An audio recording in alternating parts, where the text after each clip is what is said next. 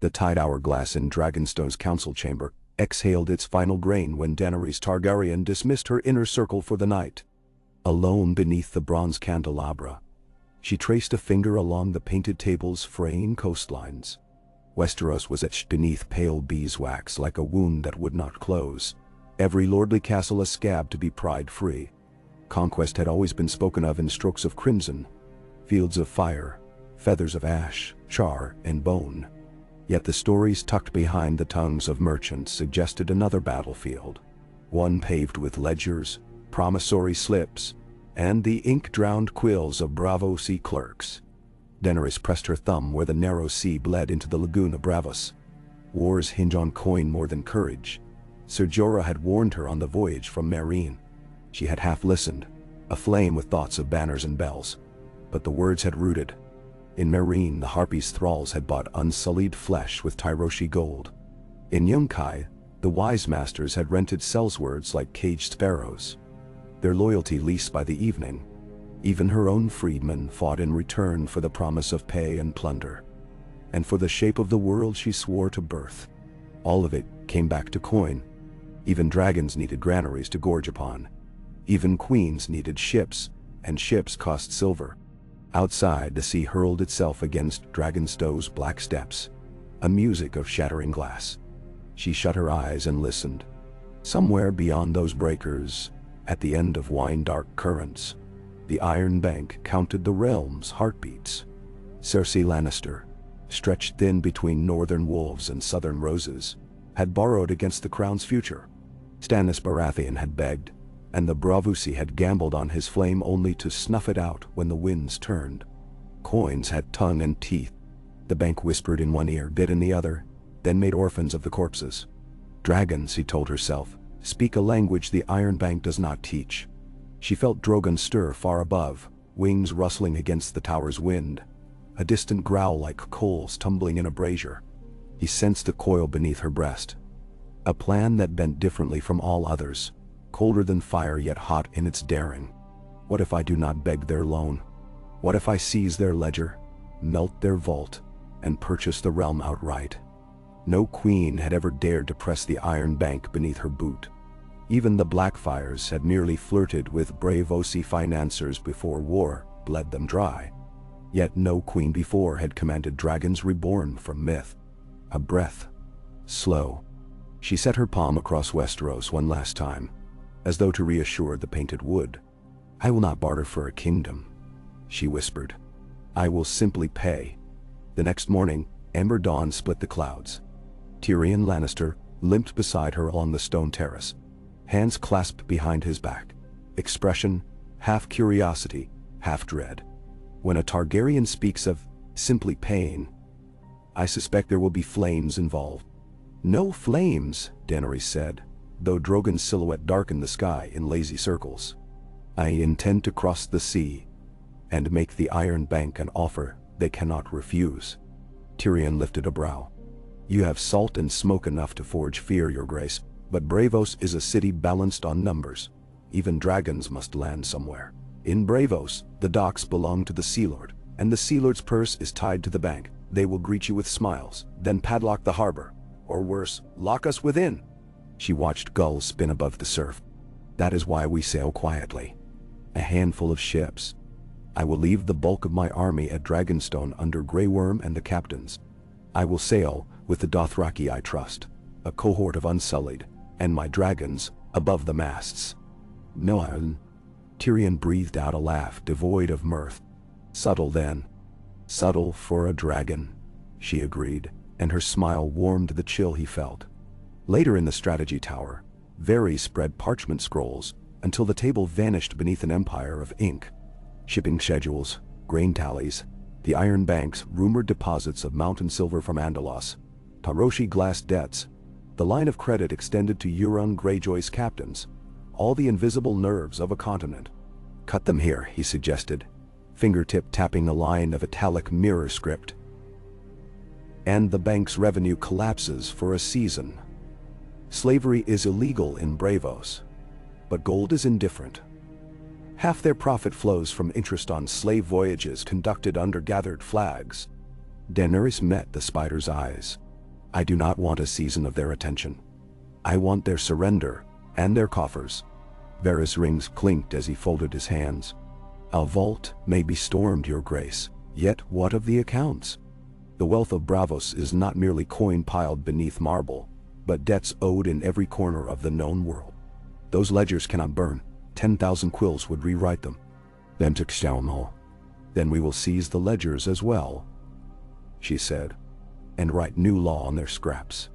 Sir Davos Seaworth stood silently near the arrow slit, gray hair banded by light. Begging your pardon, milady, but I served Stannis when he took a loan from Braavos. The coin was real enough, food for starving men, wages for sellswords. If you intend to break the bank, every crown across Essos will jingle from the shock. Warscapes shift not in battlefields alone, but in the pockets of ports. We must tread careful. Bedin. She watched the Onion Knight, remembering how he had once smuggled onions to besieged Storm's End. Davos understood hunger as few lords did. I will tread careful, she said. But I will tread forward. They sailed on the night of the new moon. Seawater glowed faintly where Drogon's reflection skimmed the waves, the dragon curious at his own shadow. Rhaegal and Viserion flanked his path, wings whispering a grace the galleys could never mimic. Below, the Dothraki murmured prayers learned beside their queen. Knots of horse lords stroking seasick bellies yet eager for the promise of teeming foreign streets. The Unsullied stood silent, shields strapped, eyes forward. Tyrion and Missandei pored over Braavosi dialects, debating etiquette. How deep to bow to the Sea Lord, when to mention the Titan's toll. Daenerys remained on the prow, wind tangling silver gold hair across her lips. Somewhere in the shrouded black lay Braavos, city of canals and thousandfold masks, where coin outshone crowns. She dreamed of its alleyways, torches mirrored in water, of the Titan's hollow throat booming greeting as their ships slipped beneath. The dream was equal parts wonder and warning. The stone men of Valyria haunted water in stories. In Braavos, it was gold that turned men to statues. A single unpaid debt could freeze a merchant in place, reputation calcified, livelihood extinguished. Cersei had gambled on the bank, using crown jewels for collateral. If Daenerys shattered that vault, what statues would topple in King's Landing? Would the lioness crumble first, or would half the realm's lords collapse like rotten pillars? 5 days of dark horizon. On the 6th, purple dawn unveiled the Titan, its bronze sword raised against the sky. The colossal warrior straddled the lagoon mouth, emerald fires flickering in its hollow eyes. Beneath the copper foot, waves hammered pilings. Black gulls perched on his brow like flecks of soot. Tyrion stepped beside Daenerys, breath frosting. Legend claims when Braavos falls, the Titan will weep blood. I would rather avoid seeing whether myth speaks true. Notes. We are not here to topple Braavos, she answered, voice low. Only to buy what was never theirs. The Titan roared a warning, deep as thunder, as their ships glided under its shadow. Oars slowed. Sailors doffed caps. Daenerys felt Drogon's form spiral overhead in lazy defiance, the dragon's baritone keen echoing the statue's iron moan. The Braavosi guards along the footbridge craned their necks, some backing away, others darting for signal horns. She let them stare. Let them taste the future. As the harbor unfolded, maze-latticed bridges crisscrossed jade water dot. Lanterns glimmered like amber insects. Long-stemmed houses rose on stilts, their windows lacquered in peacock blues and violet glaze. On the eastern quay, statues of bearded Braavosi courtiers greeted the world's trade with open palms, copper nails blackened by salt. They berthed at the foreigner's wharf. A harbor master approached, flanked by scribes. He bowed low, hat-plumed, syllables crisp. Missandei translated swift Valyrian into the fluid vowels of the free cities. At first the master welcomed them, until Drogon landed atop a crenellated watchtower, stone crunching under talons. Feathers of ash drifted. The master's quill trembled, stripes of red ink blotting the page. Still, he managed polite deference. The Sea Lord extends temporary mooring rights. Your dragons may not remain within the lagoon after dusk. Tyrion responded in Braavosi lilt. that surprised even Missandei. We thank the venerable Sea Lord for his hospitality. Her Grace, Daenerys of House Targaryen, first of her name, Breaker of Chains and Mother of Dragons, requests audience with the Iron Bank at their earliest convenience. Mom. The harbor master's swallow was audible. The bank keeps no audience without appointment. Drogon paced the tower rim, yellow eyes molten. Daenerys took one step forward. Then let them consider this my appointment. She lifted a velvet pouch and let silver stags and Braavosi moons spill between her fingers, clinking in steady rhythm. Every tick of coin is another breath my dragons take within your walls. The man bowed again, lower, wetter, and scurried into a door painted salmon pink, leaving parchment fluttering behind. They lodged at the House of the Red Hands, a guest palace carved from sweet cedar overlooking Black Pearl Canal. Balconies draped in silk olives afforded full sight of the lagoon. That night, Braavosi minstrels plucked zithers in the courtyard, though their music wavered whenever a dragon's shadow brushed the perfumed lanterns. Tyrion paced the mosaic veranda, goblet spinning. They will not dare assail us tonight, yet their minds are busy forging keys. The bank honors strength, but trusts fear even more. We must appear unpredictable enough to bankrupt them with possibilities. Daenerys reclined on a couch of scented violet cushions. Tomorrow, I walk through their bronze doors. I will speak plain. I intend to settle the Iron Throne's debt myself. At my price. Davos frowned from a low stool, peeling an orange. Cersei's debt is ocean deep. How will you conjure such coin without emptying your own war chest? No, I will not. She let the candlelight dance in her eyes. I will purchase the debt with fire, and they will accept. For the alternative is ruin. Once the debt is mine, the Lannisters owe me. One call of account, and Casterly Rock is forfeit. Tyrion halted. You would wield their own weapon against them. Gold for a realm, she said softly. Varys emerged from shadows, parchment in hand. I carry whispers. The bank fears a Lannister collapse more than Dragonflame. They rely upon interest from the Crown's loan to underwrite half their ventures. Should you demand early repayment and Cersei default, the bank's spine snaps. Then they will sell me the debt, Daenerys concluded. And if they will not? Davos asked. She looked to where Drogon slept coiled atop a jutting roof, smoke curling from nostrils. Then Braavos will learn the cost of stubbornness. Morning gilded canal water into ribbons of gold leaf. The Iron Bank's facade towered above Merchant Square, a citadel of black marble, with bronze doors twice a giant's height. Rhaegal circled overhead as Daenerys approached with Missandei, Tyrion, and a dozen unsullied clad in polished scarlet plumes. Citizens parted like dye in water, whispering. Eyes took in her silver hair, the dragon-stitched gloves, the coil of Valyrian steel at her hip.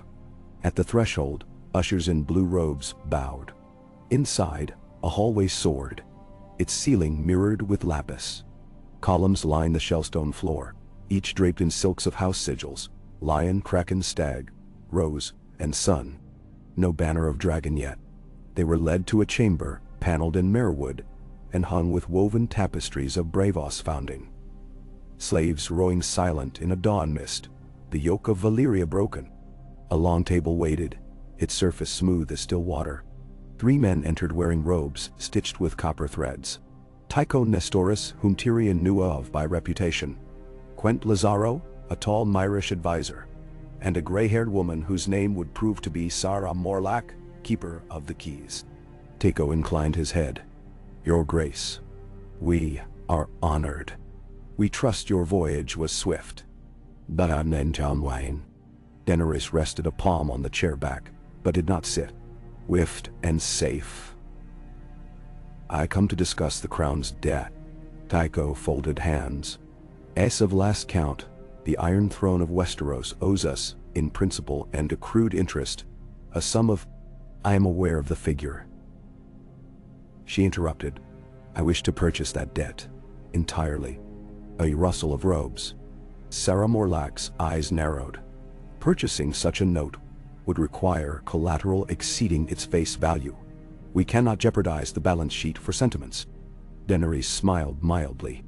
Would 100,000 golden dragons suffice? Quent Lazaro's brows leapt. A down payment perhaps. The interest alone. The dragons outside your walls are not collateral, Daenerys said, eyes level. They are guarantee. Silence deepened. Tico's breathing shallowed, yet his voice remained even. It is our policy to conduct negotiations absent of threat. Then hear promise instead, she said. With a stroke of your quills you may secure repayment in full. Without, you may watch Bravos burn. I have scoured cities chained by masters and left them free. I have seen the harpy fall and pyramids yawn smoke. Your pillars are grander, yes, but they crack all the same under dragonfire. Dan? Tyrion watched the pale faces. He raised a hand. Perhaps an arithmetic demonstration? The crown's debt stands near 10 million gold dragons. Her grace offers not to repay it, but to purchase the note at half value, providing liquid capital immediately. The remainder is her risk. The bank risks clear. Should Cersei default, the fire falls not on Bravos, but on a queen already intent on war. Sarah tapped a lacquer nail on the table. Half value is insult. Half value, Tyrion echoed. And the bank remains whole, or no value at all, if Drogon decides marble tastes like chalk. Teco breathed. Such destruction would collapse trade routes. Your grace must know this city feeds half of Essos with its credit. You would summon famine. She inclined her head. Then accept my offer and avert it. The three whispered among themselves. Missandei's calm gaze flicked from one to the other, gauging tremors of fear and flickers of greed. Finally, Tycho spoke. An extraordinary meeting of the full board is required. We ask for 24 hours. Nah. Twilight, Daenerys corrected. When the first lanterns are lit on the canals. I expect your answer. She turned, cloak flaring crimson, and strode from the chamber. Tyrion exhaled long, following. Outside, a gull squealed. Distant shouts echoed. Bravos held its breath. Throughout the day, merchants shuttered stalls earlier than usual. Gondoliers whispered to one another, poles dipping in water more quietly. Across canals, the black beaks of braziers remained unlit, though the hour neared dusk. Children were called indoors. Yet Daenerys walked the bridges bareheaded, Drogon above, as though the city were already hers. She visited the Temple of the Moonsingers, where priests offered a blessing in lilting tongues. She paused at the Purple Market, sampling honeyed citrons. Wherever she went, gossip hurried ahead. The Dragon Queen buying the world with threat of flame. By mid-afternoon, envoys from the Sea Lord arrived at the Red Hands with silken gifts, a gesture of neutrality. Daenerys accepted politely, reading the fear in their forced smiles. She dispatched unsullied patrols, not in menace but in calm display, each group bearing torches though the sun still hovered. Tyrion advised staging a public audience by the Pearl Steps. She agreed, and so an impromptu gathering formed. Fisherfolk, spice sellers, courtesans leaning from balconies. She spoke of debt and justice, of how a realm suffocated beneath usury, while its people bled. She promised cheaper loans for merchants of humble fortune, forgiveness for fisher fleets wrecked by storm, and open canals for refugees of war. The words were windlace on water, but seeds found silt. Evening's first lanterns glimmered. Dragonfire streaked the sky as Drogon executed a slow spiral, a ringside demonstration of menace. Tyrion checked a water clock. The council meets now. Daenerys folded hands. Let them weigh profit against ash. Somewhere, bells clanged. 1, 2, 3 strokes. A courier in indigo burst through the courtyard gate, knees splashing fountain droplets. He bowed so low his forehead met marble. Your Grace, the Iron Bank summons you. They have reached decision. She glanced to the darkening heavens, where stars winked above the Titan's unseen brow. Then we answer. This time, the bank's corridors were lined with guards in silver half-helms. Halberds crossed yet parted at her approach. The meeting chamber's lamps burned brighter, as though hoping light would banish dread. Every seat along the table was occupied now. A parliament of financiers, men and women in brocade so stiff it might have been armor. Ledgers lay stacked like bricks. Inkpots gleamed. It looked less like a council and more like a fortress of parchment. Tycho Nestoris stood. "Your Grace, we have reviewed your proposal." He swallowed. "The Iron Bank will sell the Crown's debt to you at 80% of remaining principal and accrued interest." Tyrion flashed a smile. "The realm will applaud such charity." 80, Daenerys repeated, voice gentle but firm, "is 4/10 higher than I offered." Sarah Morlack interjected. "It represents the bank's goodwill in recognizing your Grace's position, while reflecting the real risks to our balance." Daenerys placed a hand atop the table, fingers brushing ledgers. 60%. A murmur spread. Quills scratched, involuntary. Tycho's knuckles paled. 75 de Tourne. Final. ... No. She straightened. 60. And I will deposit 50,000 golden dragons tonight as earnest, the remainder within a fortnight. Refuse, and I will call upon Viserion to melt the vault doors by dawn. The silence was an anvil. Finally, Tycho dipped his head. 60%. Quills scratched again. This time, recording surrender. Contracts were produced, thick vellum, sealed with green wax bearing the Titan's grimace. Tyrion inspected each clause, occasionally exchanging a look with Daenerys. When he nods thrice, she signs. Daenerys Stormborn of House Targaryen, Queen of the Andals, the Rhoynar, and the First Men. Protector of the realm, Lady of Dragonstone, Khaleesi of the Great Grass Sea, Breaker of Chains, Mother of Dragons, debtor to none. As she pressed her ring into the wax, she felt a tremor run the table. Not fear now, but the tectonic shift of power rearranged. Tycho offered a bow, deeper than before. "May this transaction prove fruitful for both parties." Daenerys withdrew the signet. "It will prove fatal to those who test me." Moonlight silvered the lagoon as she emerged. The air smelled of seaweed and change. On the balcony of the Red Hands, her counsel awaited. She lifted the vellum stack. "It is done. The Iron Throne owes its debt to me now." Tyrion pursed lips. "Cersei will not pay. Then King's Landing shall learn that debtors' prisons are warmer than dragonfire," she said. Grey Worm stepped forward, spear gleaming. "When do we march?" "Soon," Daenerys promised, though her eyes drifted across the canal toward the distant mainland. "But not before we collect interest. The Iron Bank holds vaults of coin unused by the world's hungry. We will open them. We will open them. We will buy grain from Mirror, ships from Lys, and allies from every corner. While Cersei hunts for coin to repay me, I will purchase the loyalty of her bannermen. Goes speak it more fluently." Varys inclined his bald head. "A realm bought before it is conquered, most efficient." She gazed skyward, where Drogon hovered black against the moon. "To buy the realm we must pay with more than gold. We pay with vision. Tonight, Braavos learned mine. Tomorrow, the world." Napsir.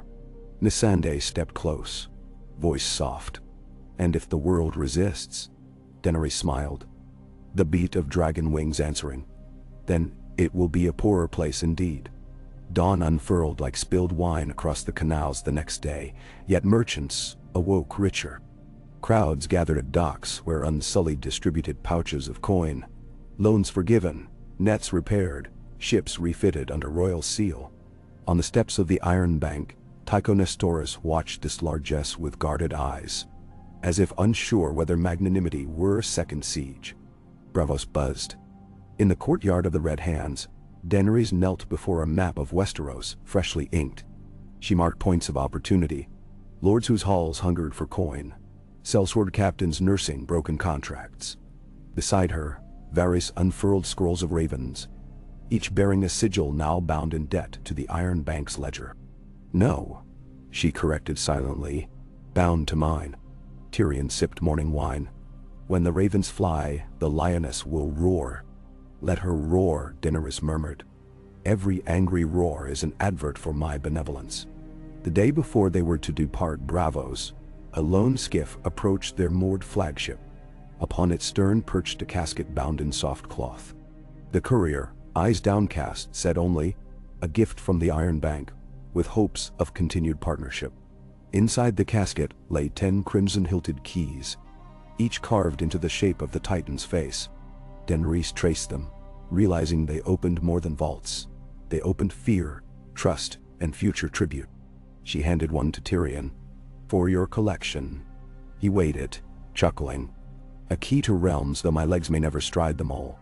Together, they watched the horizon where gulls chased the sun-sparkled surf. The sea whispered promises, and somewhere across its breadth, the Iron Throne glinted, mortgaged now to its true heir.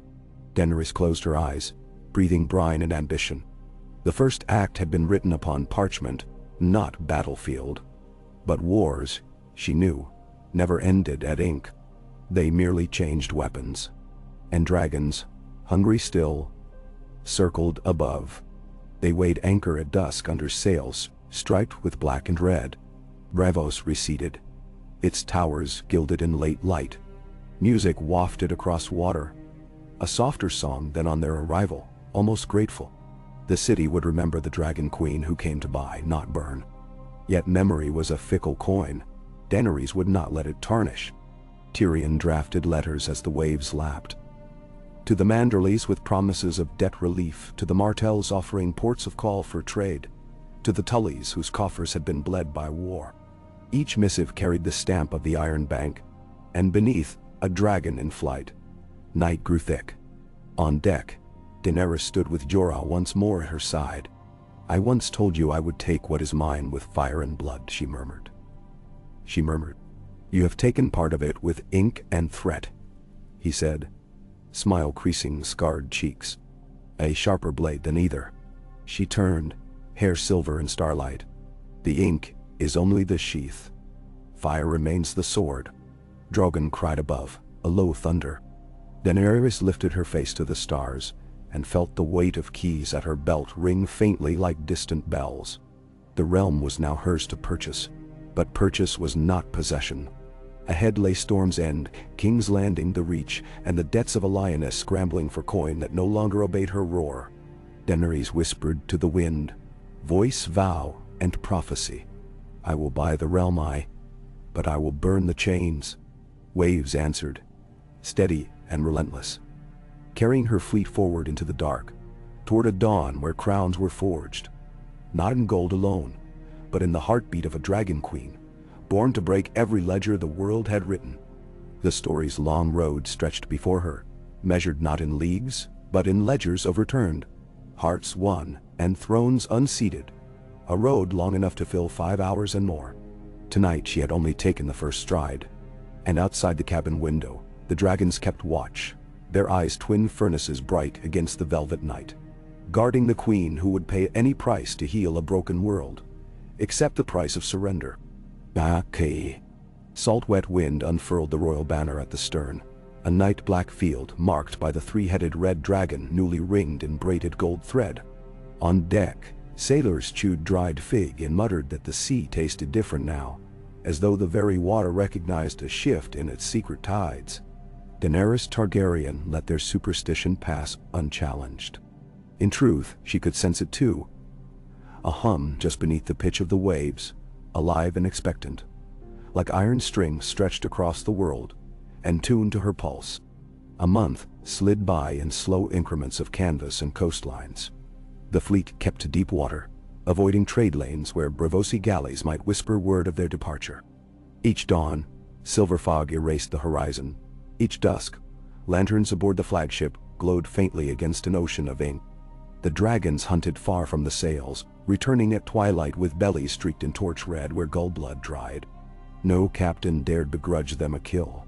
When Rhaegal skimmed low, wingtip kissing the wave crests, even the Dothraki crouched and prayed, half in awe, half in fear of so much unchained power. Below deck, Tyrion and Missandei occupied the chart room, converting the Iron Bank's vast ledgers into shrewd lists of leverage. Every borrower was weighed, a Taroshi consortium that financed Carthane's spice caravans, a Braavosi shipyard owed 30,000 dragons by Euron Greyjoy's half-built warfleet. The crumbling coffers of House Redwyne mortgaged against this year's vintage. Each name became a chess piece. By lamplight, Tyrion yoked his quill, pushing coins across parchment while reminding Daenerys that gold, wielded correctly, beats swords thrice over. She listened, though her thoughts ranged wider than coin. She pictured villages fed, armies clothed, and an empire sculpted from gratitude rather than fear. On clear nights, she walked the quarterdeck with Jorah Mormont. The gentle roll beneath their boots reminded her of the great grass sea, endless yet fragile. She spoke of Meereen, how the children once sang her name by the pyramid steps, how she missed the scent of hot peppers crackling in the bazaars. Jorah answered with tales of Bear Island's cold springs and pine resin, a world away. Between them lay a quiet understanding that kingdoms were not merely land and title, but memories waiting to be born in strangers' hearts. A fortnight out from Driftmark, a raven arrived on beat-ragged wings. Its message bore the Lannister lion in black wax, but the seal was cracked, the parchment damp with brine. Cersei's words scrawled in furious haste. To the Braavosi leeches who think to sell my crown from under me, know that the debts of traitors are paid in heads. I will have your Titan's skull for a candlestick. Send this warning to your dragon queen. Her fire cannot scorch the sea that drowns her. Tyrion read the letter aloud in Daenerys' cabin, while the council stood ringed around a low table. When the last syllable faded, Grey Worm stepped forward, spear butt striking wood. She threatens empty words. Empty to us perhaps, Varys murmured. But not to the lords wavering between lion and dragon. Cersei needs only hold their fear a little longer. Davos tapped a weathered finger on the map. Fear is brittle. Give it a crack and the whole thing snaps. We need a demonstration, not of fire, but of what happens when you stand beside the queen. Daenerys considered. A gift then, something no liar can spin. 3 days later, they anchored at Gulltown under false sails. The Arryn banners fluttered on the heights. 7 swans on a sky-blue field. Pettier Baelish once ruled here in the Boy Lord's stead, but Baelish's throat was long slit, and the Erie's regents squabbled anew. Daenerys knew their treasury bled silver. At dawn, a column of Unsullied marched up the harbor road carrying cedar chests. On the ramparts, knights braced for siege. Instead, they watched Daenerys' envoys kneel and present ledgers stamped with the Titan's key. Inside each chest lay promissory notes. All Eagle's Talon debt now forgiven. The parchment trimmed with a dragon's wing silhouette. The Lord Regent, thin, tremulous behind his veil of courtesy, stammered gratitude until tears shone upon his cheeks. Tyrion lingered just long enough to ensure ravens flew from the rookery.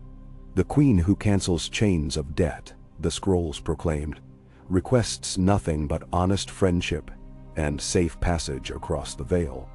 6 days afterward, the banners of the Falcon and Moon joined the dragon's flight in secret treaty, sealed by a fistful of Braavosi garnets that would fund winter grain for every village perched on the mountain's spine. The first crack in Cersei's fear had sounded. All the while, King's Landing simmered like a cauldron left upon too hot a hearth. Cersei Lannister paraded through the streets in scaled crimson, her crown glinting blood-bright in midday sun. But the small folk saw the restless flick of her eyes. The crownlands were bone-dry, tax coffers spent on scorpions and mercenary retainer fees. Inside Maegor's holdfast, Grand Maester Benemius shuffled ledgers emptier than a pauper's bowl. Gold cloaks scoured the wine sinks for subversive tongues, dragging rag-tattered fishmongers off to black cells for whispering the new title coinbreaker. Yet no punishment stemmed the rumor tide. Ravencoats carried tales of a dragon queen who bought debts to free farmers from foreclosure and paid thrice market rate for their barley besides. Cersei heard these stories secondhand, mouth pursed, so tight, Qyburn feared her lips might bleed. She ordered the royal alchemists to compound wildfire night and day. Green shadows flickered in every corridor beneath the Red Keep, as if demon flames already prowled its heart. In the Tower of the Hand, Jaime Lannister paced alone, golden hand gleaming in torchlight. Letters from Brienne arrived fortnightly. Sketches of battle lines near River Run. News that the Blackfish's niece had taken the field against Frey remnants under Daenerys' banner. Jaime knew Brienne wrote to remind him a better road still lay open. But at each dawn muster, he strapped on Lion's Tooth and commanded Cersei's dwindling shock cavalry, because love and shame wrapped him in the same chains. That winter, the Gold Cloaks seized an entire ship of Braavosi merchants anchored at the quay, accusing them of conspiracy with dragons. Their holds were laden with barrels of Myrish fire wine and bolts of lace. But Cersei declared the cargo contraband and seized it for the crown. She paid not 1 copper. Diplomats from Braavos flew into a rage until the queen shrugged. "Take it from your dragon patron," she said, "or take nothing." When they departed in fury, Qyburn's whisperers tailed them through every alley, marking each inn where they slept. A week later, 2 charred corpses, stripped of coin, floated in the Blackwater rush. Braavos groaned, but could prove nothing. The river lords watched, appalled, yet paralyzed by unpaid taxes and Cersei's threat to quarter sellswards in their halls. Still the letters flowed, pages of ink from Vale and Crackclaw Point, from market towns and gull-specked islands. Each letter carried Daenerys' promise, a debt cleared here, a harvest loan extended there, the coffers unbarred to those who signed her pact. Thrones shifted allegiance like dancers switching partners when the music changed. Daenerys felt that rhythm each night, in half-sleep. When the wind slammed canvas, she dreamed of great ledgers cracking open, releasing flocks of quills that burst into phoenix flame. She woke in sweats, hearing Rhaegal's distant roar answer the beating of her heart. One dawn before sunrise, Jorah found her on the Efacil rail, eyes red from unwoven rest. "You carry the realm's worth and promises," he said gently. "Even dragons tire under that weight." She shook her head, braids whipping silver in the spray. "I do not tire. I think. When I set Meereen free, I believed a single breaking of chains was enough. But here, each man's ankle bears 10 shackles. Debt, fear, false oaths. I must smash them all, or my house is built on sand." Memsor. He rested rough fingers on the rail near hers, not touching yet steady. Sand can be tempered into glass, if the fire is hot enough. They watched Drogon carve a spiral above the dawn-lit sea. She vowed the fire would be hot enough indeed. Across the narrow sea, another furnace quietly stoked itself. In the gloom below Casterly Rock, Tyrion's elder brother Kevan Lannister, raised from ashes of death in this altered turn of history, sat guard over a treasure chamber. Long had the Lannisters mined their mountain hollow, yet the richest veins had petered out before Robert's rebellion. Today, the rock's gold stockpile was little more than gilded rumor. Still, rats could survive on crumbs. Kevan oversaw what remained: 50 heavy ingots stamped with the golden lion, 9 half-chests of cut SOI coin, and the jeweled sword of Lan the Clever. Against Daenerys' newly bought debt note of 10 million, these relics would not purchase a cup of Arbor Red. Cersei's raven reached Kevan late one frigid night. "Bring every last coin forthwith," she commanded. "Pawn the rock itself if you must." Kevan read the letter twice, then folded it carefully along lines already worn thin with old tears. He summoned his bailiffs and surveyed 80 weary miners. "The tunnels go deeper," he whispered, more to himself than them. "If we dig past the old flameworm vents, perhaps the Seven will bless us." The miners muttered, for none desired to vanish into those black lungs of the world where even oil lamps went to smother. Yet, down they went. Weeks passed. Shafts groaned. Ropes frayed. The men began hearing faint tremors like the scraping of scales against stone. One night, a tremor burst into a roar. Tunnels belched smoke and red heat. When the survivors staggered above ground at dawn, their faces were singed and their carts empty of ore. Cersei would receive no rock-born miracle, only further proof that dragons, real or rumored, took what they wanted beneath and above the earth. Word of the catastrophe seeped westward on traitor tongues. In Highgarden, Lady Olenna Tyrell, still alive in this longer thread, though brittle of bone and sharp of wit, sipped dandelion wine and laughed. The lioness sells her mane for a crown and discovers only fleas. She summoned a scribe and penned a note to Daenerys offering hostages of goodwill and crates of old town parchment documenting Reach harvest yields. When the letter arrived at Dragonstone, Missandei set it atop a growing stack. 20 scrolls high. Even Jorah blinked at the heap. "It seems, Khaleesi," he said, "that the realm is half sold already, sold to its own liberation." Daenerys allowed herself one rare smile. "Then let us close the bargain." Autumn crept toward winter. The fleet swept into Blackwater Bay under storm cloud the color of char. They anchored beyond Scorpion Range and filled the sky with shadow. Drogon, Rhaegal, Viserion wheeling so low that candles in sept windows guttered out from the wind of their passing. Cersei's war horn screamed from the ramparts. She ordered every ballista loaded, every pot of wildfire primed, yet made no attempt to sally forth. For 3 days, the dragons circled, but kept their embers banked, while Daenerys' envoys rowed ashore bearing documents. King's Landing awoke to notices tacked on every gate and market stall. By authority of Queen Daenerys of House Targaryen, rightful heir to the Iron Throne, the debt of the crown has come due. The usurper styling herself, Queen Cersei Lannister, shall deliver 10 million golden dragons, or surrender the Red Keep within 14 days.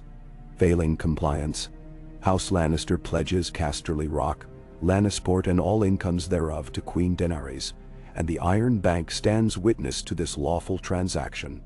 Each notice bore the green seal of Braavos overstruck by a red three-headed dragon. Below, in smaller ink, another line. All small folk debts owed to the Iron Bank are hereby forgiven forthwith by decree of Daenerys Stormborn. At sunrise of the 4th day, the city squares thrummed with disbelief. Candlewick brokers shredded ledgers in bonfires, weeping and laughing in equal measure. Cobbler apprentices found their families freed from ancestral arrears. Beggars lined Flea Bottom with hands, lifted not in plea but amazement. Small folk poured through gates to the field outside the city, where unsullied cooks ladled barley stew sweetened with Dornish orange. Every bowl carried a stamped wooden token, debt burner's gift. Inside the Red Keep, rage blistered. Cersei raked nails across her throne's onyx inlays until red beetlets welled at her fingertips. Jaime watched from beneath the throne dais, golden hand clenching air. "She wages war with parchment," he said quietly, "and it cuts deeper than steel." Cersei spun, eyes bright with wildfire flame. "Let her be strangled by her own parchment. I will line the walls with it and burn them to ash." Qyburn produced designs for trebuchets flinging clay pots of green fire beyond the bay. But the Archmaesters warned that one errant spark in the harbor could immolate the city's own fleet first. Cersei dismissed their fears. Her hand shook on the goblet. Tyrion, meanwhile, walked King's Landing in plain homespun, escorted by 2 Dothraki bloodriders who disguised their blades under straw cloaks. He stood in silent doorways, watching the transformation. Where fear once pinched faces, cautious hope now blossomed. A smith hammered a breastplate, not with a lion, but a dragon crest. A washerwoman named her newborn Diana. Tyrion returned each evening to the flagship with pockets filled by stories, of coinlanders shuddered, of sparrows singing hymns of the queen who melts debt like ice. Daenerys listened on the quarterdeck, the lantern glow silvering her eyes. "A queen cannot eat songs," she said. "Yet they sustain more than meat." She resolved that no matter how this siege ended, she would not plant her throne on terror's charred soil. The 14th day dawned with a low fog so thick the black water vanished beneath it. Trumpet calls echoed on distant ramparts, hollow and unsure.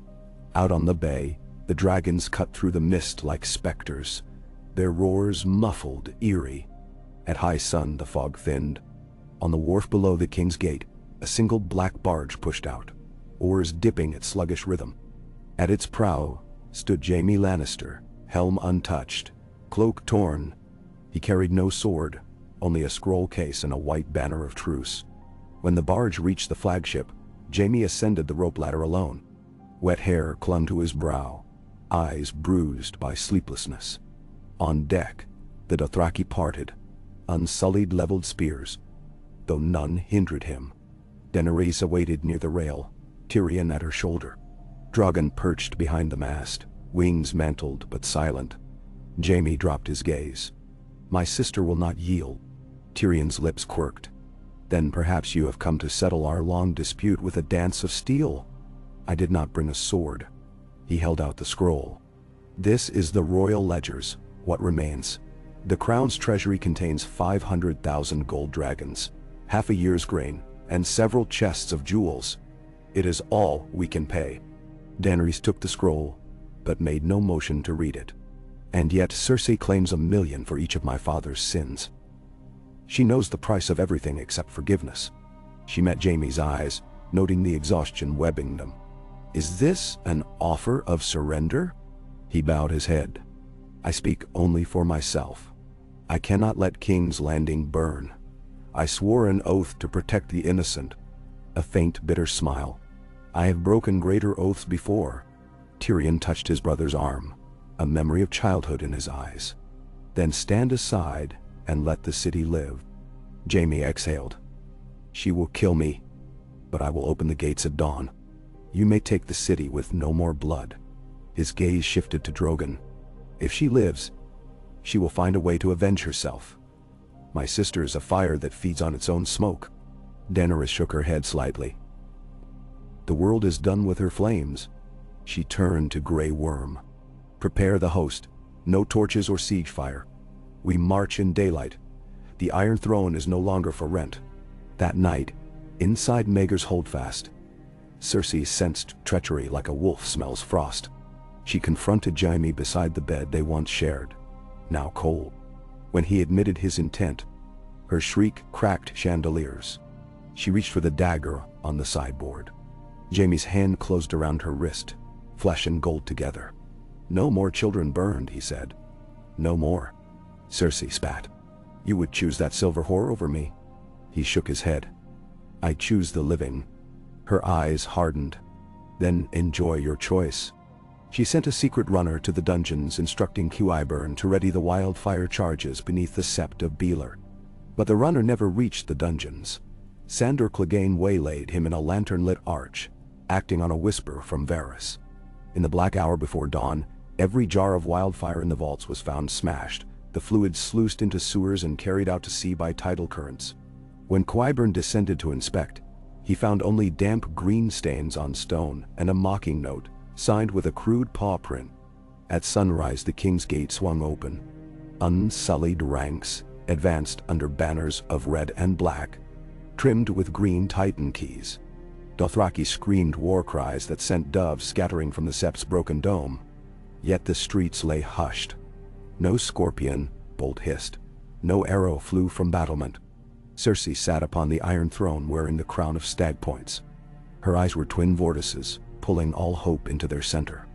Daenerys entered the throne room unhelmeted, hair cascading like moonlight, leather cuirass embossed with 3 dragons coiling in a knot of eternity. Behind her strode Grey Worm, Missandei, Jorah, and Tyrion. Varys slid through shadows at the margin, already weighing which servants would light tomorrow's candles. Cersei's voice cracked the stillness. You bring monsters, debts, and feeble promises. I bring a legacy. She lifted a goblet. Inside swirled a thick violet liquid, essence of nightshade. She said, If you think I will kneel, watch me die first. Her gaze darted to a small shape cradled in her lap, a wrapped bundle. Daenerys stiffened. But when the cloth fell away, Cersei revealed only a golden lion carving, hollow inside. The realm is mine by right and by conquest. Tyrion stepped forward. Your conquest has been purchased, sister. Sold at 60 cents on the dragon. Cersei laughed, a brutal chime. Gold shrinks, power grows. Ask Harrenhal. Nenren? Daenerys raised her hand, and Drogon forced his head through the shattered skylight, black snout steaming. The throne room gasped. Cersei's goblet rattled. Daenerys' voice was low. Queens are not forged in slag of fear. Sign the abdication and you may live in exile. Refuse and this hall becomes your tomb. Cersei lifted the goblet. Jaime stepped from behind a column, sword drawn, not against Daenerys, but angled at the queen on the throne. Enough, Cersei. His face gleamed with tears that cut trenches through grime. Let the world breathe. She stared at him, refusing belief. When his sword point hovered above her lap, she hurled the goblet. Purple liquid splattered the throne's base. Jaime flinched, but did not withdraw. Words broke from him ragged. "I loved you. But love is not worth a world burned black." Cersei's cheeks flushed scarlet as her grip tightened on the hollow lion. She flung it hard. It clanged against the marble, jewels scattering. "Traitor!" she hissed. She rose, skirts whispering. For a heartbeat she seemed about to launch herself upon Daenerys with nails bared, but her gaze flicked to Drogon's maw, inching closer, teeth like hot ivory. Her shoulders sagged as if strings had been cut. "Send me to Casterly Rock," she murmured. "Let me die where it began." Daenerys inclined her head. Grey Worm stepped forward. "Remove the crown," he said. Cersei lifted trembling hands and placed it on the step below the throne. The golden antlers chimed against metal. The sound ran the hall like a fading echo. Tyrion picked up the crown, weighing its jagged points. For a moment, memory of his dead father and all the years of scorn flickered behind his eyes. Then he turned and set the crown at Daenerys' feet. She regarded it, the final debt paid, and did not smile. Instead, she looked to the throne's black silhouette, each blade a ghost of conquest. She felt the pull of dragons' ancient songs rising in her blood. But she remembered children singing in Meereen, and the letters promising bread to strangers. She would not carve a future from swords alone.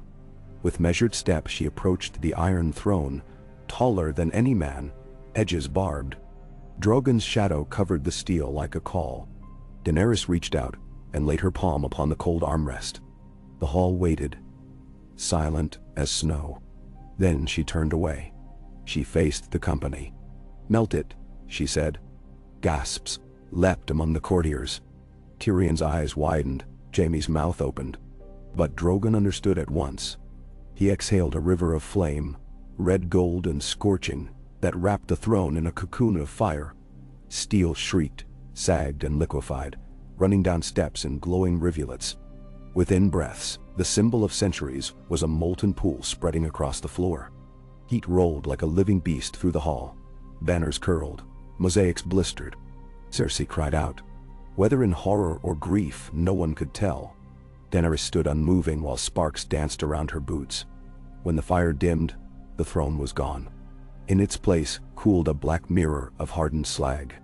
Daenerys spoke, voice hoarse yet steady. "The realm has grown sick upon the spike of that chair. No more. From this day forward, the king's justice will sit not above, but among the people. The crown shall be council, the council elected of lords and commons alike, its purse unbound by usury nor feudal bribe. Let each house pledge coin to the shared pot, and let that coin feed our hungry before it feeds our wars." Naum. A shock rippled through the gathered noblemen. Some bristled, eyes frightened. But beyond the shattered doors of the throne room, murmurs flowed like a rising tide, those of servants, guards, and clerks who had endured the long hunger of debt. They heard and carried the words outward. Daenerys faced Cersei one last time. "Gold built your bastion, and gold imprisoned you in fear. Learn freedom far from court, else I send you coin enough to buy a grave." Grey Worm led the dethroned queen away. Jaime followed, shackled beside her, head bowed. Tyrion stepped to Daenerys' side, cheeks damp. "You've purchased a world of enemies with that decree." "I've purchased a future," she replied. "Enemies are a tax I will pay." He laughed softly. "A tax, aye. But perhaps one day you will find it forgiven as well." Moonrise. Outside, the dragons shrieked triumph, and bells began to peal, slow, uncertain at first, then gathering strength until the city rang with them. The bells tolled not for surrender, nor for death, but for an impossible accounting that somehow balanced fire and mercy on the same ledger line. Daenerys walked through the doorway and into sunlight. The people waited, eyes wide like children before the first snowfall. She raised her voice across the courtyard. "Your debts are ashes. Build anew. Tomorrow we begin weighing every crown upon this realm with scales of justice, not greed. I ask only your hands, your hearts, and your hope." From the throng, a cobbler's daughter flung a handful of barley at Daenerys' feet, an old blessing of the Reach. A fisher wife bowed so deeply, her forehead touched the stone. An aged septon whispered a prayer whose words melted on the breeze. One by one, voices lifted. Not cheers, but a steady hum, like the awakening of hives in spring. Tyrion watched, heart tight. He felt the invisible threads Daenerys had plucked now weaving themselves into new shapes. Somewhere on an Arryn balcony, a merchant tore his debt notice to ribbons. In gull-haunted Pike, a salt wife found her iron price forgiven and let tears fall upon the tide. Atop the wall, even the black-cloaked sentinels heard rumors on the north wind and wondered if coin could vanish like frost at dawn. Night settled over the capital, in warm velvet. Fires burned only in hearths, not in streets. Rhaegal roosted upon the tower of the hand, eyes half-shuttered. Viserion perched near the dragon pit ruins, trilling softly as stonemasons inspected the foundation for a future civic hall. Drogon circled the city once, twice, his shadow trailing across roof slates and alley gutters before alighting beside the queen's balcony on Maegor's Keep. There Daenerys stood, robes loose, hair unbraided. She rested her brow against the dragon's scaled jaw, eyes closed. No words passed, only the slow communion of heartbeats. Below, Tyrion lingered at a window with a quill poised above parchment. He began drafting the first charter of the Crown Council's treasury. Where grain would flow first, how new coins would be minted sans royal portrait, bearing instead the sigil of a broken chain circled by 3 flying dragons. In the margin, he doodled a tiny lion asleep beneath a vine of roses. He wondered if the creak of old debts finally dying echoed like that sound he heard now. Soft, sweeping, as if the realm itself exhaled after years of breath held too long. In a shuttered room of the Sept of the Seven, Brienne of Tarth knelt, sword point grounded, murmuring thanks to any god who would listen that the city still stood. Gendry Baratheon hammered a new strap on a smithy anvil, sparks flying like fireflies in dusk. Far across the sea in Braavos, Tycho Nestoris sat by candlelight, calculating the day's accounts, and realized with a start that the Iron Bank's margins had swelled, rather than shrunk, thanks to surging trade confidence, proof that peace could yield profit more reliable than war. And in a quiet cell beneath Casterly Rock, where she would live out her exile, watched by Septus, sworn to silence, Cersei traced cracks in the stone with one fingertip, muttering numbers in a ledger no one else could see. There were always debts, she whispered. Always balances left to settle. Yet far above her, miners sealed the last tunnel, and the autumn wind carried their laughter away.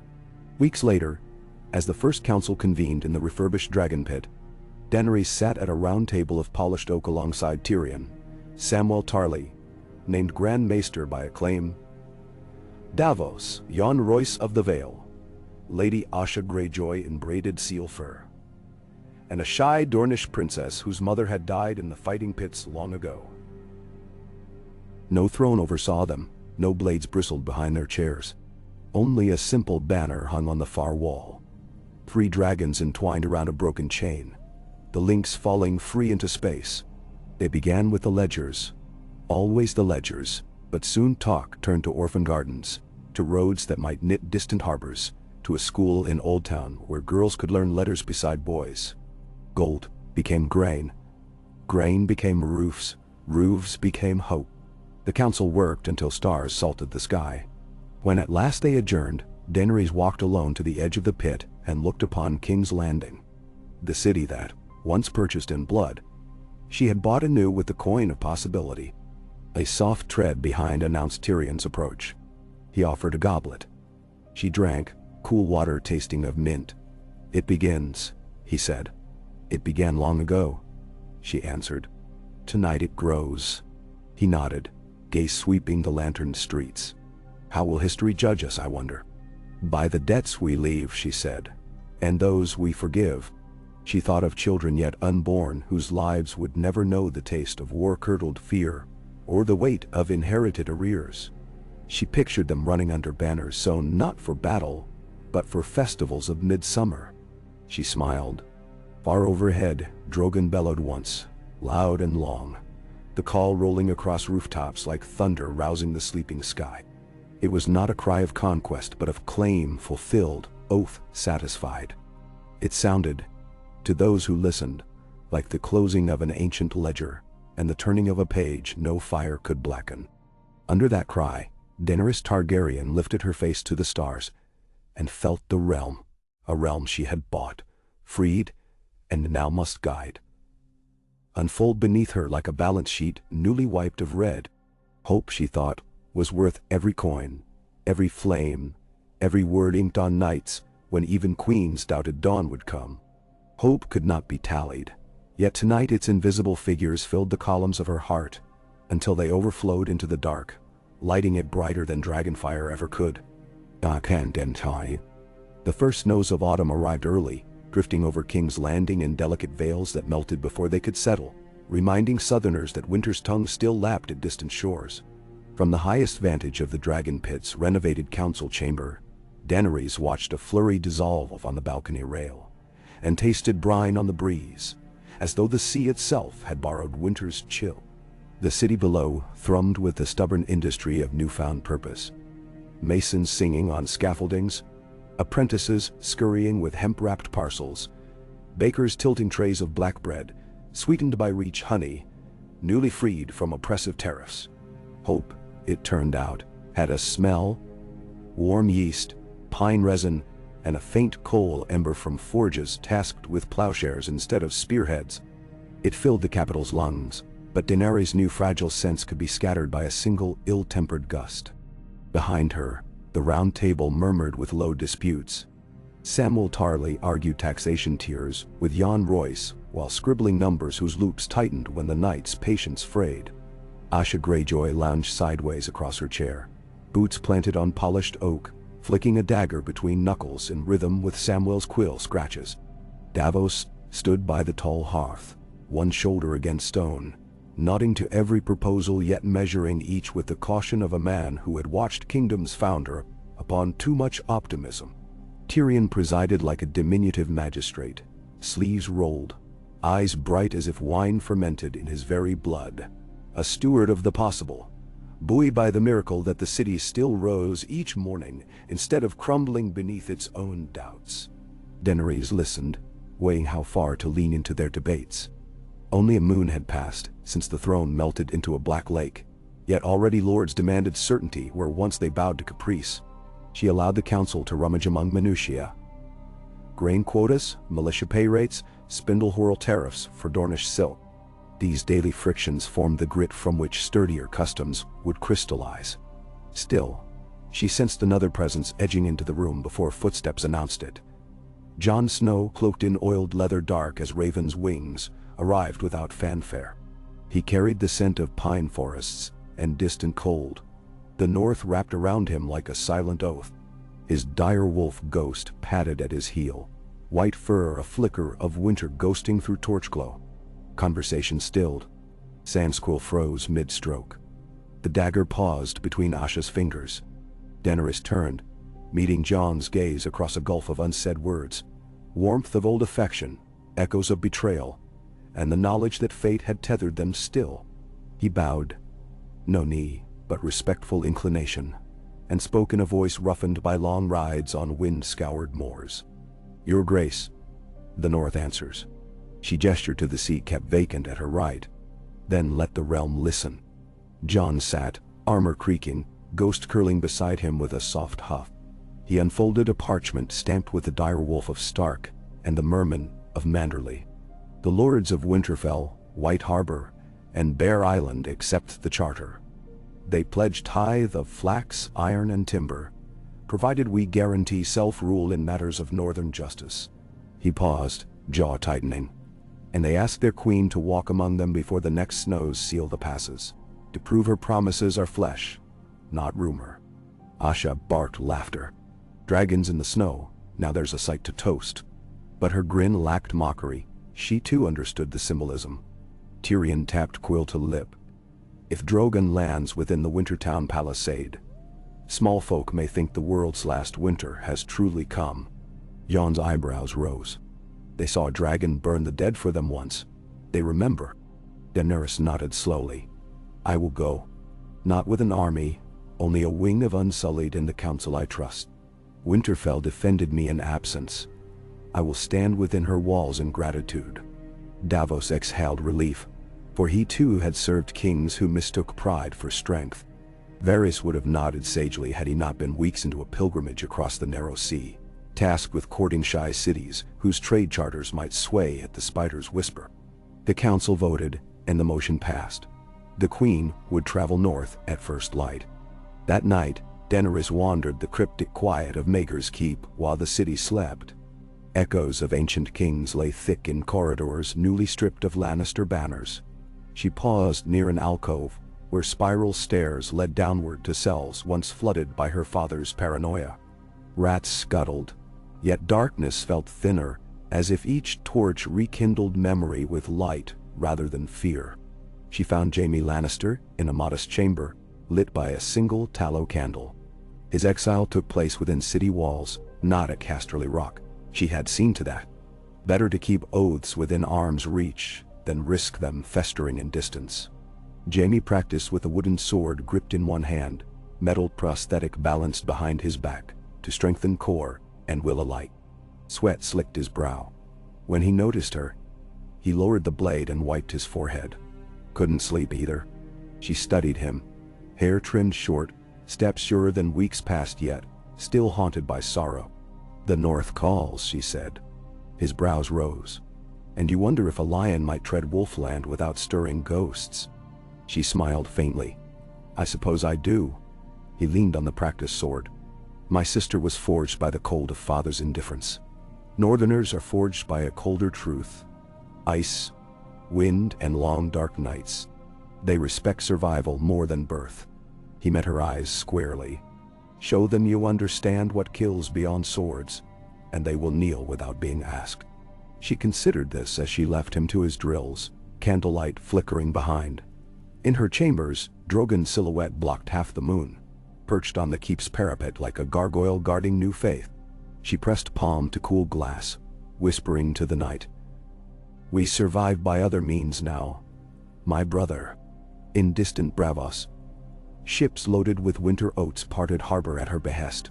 Farther east, unsullied detachments escorted caravans of Dornish salt beef north along the King's Road, each wagon bearing a banner of broken chains rather than royal sigils. She needed Winterfell to taste those provisions as gift, not bribe, to know that generosity traveled swifter than gossip. Morning broke with gull cries and a feast of light upon Blackwater Bay. Queen's procession rode out through the King's Gate beneath a sky clear as hammered steel. Jon led on a dappled courser, ghost-trotting silent. Daenerys followed astride a pale mare, whose mane had been braided with tiny scattered coins. Braavosi moons melted and beaten into delicate rounds by grateful coppersmith guilds. Behind came Tyrion in a leather jerkin stitched with modest crimson thread, his saddle thick padded for the long ride. Davos, Samwell, Asha, and 50 unsullied in unadorned mail formed the rest, while far overhead Drogon traced wide spirals that cast fleeting eclipses across the host's path. Barely a league north of the Trident's fords, the convoy encountered a roadside camp of refugees, Riverlanders whose fields still bore the scar of war, and whose winter yields sagged under new taxes from petty knights. They gathered at the ditch, weary eyes flitting between spears and dragon shadow. A skinny girl no older than 11 stepped forward, clutching a wooden doll, carved to resemble the mother. Daenerys dismounted, kneeling so her cloak pooled like blood-tinged snow. She asked the child's name, Bessa, and listened as she described 3 lost brothers conscripted by Lannister levies, never returned. Daenerys removed the gold filigreed torque from her neck, a gift from the Sea Lord, and pressed it into Bessa's small hands. "Sell this to merchants passing the river. It will feed your village until spring." The girl stared, lips trembling before bursting into tears. By dusk word galloped ahead of them. The Dragon Queen traded jewels for bread to strangers of no name. 2 days later they reached the inn at the crossroads, where stone chimera gargoyles frowned from mossy eaves. Through those doors, fate had once sent Brandon Stark to his death and drawn the line of catastrophe across the realm. Now Innkeep Maribald bowed so low his nose nearly brushed flagstones. He insisted Daenerys take the high room once used by King Robert himself, walls recently whitewashed to hide blood memories.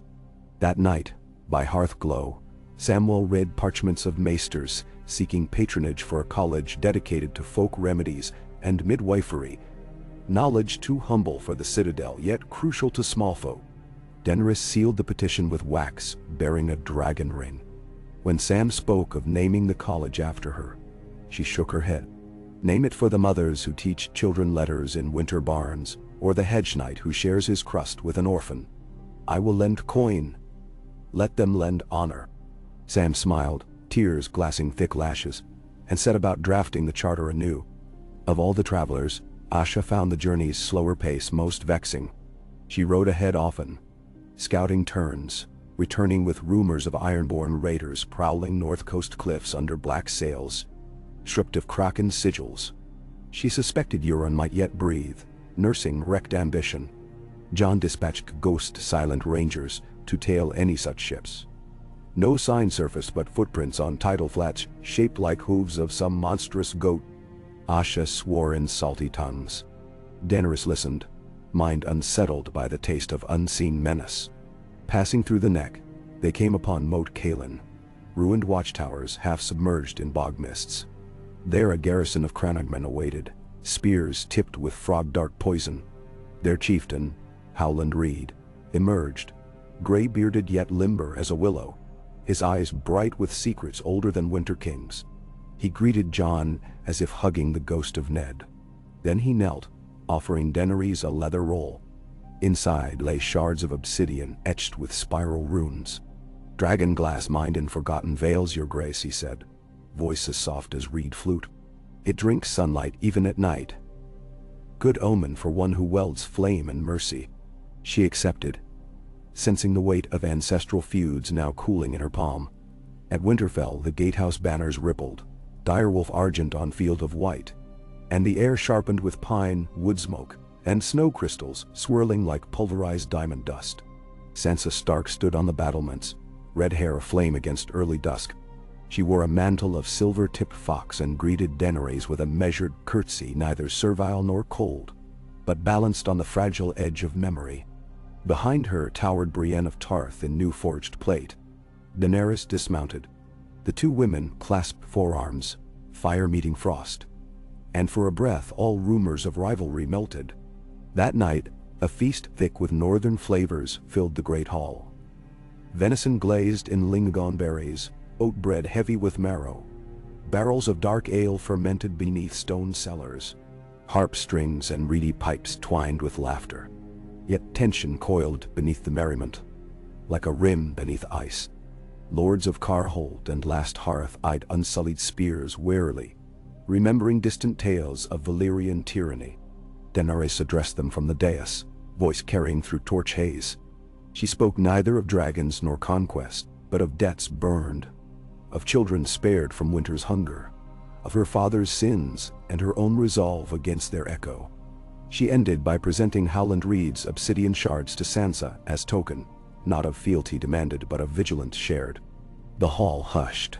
Sansa accepted, lady's eyes reflecting flame as if glimpsing ghosts in black glass. She raised the shard high for all to see and said only, "We remember." The words were ancient, stark motto and newborn covenant in one. Days drew into weeks. Planning councils convened now in Winterfell's solar. Jon, Sansa, Daenerys, Tyrion, and Sam, poring over northern ledgers, brittle with years of neglect.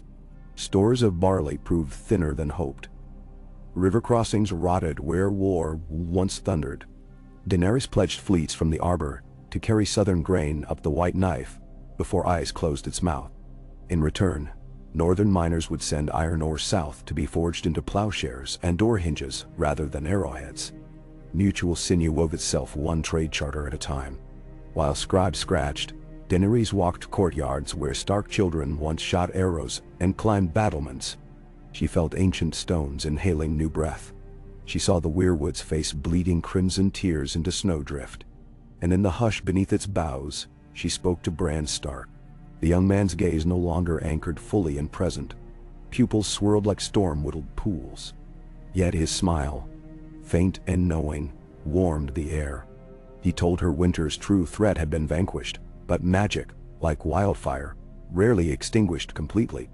Embers glowed in distant corners. Sorcerers in Ashai trading souls for shadows. Corsairs unearthing pale spider eggs along the shivering sea.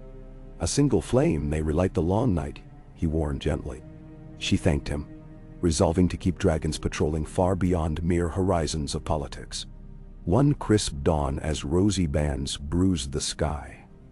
Horns blared from guard towers, the alarm reserved for foes, not seen since the dead marched. Riders poured through the broken-tooth forest fringe, yelling of sails sighted on the Bay of Ice. Vessels, black as midnight, trimmed in paint the color of dried blood. Euron Greyjoy's sigil, a red-eyed kraken reaching for a crown, fluttered upon the largest mast. On deck a horned figure beckoned storm clouds. The sea answered with thunder. Asha cursed, slamming fist to parapet. He's alive, that thrice-drowned bastard. Jon's mouth set like iron. Daenerys summoned her dragons in a wordless call. Drogon's roar cracked across rooftops. But Winterfell perched leagues inland, and it would take precious hours for wings to close distance. Meanwhile, ironborn longships scraped gravel on coastal villages, flame arrows arching skyward. Sheepfolds ignited, red blossoms against snow, and distant screams floated on westerly wind. Sansa's voice cut through War Council din.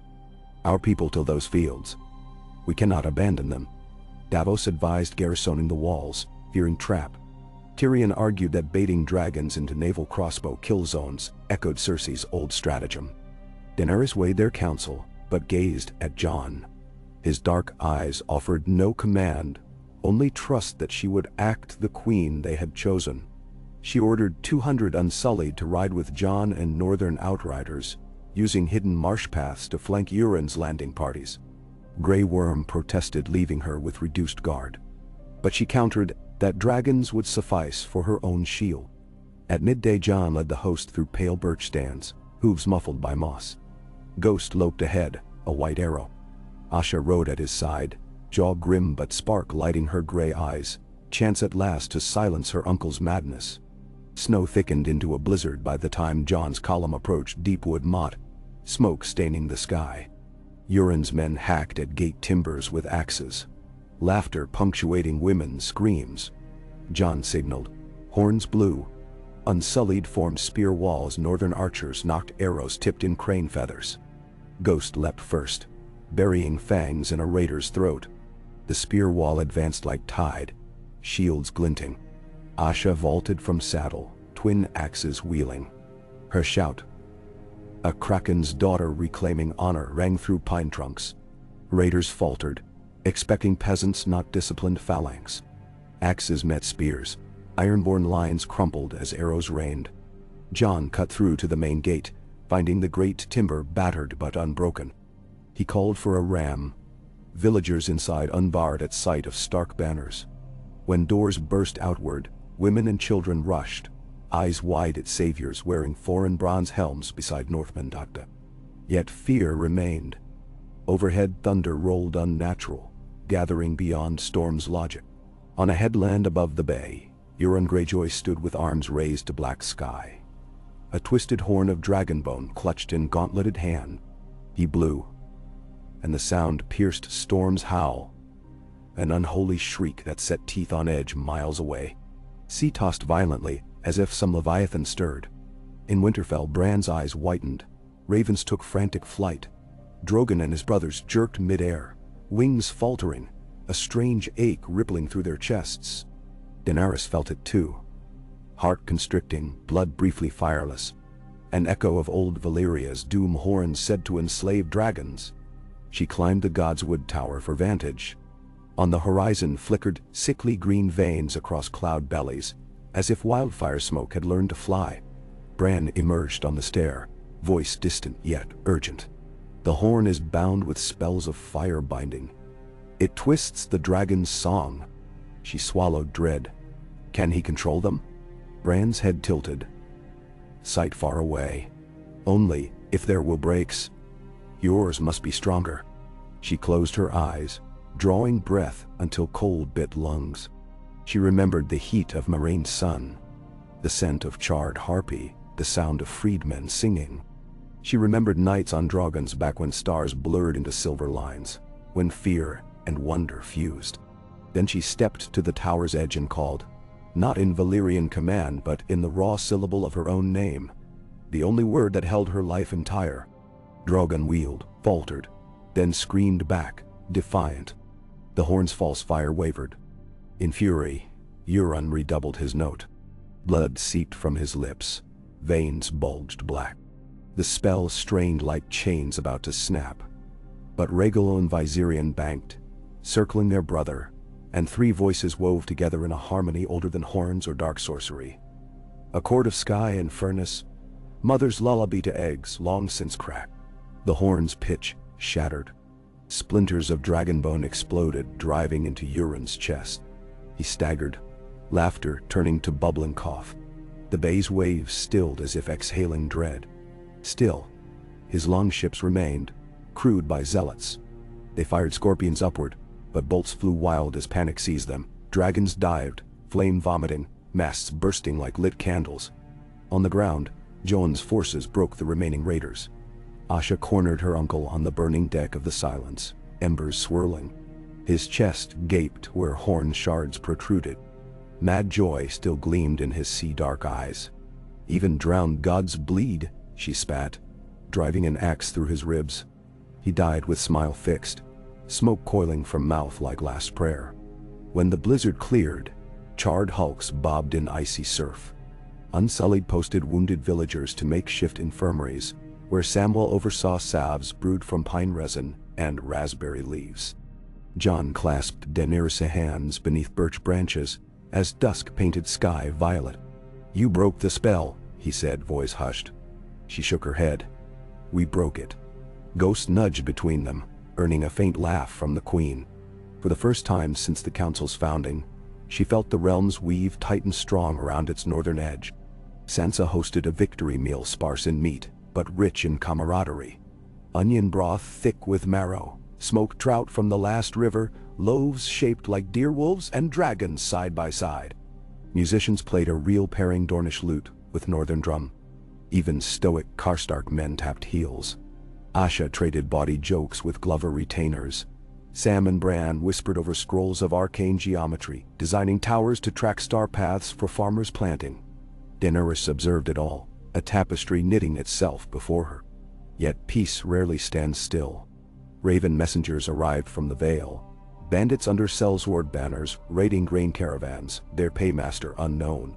In the Reach, Tyrell stewards reported sightings of shadowy merchants buying casks of wildfire from secret caches once hidden by Eris's pyromancers. And somewhere beyond Storm's End, ships bearing Pentashi colors ferried sell sails who spoke of a true king across the sea. Each herald carried seeds of future storms. Late one moonless night, Daenerys climbed the Winterfell wall alone. Snow embedded in her braids, torches guttered low. She gazed south where darkness merged with horizon.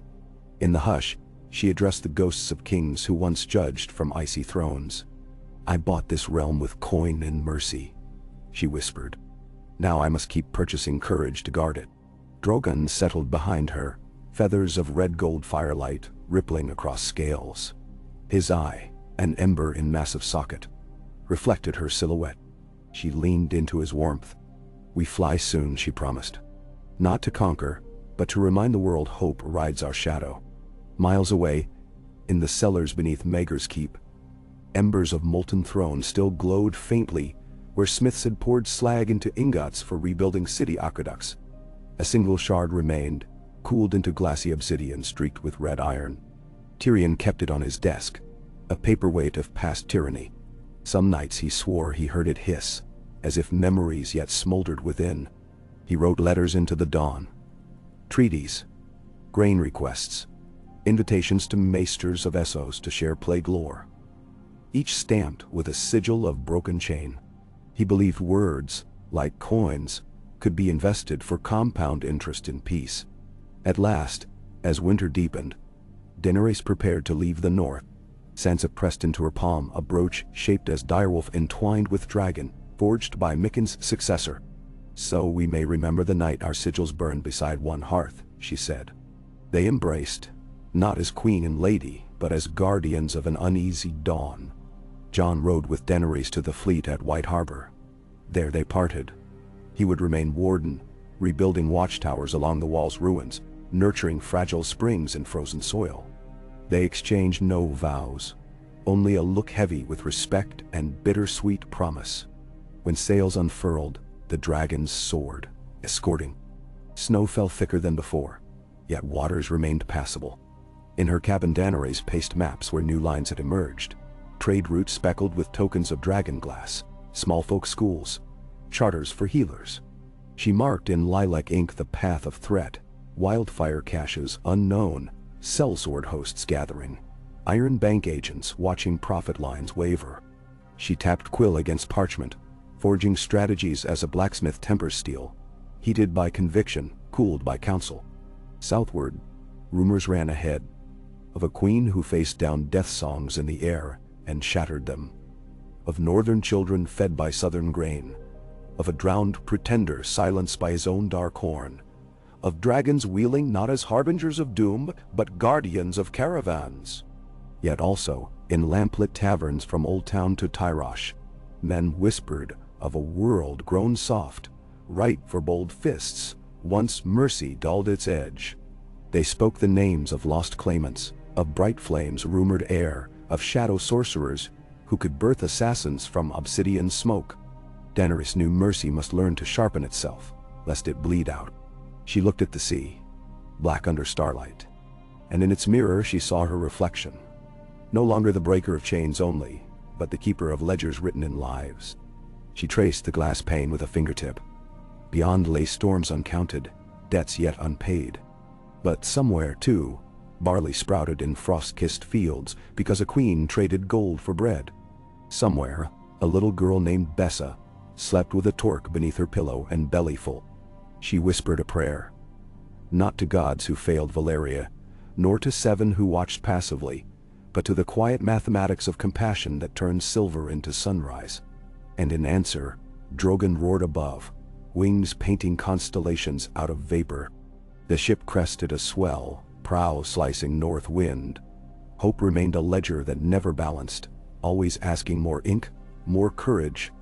But Daenerys Targaryen sharpened her quill, her sword, and her fire alike, ready for the next line to be written in a script no darkness could erase.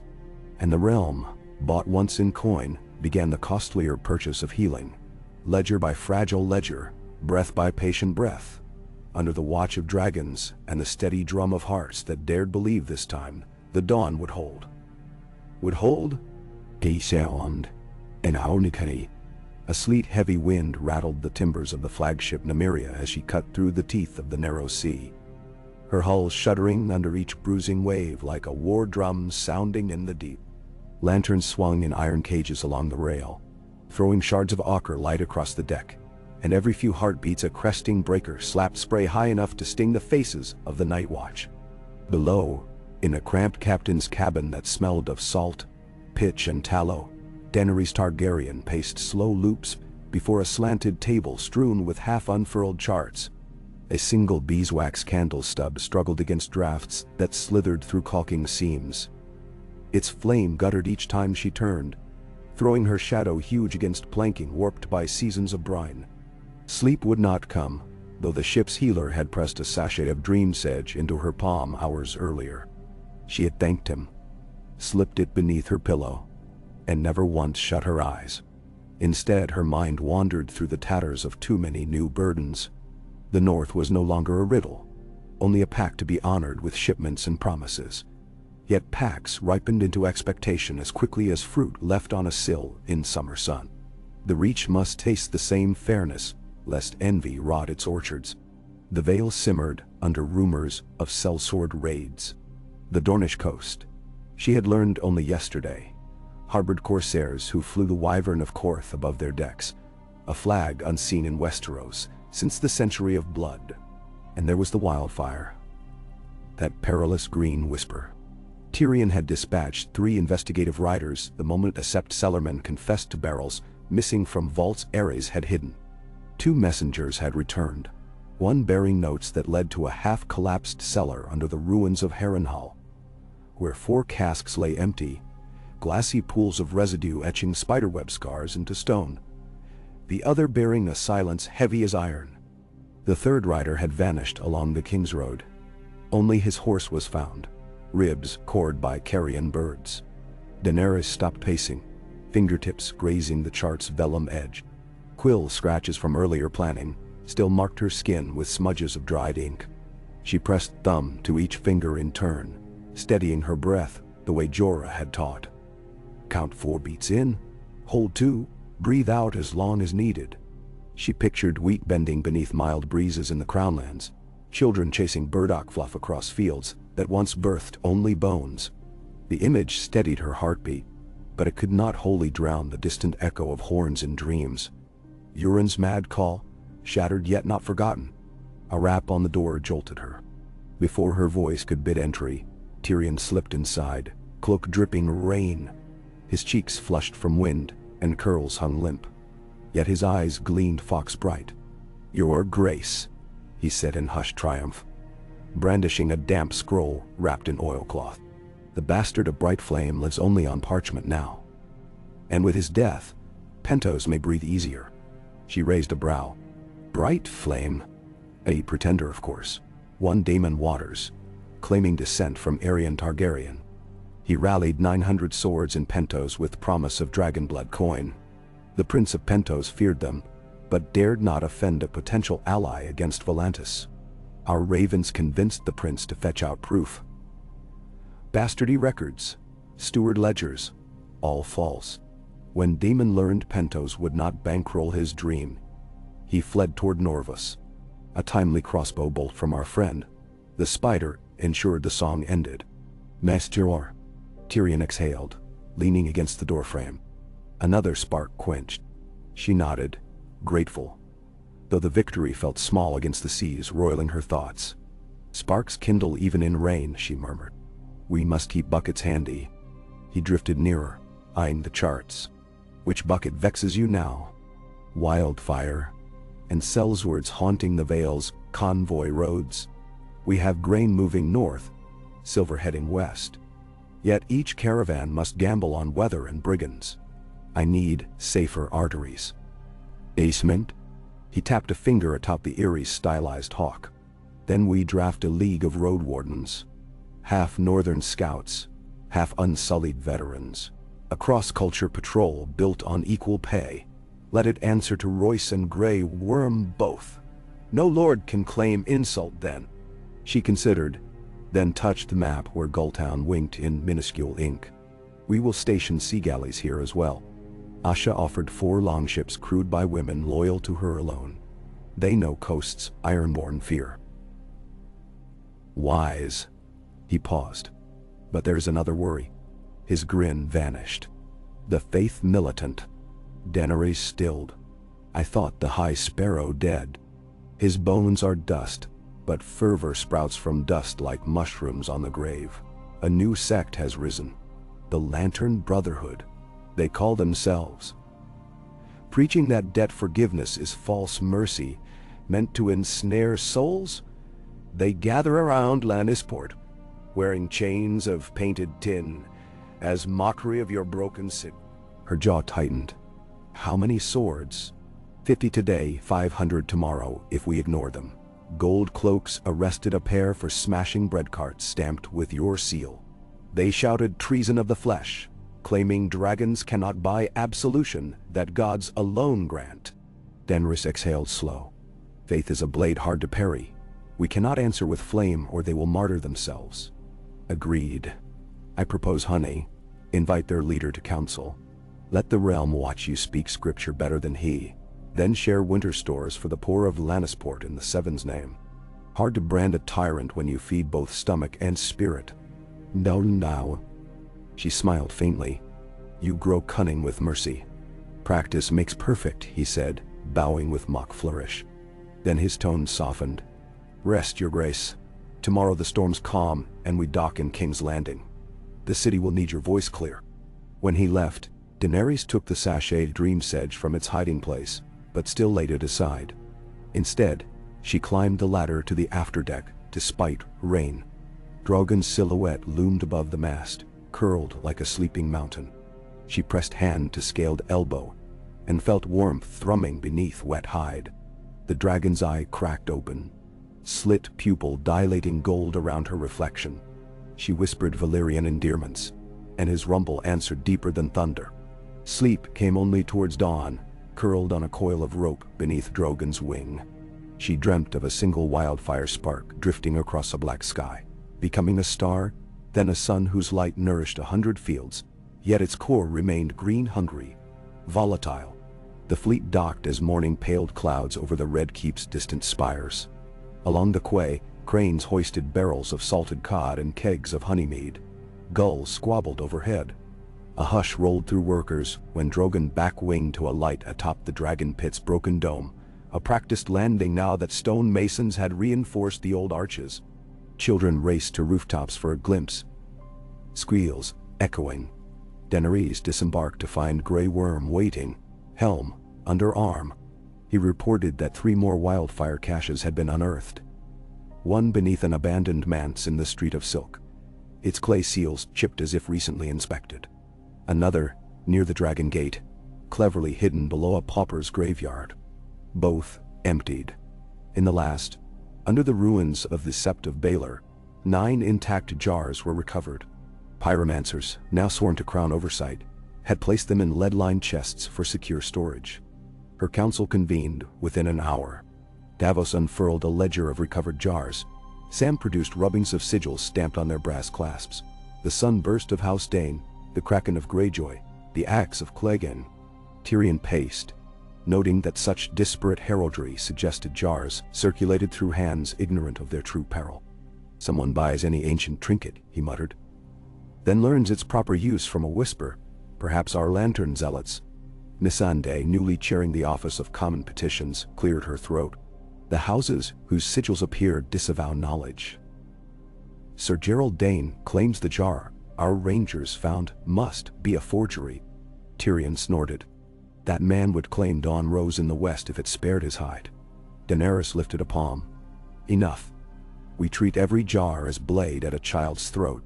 Davos, have your smuggler contacts seek rumors of green glass moving south. Grey Worm, instruct the city watch to double patrols near wine cellars and crypts. No torch may enter without my seal.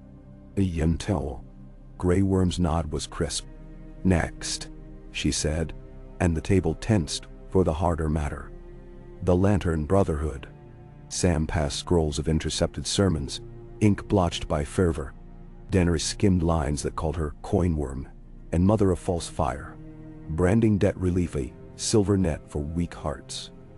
Passages promised divine famine to any house accepting her grain. Tyrion's plan of honey was placed before her in bullet lines. She mulled silence. Then, I will go to Lannisport, she decided. Not with dragons, with words. Tyrion blinked. A queen on the road again. We risk whiplash. There is no other way to quell fear. She fixed him with steady gaze. But we do not leave King's Landing toothless. Rhaegal and Viserion remain taut. Grey Worm objected. You go unguarded. Unseen, rather. We'll ride disguised. A small retinue. Lanterns preach in market squares. Let them debate when the coin worm stands among fishwives. So the plan formed. The queen would slip west fingered by only a dozen unsullied dressed as caravan guards. Tyrion, Davos and Missandei would remain to administer edicts. Drogon alone would shadow her by night miles high, a star of ember glimpsed only rarely through cloud. They departed 2 dawns later, joining a merchant train bound for Gold Road Fair. Daenerys wore a homespun cloak dyed ash gray, tarnished brooch hammered into shape of indifferent sparrow. At campfires she served herself like any traveler, stirring leek stew while singers from the Stormlands traded bawdy verses. None guessed her rank save the unsullied hidden among drovers, their leather jerkins concealing the stances of soldiers born. During quiet miles she rode beside a hedge knight named Sir Perwyn Wood, who had once tilted for Renly and lost 2 teeth for his trouble. He spoke kindly of the new tax remissions. Never thought a dragon queen would lighten our purses instead o' plunder them, he said, eyes squinting towards sunlit ridges. My sister's lad wants apprentice fees. If this brotherhood scares lords into shutter and trade, I'll have strong words with the gods. On the 5th evening they pitched tents near the ruins of Ashford, where broken towers jutted like blackened fangs. Fires glimmered along the riverbank. Daenerys, hair tucked beneath knitted cap, strolled beneath sycamores heavy with sunset. She found children hunting frogs with willow rods and knelt to help tie horsehair to stick, showing them the Myrene's slipknot. Their laughter rang bright. The moment pleased her more than any council victory.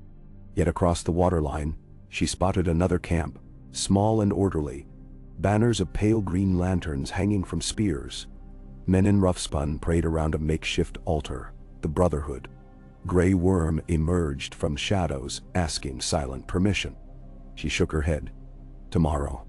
Dawn saw both camps packing. As wagons rolled into single file along meadow tracks, the Brotherhood fell in behind, chanting hymns. Their leader, a gaunt man with lantern tattooed across bald scalp, preached from a mule's saddle. "Beware false debt burners," he called. "When coin buys sin, it brands your soul. Only the 7 forgive, not dragons." Daenerys rode nearer, feigning the curiosity of any traveler. A fishmonger woman jeered at the preacher, waving a crust of bread. "This loaf is dragon gift, and it fills bellies for naught. But thanks, your gods never gave me aught." The preacher lifted watery eyes. "Child, a full belly may hide an empty spirit. Spirit can't feed babes," the woman shot back. Others laughed. The mule shied. The preacher's gaze swept the train, then landed on Daenerys. Something in her bearing perhaps betrayed rank. His nostrils flared. "You," he pointed. "You ride as though saddled since birth. Tell us, has mercy cost you nothing?" Some travelers paused. Daenerys met the man's stare. "Mercy always costs," she said evenly. "It costs comfort, pride, time. But gold I pay gladly if it lifts another." The preacher snorted. "Easy for one who hoards dragons and coffers alike." "What I hoard," she replied, "are chances for orphans, for crippled war veterans, for debtors' daughters. You preach famine of flesh to feed a feast of faith. Shall we weigh whose banquet nurtures the realm?" Murmurs rippled. The preacher's face flushed. "Bold words for a stranger." She tugged her hood lower. "Bold times demand them." She urged her horse ahead, leaving the debate to travelers. Behind her, more voices challenged the sermon. By dusk, the Brotherhood camped apart. 2 nights later, the wagon train reached Lannisport's outskirts. Sprawling docks thrumming with gull cries and hammer clangs, wealth scented with myrrh, fish guts, and molten copper. Lantern Brotherhood preachers gathered near the fish market, flames flickering inside emerald-tinted glass lanterns. Hundreds pressed close. Daenerys, cloak dust gray with road grime, edged between baskets of squid. The bald preacher, revealed to be called Brother Ormond, stood atop a cart draped in green. His voice rang, "Behold the debt coin, minted by Dragon Queen to enslave." He held aloft a copper token bearing broken chain motif, tossing it into a brazier where flames licked. "See how it blackens. As will your souls if you barter with her treacherous alms." Gasps answered when, instead of melting, the coin glowed cherry red and shed bright sparks, refusing to corrupt.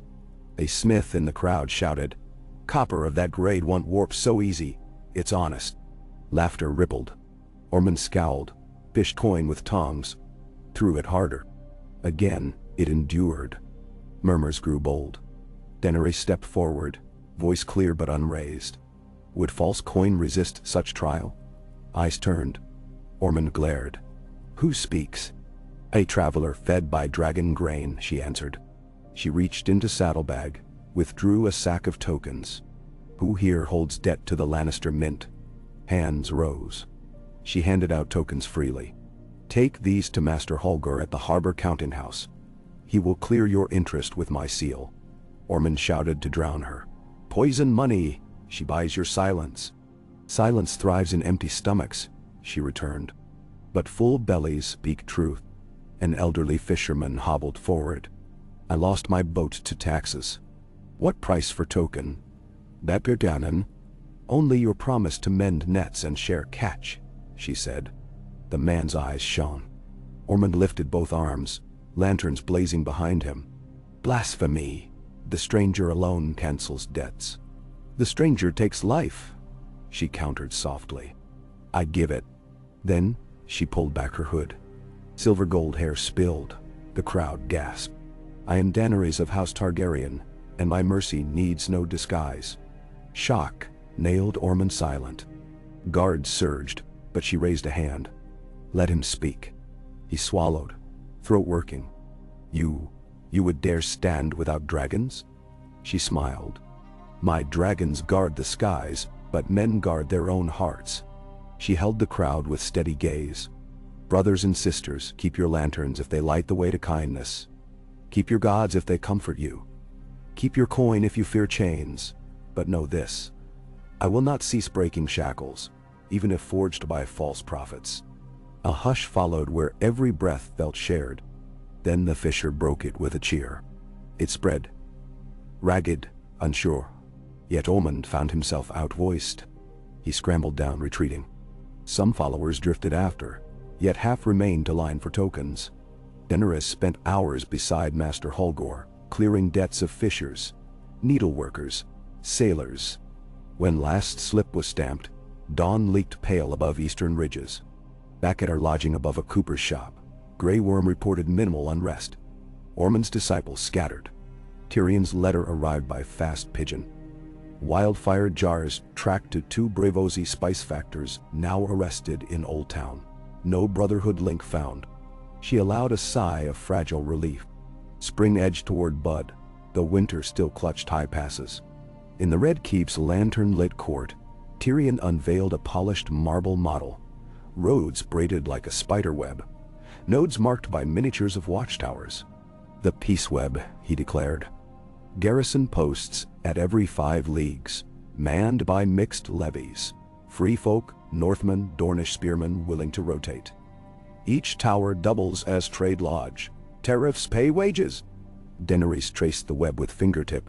And should lords protest foreigners, garrisoned on their soil. Each post belongs jointly to 3 neighboring houses, Tyrion said.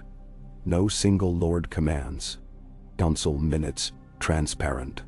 If one house withdraws support, the tower defaults to the other 2.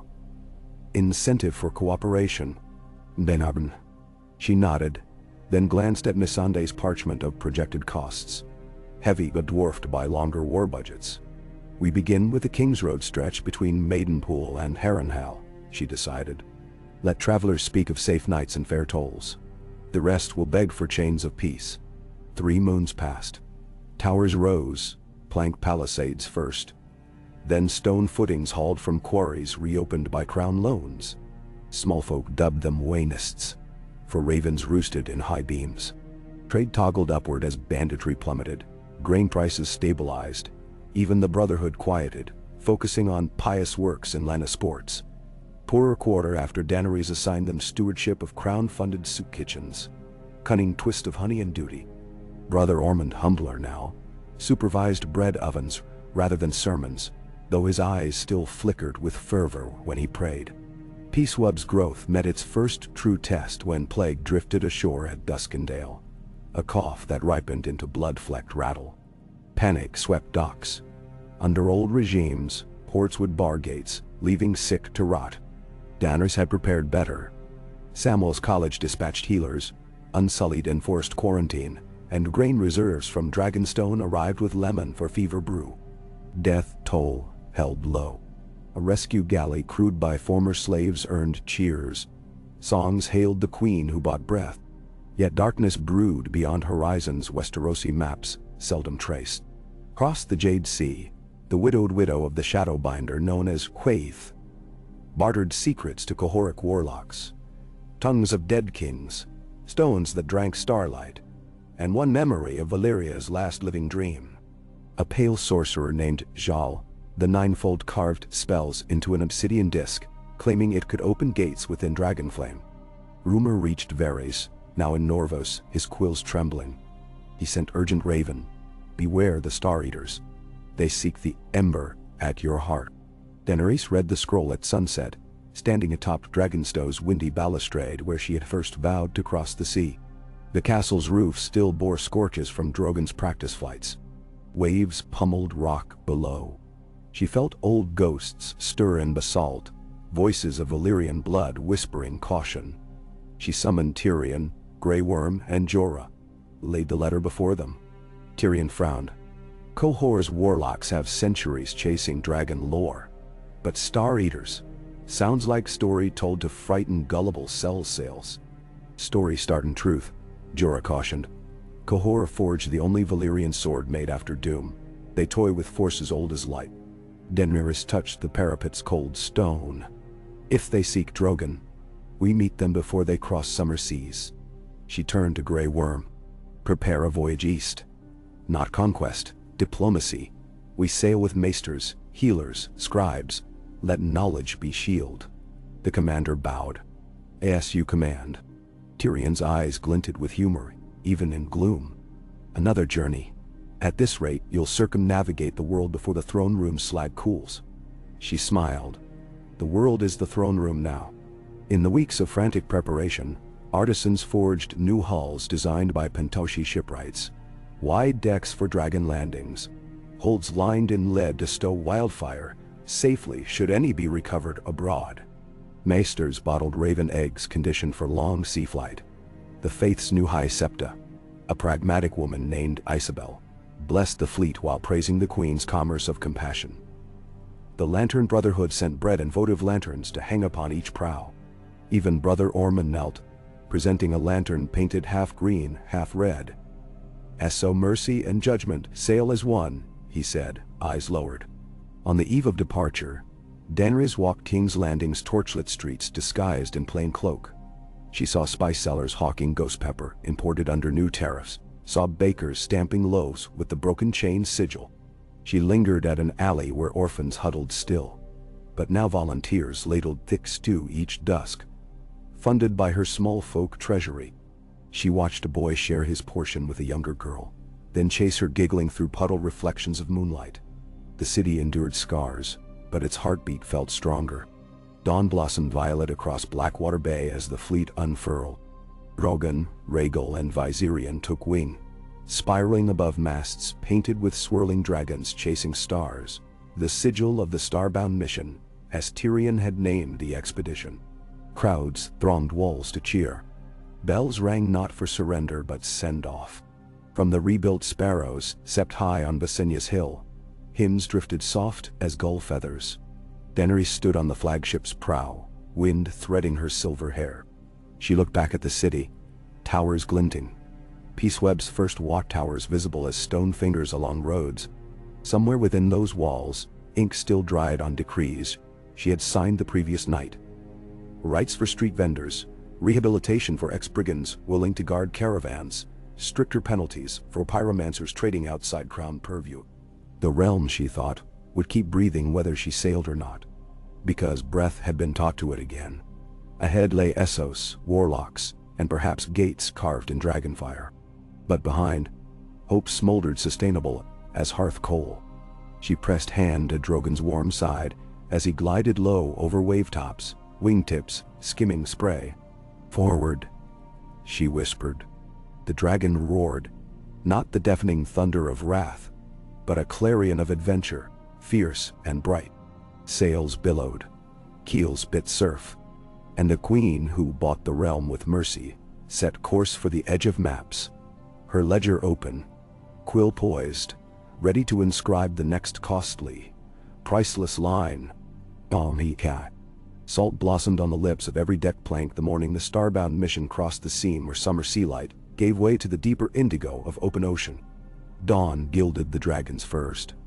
Drogon's black hide blazing copper, Rhaegal shimmering green gold, Viserion ghost pale, before it touched the masts or the watchful faces of the sailors, who had, only a fortnight past, knelt weeping in awe when their queen walked the quays and named them companions.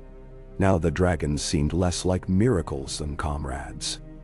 Fearsome, hungry, immense, but as threaded into the rhythm of the voyage as the creak of rigging or the hiss of foam beneath the prow. Daenerys rose before the bell that marked third watch, stepped barefoot onto the quarterdeck, and leaned into the spray. Night still crowded her mind with possibilities. Wildfire caches undiscovered, warlock incantations etched into tides.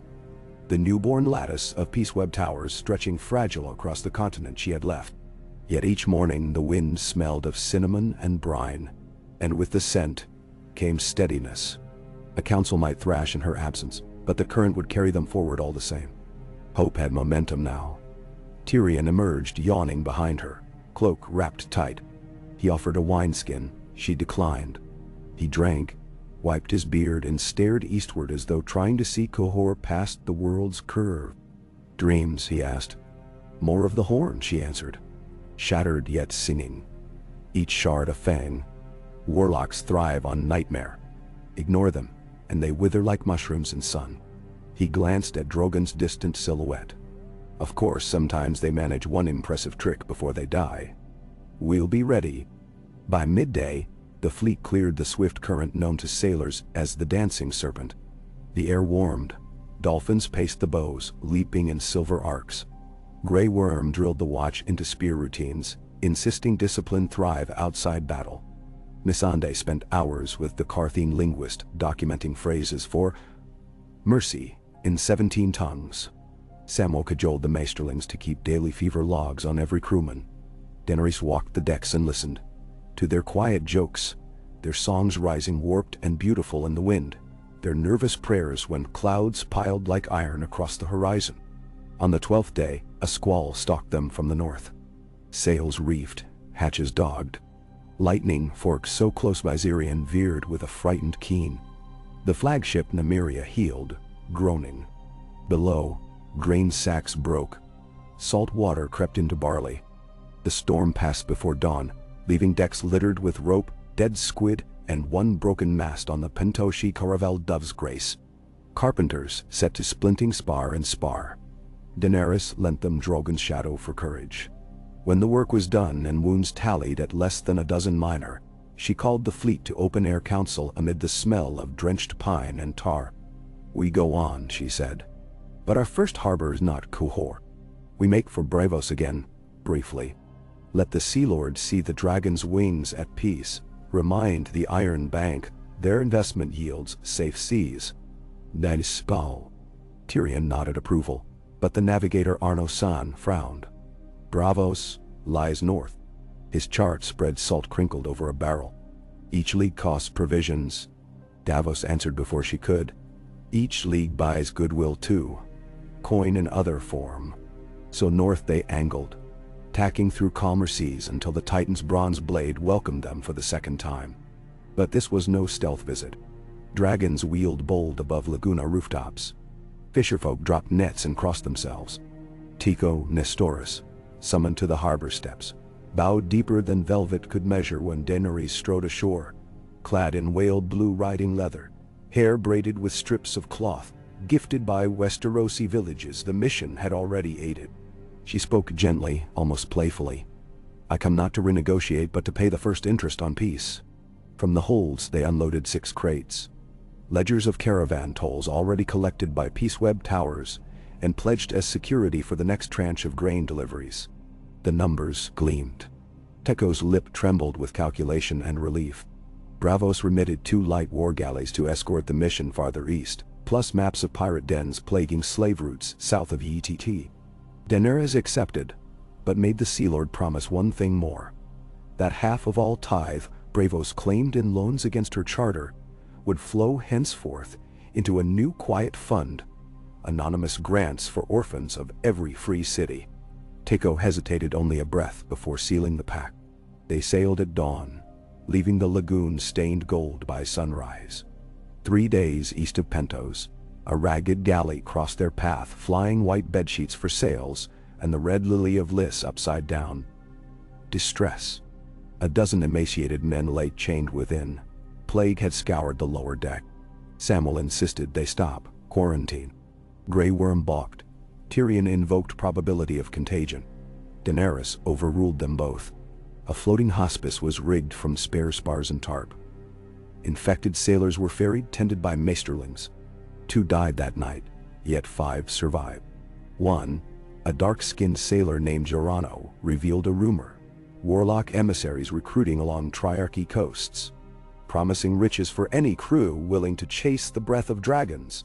He had fled when whispers turned to talk of blood price. The admission drew a tense hush on Nymeria's great cabin.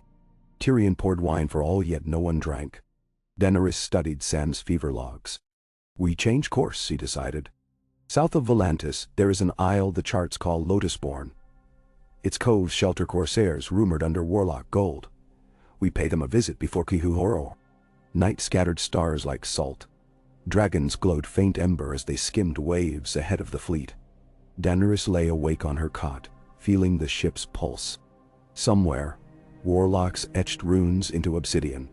But warlocks did not command peaceweb towers or lantern kitchens. They did not hold the love of northern children or Lannisport bakers. She slept at last. Lotusborn Island rose from fog dull green and suspiciously silent. No cook fires, no gulls. Asha, commanding the scout galley, signaled caution. Drogon swept low and found nothing but abandoned huts, broken masts, scorch marks that smelled of peculiar resin. On the beach, Tyrion knelt to examine hardened globs of greenish glass. Sam identified slag from wildfire mixed with powdered lotus root, an alchemical stabilizer taught only in Korth. Someone had brewed a new strain, then fled. In the island's Lonestone shrine they discovered proof. A circle of melted candles around a cracked obsidian disc, etched with 9 concentric rings, the sigil of Jal the Ninefold. At its center, a hole bored clean through. The shape unnerved everyone who saw it. Nisande noted the scorch pattern radiated outward in spiral, as though something had fired through the disc into sky. No corpses, no blood, only a ring of salt where seawater had boiled away. Daenerys ordered the shrine sealed with quarry stones. She kept the disc fragments, wrapped in lead foil. The fleet sailed at once. They reached the black cliffs of Qohor, under low clouds, the color of wet slate. The city's ironwood walls, blacker than night, rose from river marsh like a fortress sown rather than built. Spires belched sacrificial smoke. Warlock towers, slender minarets inlaid with mother of pearl, loomed beyond. The Qohoric honored only the black goat. Warlocks were tolerated but feared. Daenerys requested parley at the river gate, but no envoy came. Instead, small skiffs paddled out by twilight-bearing cloaked figures who delivered 3 goats' heads coated in silver leaf, and a note etched on tanned human skin. "Turn back, mother of false fire, lest your beasts devour the stars and leave only ash." Grey Worm would have strung the messengers from yardarms. Tyrion recommended patience. Jorah counseled that threat hid fear. Daenerys retired to her cabin and unrolled the skin. On its underside, someone had scratched a second message, hurried, cramped. "Do not trust the Crescent Mage. Seek the red door beyond the 7th bridge." She slept little. At dawn, she rode Drogon alone above the city, ignoring ballistae that never fired. From the air she counted bridges, blade-thin stone spans crossing the river like spider legs. The 7th carried empty traffic. At its eastern end stood a low crimson archway half swallowed by willow vines. She banked. Drogon landed in deep mud. Unsullied followed along the shore by skiff, but she stepped through the red door first, into lamplight smelling of cedar and ink. Inside waited a scribe no older than 15. Hair shaved except a single braid. Eyes pale green like dawn. They bowed. "I am Quaid's apprentice," they whispered. "My mistress foresaw your coming before she died. Jal seeks the breath of stars, a living ember he can feed to black waters so night may reign. He needs dragon flame as key." The apprentice produced a folded page of glass-thin vellum. Symbols writhed. This is his path. He travels to the Mirror Desert to open the sky at midnight's well. 2 moons, maybe less. No. Daenerys studied the map. Ridges of bone-white stone, a salt lake shaped like Tyr. She thanked the apprentice, left a pouch of silver for their risk. Outside, willows rustled with river wind. She felt eyes at every shutter, but no arrow flew. She mounted Drogon and returned to the fleet. Council raged long. Some argued it was trap. Sam believed knowledge gift one could not refuse. Tyrion set sand timer, calculating distance. Missandei spoke last. If warlocks open such gate, it will swallow more than Essos. The realm we healed will drown. Silence answered. Daenerys looked to each face. The dwarf whose wit saved her ledger. The scholar who saw hope in herbs, the commander born without fear. The ex-smuggler standing his bridge between classes. The translator whose heart steadied hers. Then we close the gate before it opens. They offloaded grain and wildfire shards to Braavosi escorts. The starbound mission lightened sails and struck southeast for the desert, upriver by shallow draft barges, the dragons wheeling above dunes that shifted like cresting seas. Heat hammered them. Men blistered and learned to wrap linen soaked in vinegar under helms. Water barrels sweated precious drops. 3 camels died. Their meat served once, mourned twice. On the 20th desert dawn they sighted Midnight's well. A sinkhole vast as a coliseum, its water black glass, ringed by pillars of petrified wood. Smoke wisped from chasms along its lip. And at the northern rim rose tents, ink dark, embroidered with 9-fold spirals. Warlocks moved like blue-robed wraiths in morning haze, tending braziers that exuded spices and something sweeter, almost metallic. Grey Worm selected 50 unsullied. Asha landed her ironborn flank along western dunes.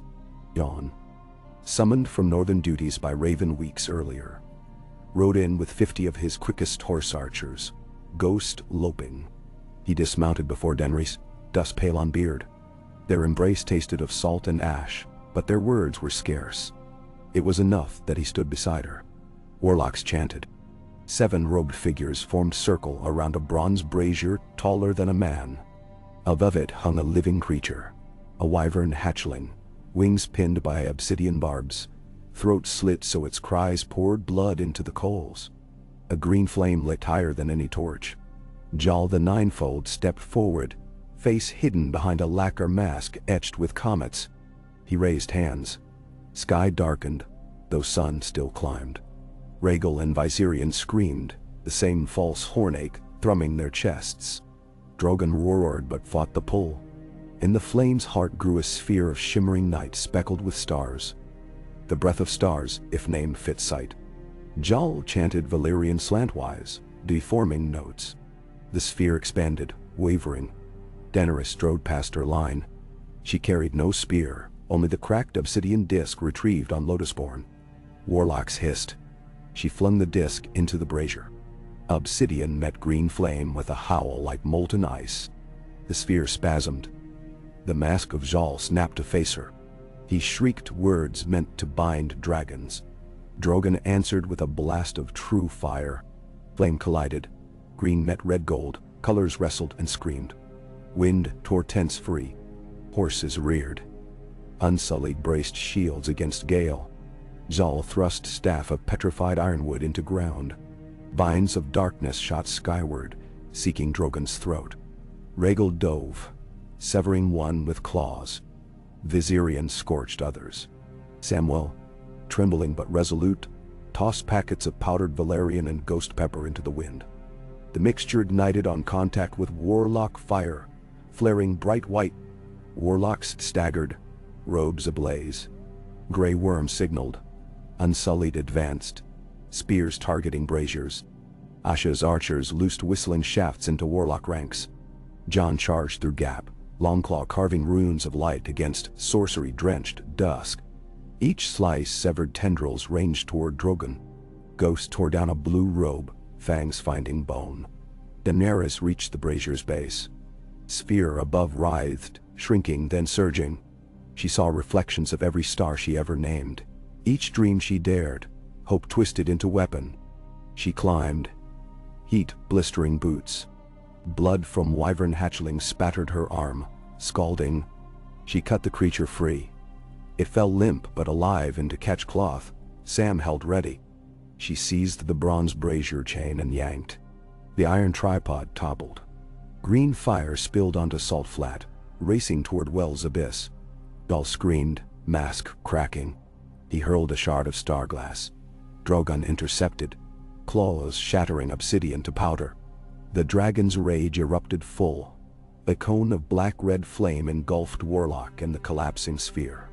Obsidian exploded like thunder eggs. A shockwave radiated, flattening pillars, snuffing torches. Wind died. The sky returned blue, merciless, empty.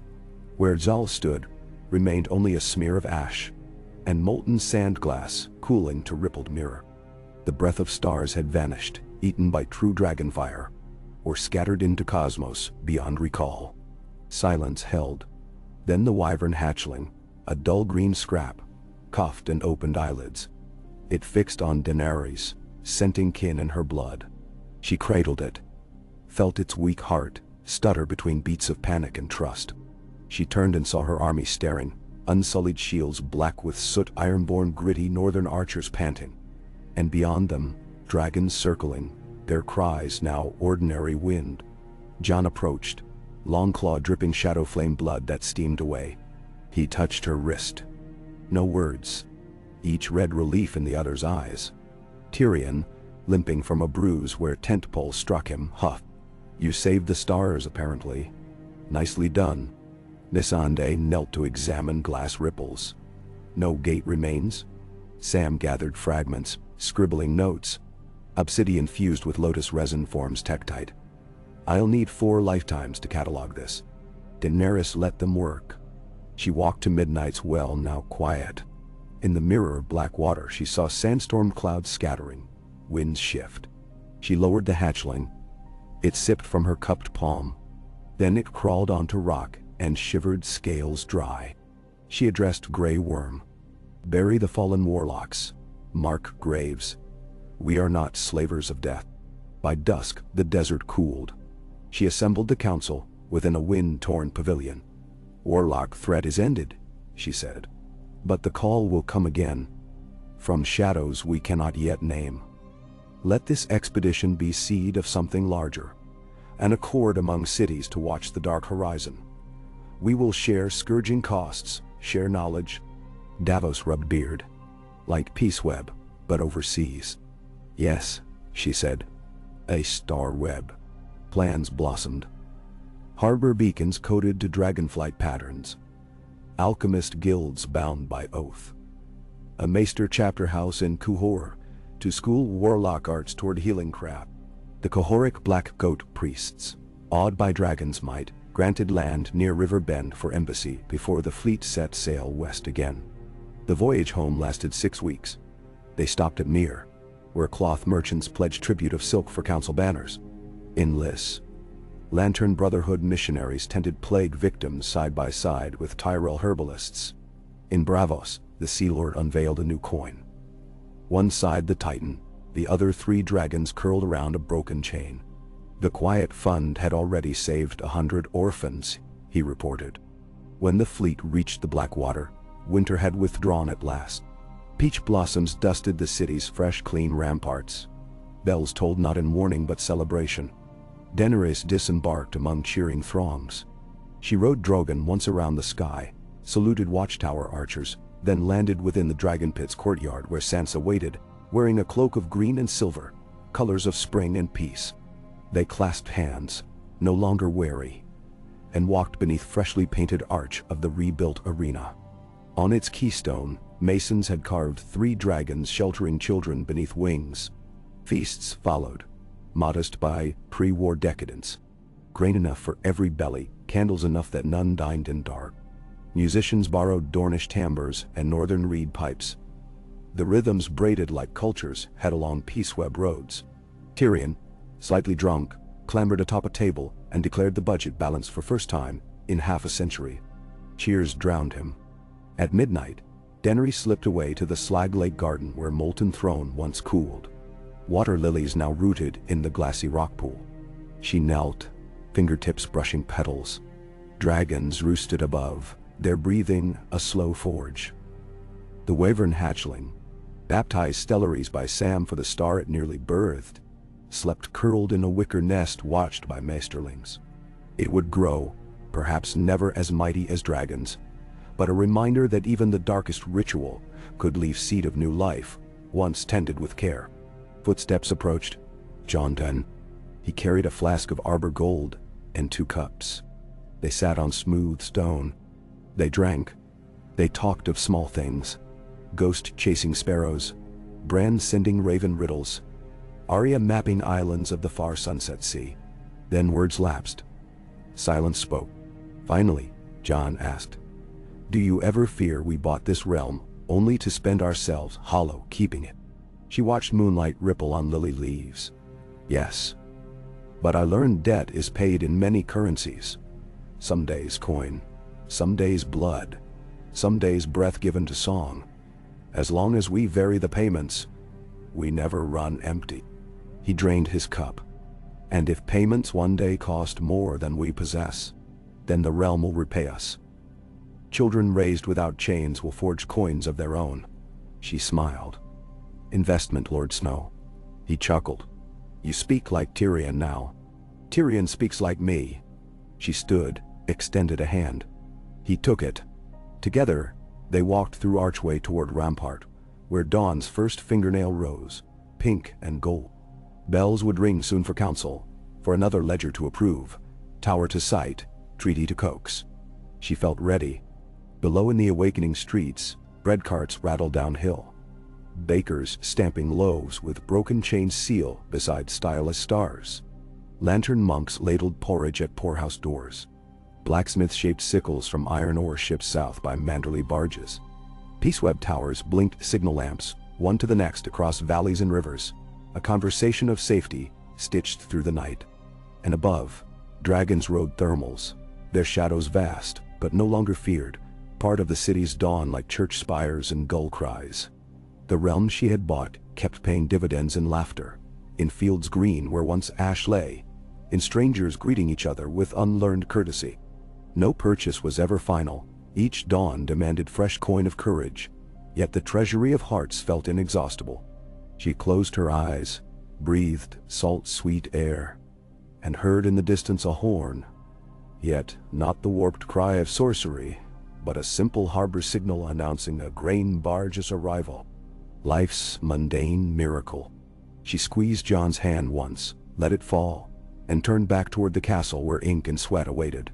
The dragon sketched widening gyres overhead, meteors of living fire heralding an age no prophecy had dared whisper. An age not of iron or ice, not of crown or blade, but of ledger and lighthouse, of watchtower and wildflower, of debts forgiven and possibilities purchased. Under their wings, Daenerys walked into daybreak, quill poised to write, heart poised to spend, certain that so long as hope remained, the realm would never calculate its last owed breath. And the wind arrived first as a hush, sliding through the flowering orange groves that now thrived along the southwestern curtain wall, bending the branches so their blossoms drifted like pale snow across the cobbled inner yard. Daenerys Targaryen felt it in the narrow bones of her wrists as she tightened the last strap on her riding glove.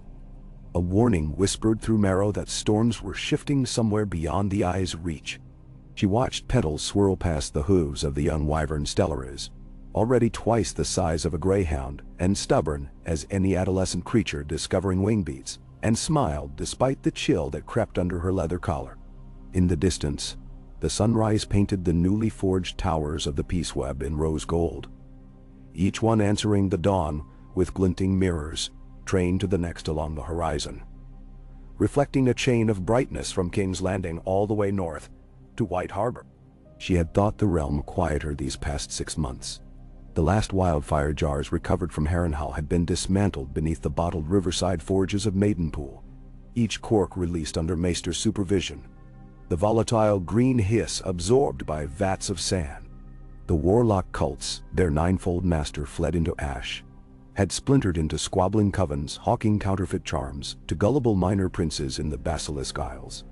Even the Lantern Brotherhood, once loud and accusatory, now spent more hours ladling broth over the broken cobblestones of Flea Bottom than railing from pulpits. Peace, such as the realm had never truly tasted, seemed to settle like honey over warm bread. And yet, the wind spoke of unsettled reckonings. Davos Seaworth found her beneath the portcullis arch. He bowed, sea cloak smelling of pine tar and long voyages, then straightened with a parchment trembling in his gloved fingers. "Raven from Tarth came on the early flight," he rasped. "Thought you'd want eyes on it before council." His weather-creased face betrayed little, but the tension in his shoulders carved a new line beneath his collar. Daenerys took the message, unrolling waxy vellum. The sigil of a sunburst lion, House Martell's Eastern Cadet branch, was smeared along the seal, as though pressed in haste. She scanned, lips moving silently over each spidery line. A missing envoy. 10 days overdue from Old Town. Last known along the coastal stretch between the Shield Islands and the Arbor, where Stormcatcher's straits foamed white under treacherous currents. No wreckage. No ransom demand. Only an abandoned wharf crate, carrying saffron and a single chain-link token broken clean at the loop. She folded the parchment once, twice, until the paper warmed like a pulse against her palm. "Send word for Asha Greyjoy," she told Davos. "Her longships know those currents, and fetch Maester Samwell's latest wind charts." She tucked the parchment into her belt. "It begins with ripples, and ends with waves." Davos nodded. "Will you tell the council?" "I will tell them what they need," she said, stepping into sunlight where stellaries chirped and fluttered half-grown wings. Already the wyvern's scales showed hints of cobalt along the spine, a shimmering thread of star silver, exactly where warlock fire had once licked. "But first, we ride." She mounted Shiverleaf, the dappled mare gifted by the Winterfell stables, and guided the young wyvern down the ramp beside her. Drogon dozed upon the far parapet, but at the touch of her mind he roused, stretching wings that eclipsed a swath of courtyard, and sent the orange blossoms swirling anew. She felt his ascent. The sky would be hers if she wished it, but ground travel would draw less alarm. They reached the newly built Dragonstone beacon tower by mid-morning. Carved into its lintel, a rising trio of dragons surrounding a lantern instead of a sword, rested a perch where sailors believed good fortune nested. Today, ravens crowded its ledges, restless. Within the scriptorium at the tower's base, Samwell Tarly hunched over a sprawling map, whose parchment edges were pinned beneath iron candlesticks. He looked up, spectacles askew, fingers stained with blue ink. "Your Grace," he started, then flushed as he noticed stellaries poking snout through the doorway, sniffing dried vellum. "Oh, mind the inks." Daenerys crouched to scratch the wyvern's crest, steering the eager head away from Sam's neatly racked scrolls. "I need every gale pattern across the Shield Islands," she said, "and whatever storm reports came from the Arbor this week." Sam pushed thick hair off his brow. "Bad tides along the Crone's Teeth," he said, tapping a blue coiling line. "Southwesterlies, strong enough to dash hulls on hidden shoals. But those currents shift by the day. There's rumor of a new Fellows conspiracy. Sailors claiming ghost lights lure ships onto reefs." Davos spoke softly. "Or pirate lanterns." Sam straightened. "Or worse. The Archmaesters at Old Town have documented stranger phenomena. Spectral fires, false horizons rising like brass walls. It could be remnants of star-glass sorcery, Your Grace. The world is still trembling from Jal's folly." Daenerys rolled her shoulders to ease tension. "If so, we will anchor tremors with vigilance." She reached for a fresh quill, jotting dispatch orders in Valyrian shorthand. One to Asha's flagship urging patrol, a second to the Lord of the Arbor requesting signal flags to augment Peaceweb Tower mirrors, and a third to Maester Harmune in Old Town, insisting on any treatise describing illusion fires at sea. Her handwriting came swift, each letter a small engine of intent. By the time she sealed the scrolls, Tyrion arrived, cloak flapping like an aggravated gull. "I was searching the whole bloody courtyard," he grumbled, dusting saddle grit from his boots. "Council fretful. The lords of Crackclaw point argue with Baker's Guild about barley tariffs, and need your arbitration." Daenerys tucked hair behind her ear. "Tariffs can wait until midday. Lives cannot." She handed him the Martell parchment and watched as his brows climbed. "This envoy," he muttered. She carried the proposed charter for the Southern Lyceums. He exhaled a sigh heavy with disappointment. "Sabotage," gained sophistication. Whoever took her knew the ledger she bore kept the Quiet Fund's next expansion afloat. Sebno? Davos nodded. They left the saffron crate in plain sight so we'd know which shipment it was. Tyrion rubbed temples. But they risked crossing Peaceweb waters, brash. Or desperate, Daenerys said. Desperate men leave trails. We'll follow.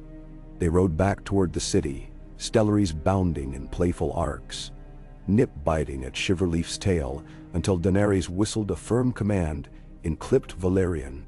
The wyvern settled into a trot, her folded wings shivering with growing strength. At the council chamber, lords clustered mid-argument, parchment sheaves brandished like swords.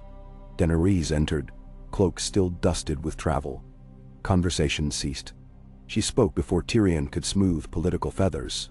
An envoy has vanished, she announced, carrying agreements meant for every Lyceum from Dorne to Gulltown. We suspect ambush along the Stormcatcher Straits. Asha Greyjoy departs by dusk. The Arbor refits search cutters even now. The Guild Master of Grain, round as a harvest moon, cleared his throat. And if it is but a gale's misfortune, your grace, shall we expend coin chasing flotsam? No, Tyrion responded coolly. The coin of caution costs little next to the debt of regret. He scanned the faces. A missing envoy chills trade far more than any barley levy. Approve the search. Grumbling spread, but no one dared dissent. Minutes later, Daenerys found a quiet balcony overlooking the bay. She breathed in tar-sweet air laced with spices from Korth. The docks now rife with unloaded pepper and cinnamon, fruits of starweb accords that Tycho's scribes had nicknamed the fire silk root. Peace, she thought, came stitched with threads of trust. A single cut at the seam and whole cloths frayed. She sensed Drogon land behind her. A thud followed by slow billow of hot air. She touched his snout. We're needed along the waves again, she whispered. His rumble thrummed agreement. That night, the Queen rode Dragonback above the moonlit fleet. 6 longships under Asha's kraken-fanged banners, 2 arbor cogs bristling with ballistae, retrofitted to fire netted projectiles, rather than bolts, and the swift Nymeria carrying Sam's weather clerks. Grey Worm commanded 3 unsullied marines per vessel, each one versed in quickboard tactics refined during the Warlock Crusade. The voyage west smelled of kelp and keening surf. By day, sails ballooned white. By night, dragons glided as silent phantoms, eyes embers above the mast tops. Sam's wind charts guided them through shoal cluster labyrinths. Twice they found flotsam, broken barrels of Dornish plums, splintered oars. No bodies. On the 4th dusk, watchmen cried from the Merling King. Asha's flagship? Lanterns, off starboard. 3 green-white glows pulsed across the water in a zigzag pattern, low to the horizon, unnatural as foxfire. Droven, the blind archer posted in the crow's nest, swore they floated above waves. Daenerys soared Drogon closer. She saw lantern housings of pearlescent glass suspended mid-air, each anchored to nothing visible, slowly bobbing toward a jagged reef. As Drogon passed between them, the wyvern's smaller shape flitting behind, she detected hair-thin wires glinting. Spider silk rope strung from reef spire to reef spire, nearly invisible in moonlight. Clever pirates had rigged the lights to lure ships onto the rocks. She signaled by torch to the fleet. Reef trap, cut rigging, dark sails. Iron-borne skiffs rode ahead with hooked poles, severing silk lines, causing lanterns to dip into foam. As the 3rd lantern hissed out, a shout rose, dark silhouettes scrambling on the rock ledges. Crossbows loosed quarrels at the skiffs. One ironborn fell, water swallowing a scream. Drogon dived, fire blossoming along ridge. Stone shattered, pirate forms scattering like roaches under torch. Asha's longships angled starboard. Ran splintering smaller pirate craft that had lurked behind the reef, waiting to plunder wrecks. Moonlight flashed off a strange standard on their sails, a twisted star in sickly green.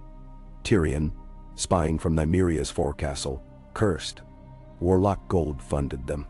Grey Worm's marines boarded the enemy flagship, a broad-beam cutter named Knight's Gambit. Blades rang out. Daenerys landed Drogon on its stern castle, broken wood crunching under talons.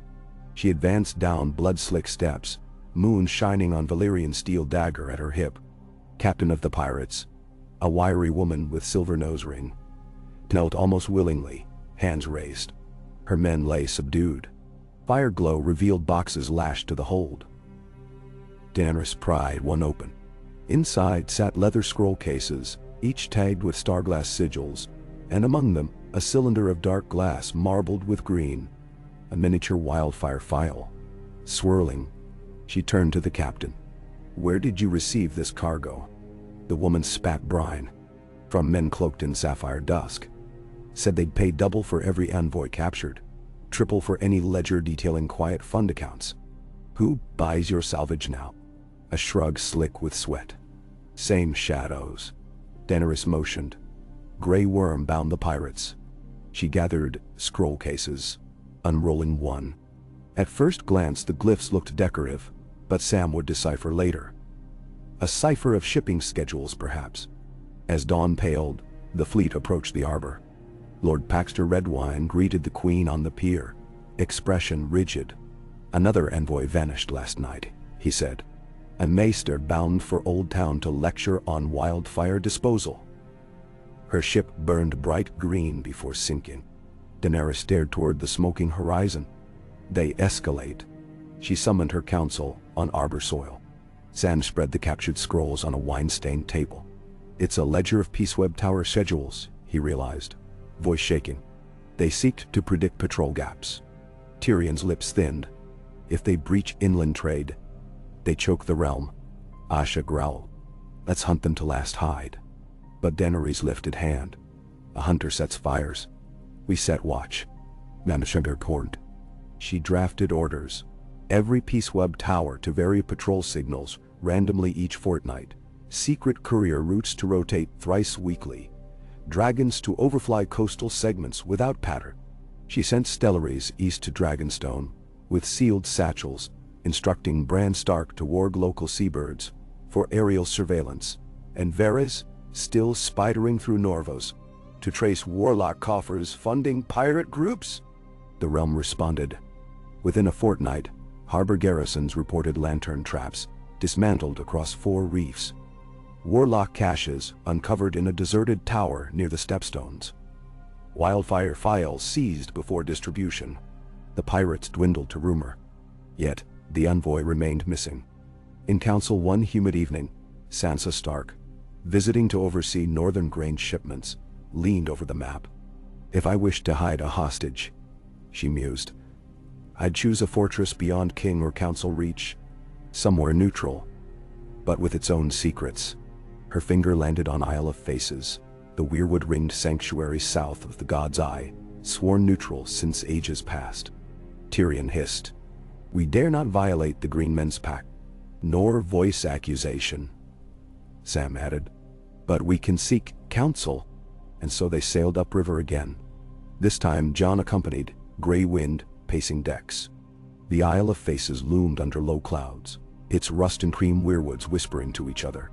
Druids in moss robes guided the party to a clearing where heart trees intertwined like lovers.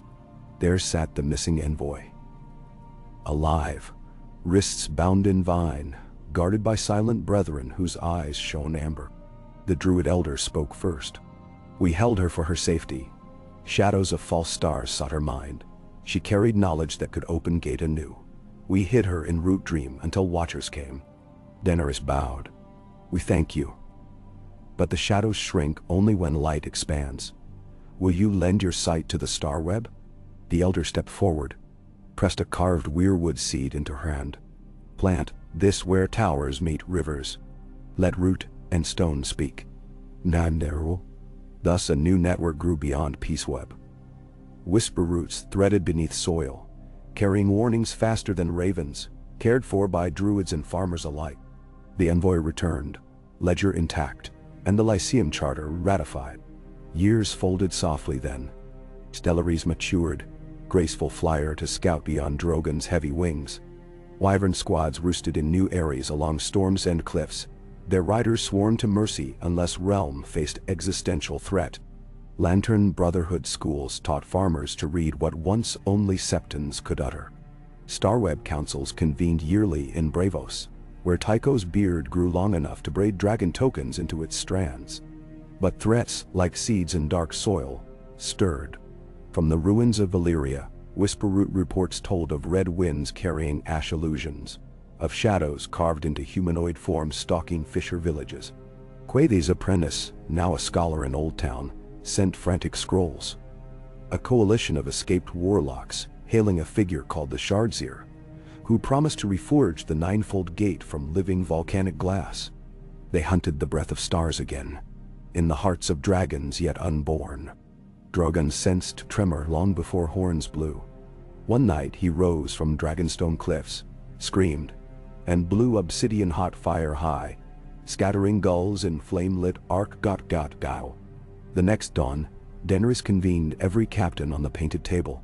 She laid hands on the ancient map that once charted Aegon's invasion. Now new lines coursed across it, Peaceweb, Starweb, Whisperroot tunnels. And she realized invasion maps were not obsolete. They merely awaited kinder intents. Our work is never finished, she told them. We buy the realm again every dawn with vigilance. But dragons are older than malice. We will meet this Shardseer, not with fear, but with the balance of Ledger's no darkness dares contest. Outside, the orange groves shook beneath rising wind, blossoms spiraling like silent bells over marble. Davos returned from the harbor bearing chalk sketches of strange metallic craft sighted west of Lies, slender catamarans shaped like knives. Tyrion drafted contingency budgets for Starglass contingencies. Sam wrote treatises on dream plagues carried by memory instead of blood. And Daenerys, walking to the courtyard where children laughed under lantern banners, felt the weight of her quill heavier than any sword, yet felt also the lift of countless hands steadying that stroke. For even if the cost of hope grew steeper with each page, the ink was a currency shared. Pooled in council, breathed through Whisperroots, launched on dragon wings, archived in quiet hearts. She raised her eyes to Drogon circling against a bruised dawn and thought, let another storm come. Let shadows test these walls. We will tally every threat, draft bonds of solidarity, and pay the price together, coin by coin, flame by flame, breath by resilient breath, until Ledger and Sky alike declare the realm's debt to despair settled in full. Indiam. Eshtelati. Mist clung to the ragged teeth of Dragonstone's black cliffs, lingering long after sunrise, the way a child might linger at the edge of a story it feared to finish. Daenerys stood on the rampart parapet, shoulder to shoulder with worn merlins that had once shielded Aegon's archers and now merely sheltered seabirds from the harsh morning wind. Beneath her bare feet, the stone sweated cold dew, but the breeze tasted faintly of saffron and brine. Omens braided into a single thread she could neither sever nor slacken. Every breath seemed threaded, too, to the slow pulse of waves hammering the fortress' basalt roots. She pressed fingers to the battlement and felt the entire island throb with a heartbeat older than dragonkind. Messages lay rolled in her fist, pages torn from the world's hidden chapters, copied in Samwell's precise hand. Whispers of spectral craft slicing the old sea lanes. Victims found ash-blind with tongues scorched black, though no flame kissed them. Harbors where the water itself rose boiling green for a single heartbeat, then subsided with no trace but a glassy glaze on every boat trace. And beneath it all, the name of a thing no villager could accurately pronounce, carried from one terrified mouth to the next, until it arrived in Old Valyrian as though it had always belonged there. Son Betsov. Shardseers. She had tasted fear more times than she could count. Yet this tang was new, like copper under slate. Storms brewed far from eyes, but already sharpening the lightning smell inside the lungs. She drew in one breath, exhaled, and let the tide steal the unease. Then she turned when she sensed the familiar thunder of Drogon's wings approaching from the high south air. He glided over the keep's tallest spine with deliberate slowness, a black silhouette etched against gull-gray sky. At his side flew Stellaries, smaller but quick as a kindled thought. while Rhaegal and Viserion pivoted in lazy spirals nearer the bay mouth. Drogon dipped, hovered, and dropped a mackerel so perfectly gutted it seemed impossible that talons had done the work. The fish flopped once, then lay still on the parapet beside her. A dragon's offering, perhaps tribute, or reminder that storms could be softened with gifts. Daenerys smiled despite herself, set the scrolls on the Merlin shelf, and crouched to stroke the warm scales near Drogon's nose. "I know," she murmured. "We leave soon." Soon had a shape now. 6 days, if Samwell's calculations filed by Raven to Winterfell held true. Bran Stark's mind sight had ranged outward along the heartbeat of every weirwood root. And what he felt in the current, something like a splinter sliding through the flesh of the world, seemed poised to pierce the sea lanes nearest Valyrian shoals inside that span. 6 days. Aegon had forged an empire in less. She hoped to quiet an apocalypse in no more. From the courtyard below rose the metallic cadence of training. Unsullied spears clashing in ranked rehearsal, the deeper clang of ironborn axes on shield rims, and the rhythmic thunk, thunk, thunk of northern archers loosing and knocking again. Grey Worm's commands clipped the air, terse as ever, yet Daenerys heard new lilt weaving through. Missandei overseeing medics at practice on linen dummies, teaching quick sutures for chest wounds that bled wildfire green instead of red. Preparations no longer surprised anyone. They were life's natural season, and fear was merely rain best measured rather than cursed. She left the rampart to join Tyrion in the chart hall, a long torchlit chamber originally carved for Targaryen war councils. Tyrion stood at the center of the painted table's companion piece, a three-dimensional relief of the narrow sea painstakingly molded by Pantashi artisans. Wooden schooners, painted dragon eggs, and tiny wax citadels dotted its waves like playthings. But each token represented a living force, a stockpile, a vow. Tyrion moved one galleon figure toward an islet off the coast of Myr, touching a logbook propped open to last night's dispatches. 50 barrels of pitch from Tyrosh, 4,000 weight of Ibbenese sea-cut stone ballast, and 300 stable wyvern riders recruited from Dornish border towns, he recited, then clicked his tongue. "We'll need more healers than we ever pulled for Blackwater. Tarly's College has dispatched a dozen," Daenerys said, circling to study the board. "Bastion of bone setters, herbalists, 2 midwives who treat the soul wounds of war better than any maester." Tyrion arched a brow. "We may well be birthing the next age tonight." He trudged to the hearth, poured 2 measures of warmed arbor red into thin tin cups, and brought her one. "Drink. Fortify the dragon before you mount the dragon." She took the wine, sipped. Fire crawled pleasant through her chest. "Reports?" she asked. "Asha's scouts tracked the knife catamarans again at dusk," Tyrion said, turning a wooden hull painted dull steel. "No one aboard. They drifted on tide, sails holding by what looks like chainmail, not rope, as if built to obey currents, not cruise. Grey Worm ordered them burned, but the hulls melted, leaving slag laced with star-glass shards." Daenerys closed the distance, slid a finger across the model's hull. The wood felt faintly chilled, although the room was warm. "Ghost ships," she murmured. "But not empty hands guiding them." Tyrion grunted. "Shard's-ear experiments. The warlocks apparently flirt with automata. If they build a fleet that sails without men, it sails without fear." "No. Then fear will sail in us," she said. "Where's Jon?" "On the eastern curtain wall." Bran's raven shook him to the bone. He's strapped the old sword like a man expecting White Walkers again. For a moment she let the name roll across her mind. White Walkers. Echoes of another apocalypse, averted by unconventional alliances. They had faced Frost's quiet hunger once. Now they faced Fire's devouring scream. As though the world balanced on a seesaw, pivoted by human resolve. She drank the last swallow of wine, set the cup on the table. Called the council to the deck at moonrise. "We leave at first watch." Tyrion saluted half ironically, half in weary respect. "Drums will shake the stones." She remembered the soft cry of gallows birds along Meereen's walls long ago. and the sweetish tang of ocean air above Astapor after the first freedmen march. Stones always shook. New foundations sang louder than old. Moonrise came as nothing more than a diffused glow behind heavy cloud. The sea lay black iron under shifting mist. Yet the dragons felt it, veins lighting luminous where fire pressed beneath scale, as though they had inhaled the invisible satellite whole. On the Nymeria quarterdeck, Jon Snow tightened the leather guards on his forearms and watched the flicker of that far-off force run through Drogon's wings like heat lightning. Asha Greyjoy, leaning against the rail, tossed a dirk, then caught it by the point 3 times running.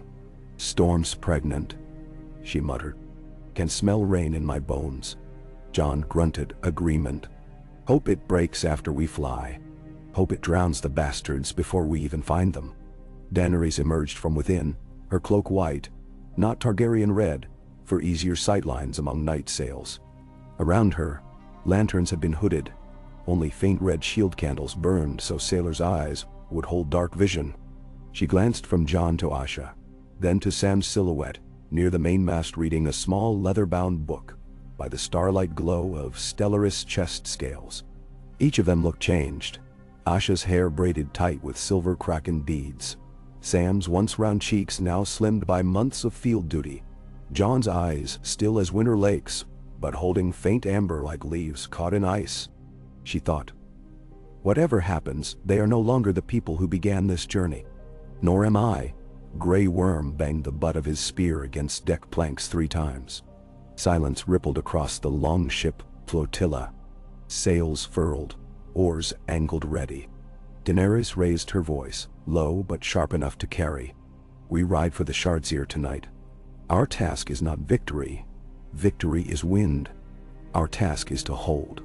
Hold the line between fear and the world we promised to grow in children. Hold the tears of the realm until they wet no grave. Stand. That is all. Main." Even the surf seemed to hush. Then the clarion call of Drogon cracked across the bay. It resonated through hulls, through gut and marrow. Stellaries responded with a pitch like molten silver. Rhaegal thundered harmony, Viserion the echo. Oars dipped. Water parted. Fleet slid into dark. Daenerys vaulted onto Drogon's ridge. Jon swung astride Rhaegal, though he rode without saddle still, trusting dragon sinew more than leather harness. Asha and Grey Worm split command across the remaining vessels. Above, clouds churned amber-green where wildfire residue still drifted weeks after last sabotage. The dragons wove between ragged banners of vapor until no masked lantern followed. They reached the coordinates Bran had whispered just after second watch.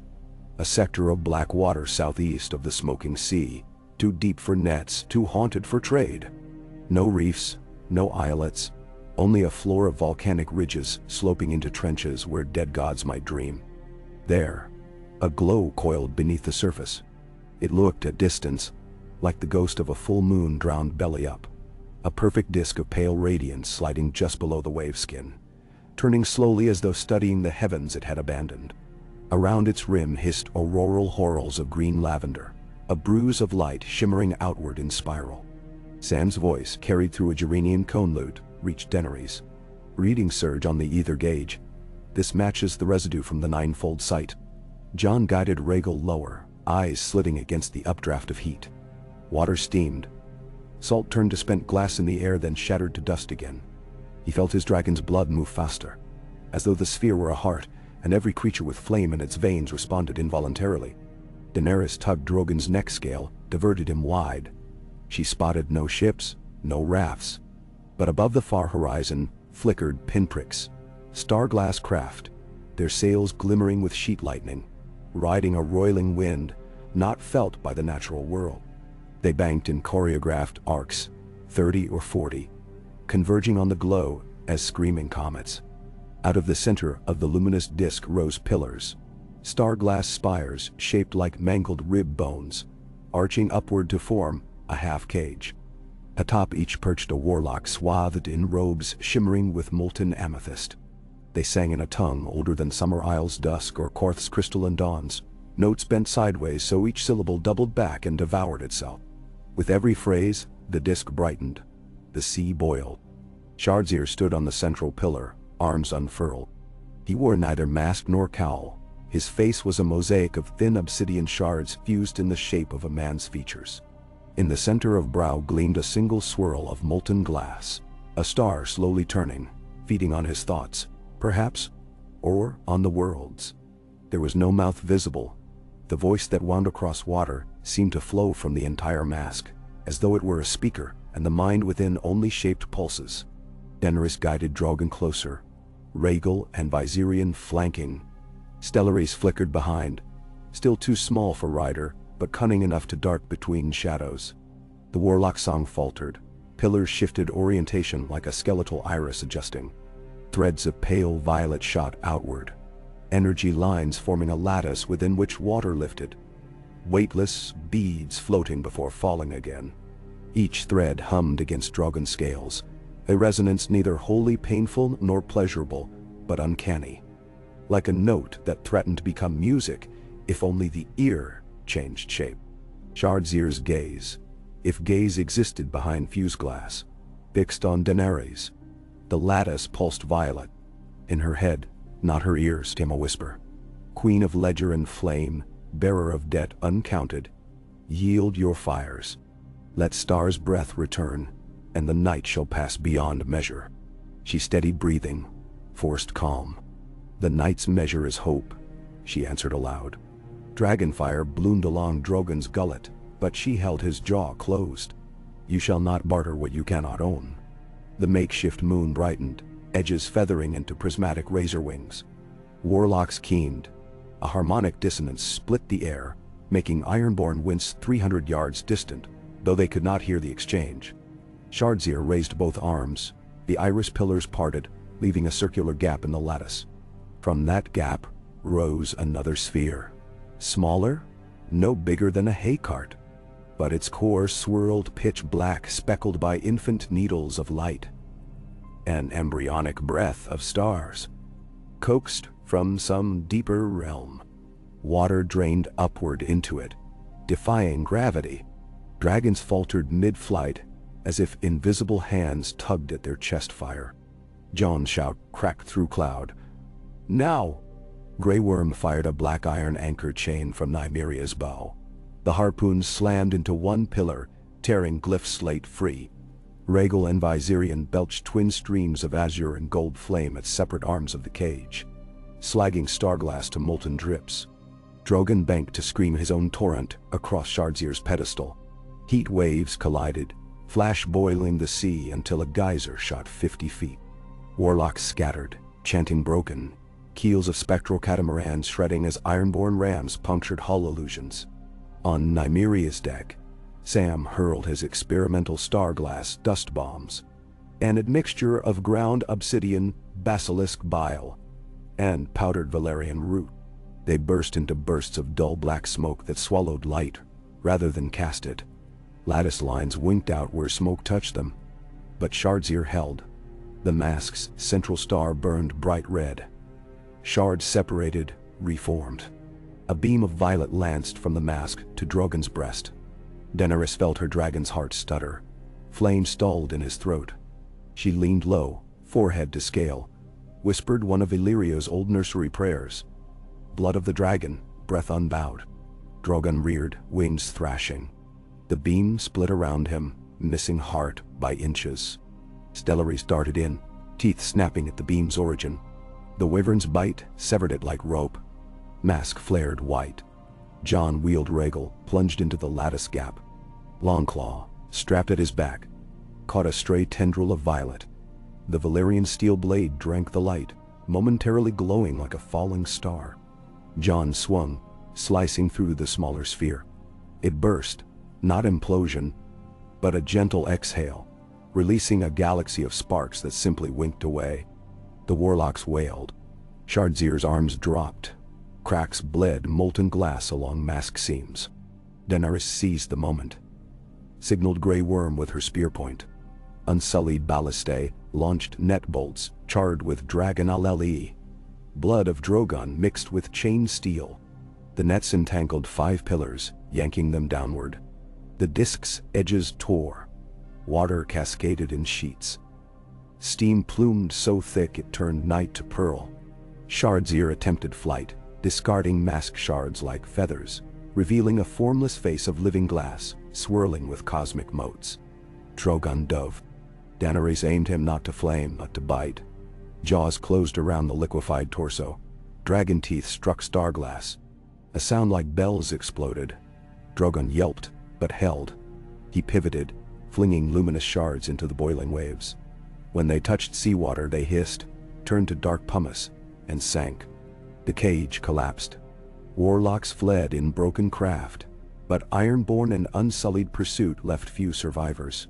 One craft, sails cut, and its last robed passenger, hands upraised, was allowed to drift. Daenerys signaled, capture, not kill. Knowledge remained rarer than vengeance now. The dragons hovered above a maelstrom of their own making.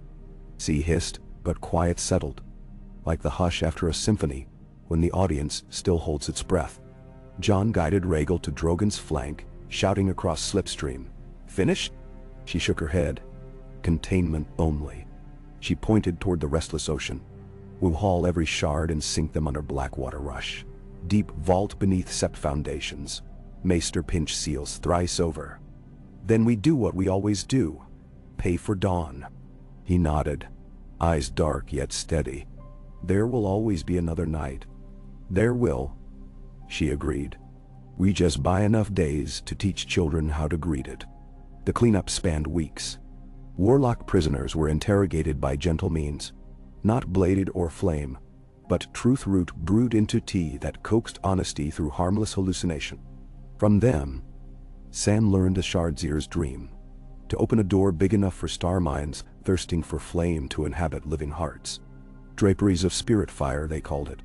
Nothing remained of the mind that had once been human, save a memory of looking up and envying the night. One prisoner, young, voice trembling, asked Daenerys why the realm guarded hope so closely. She answered, "Because hope is the most dangerous weapon we own, and the only one we choose to share."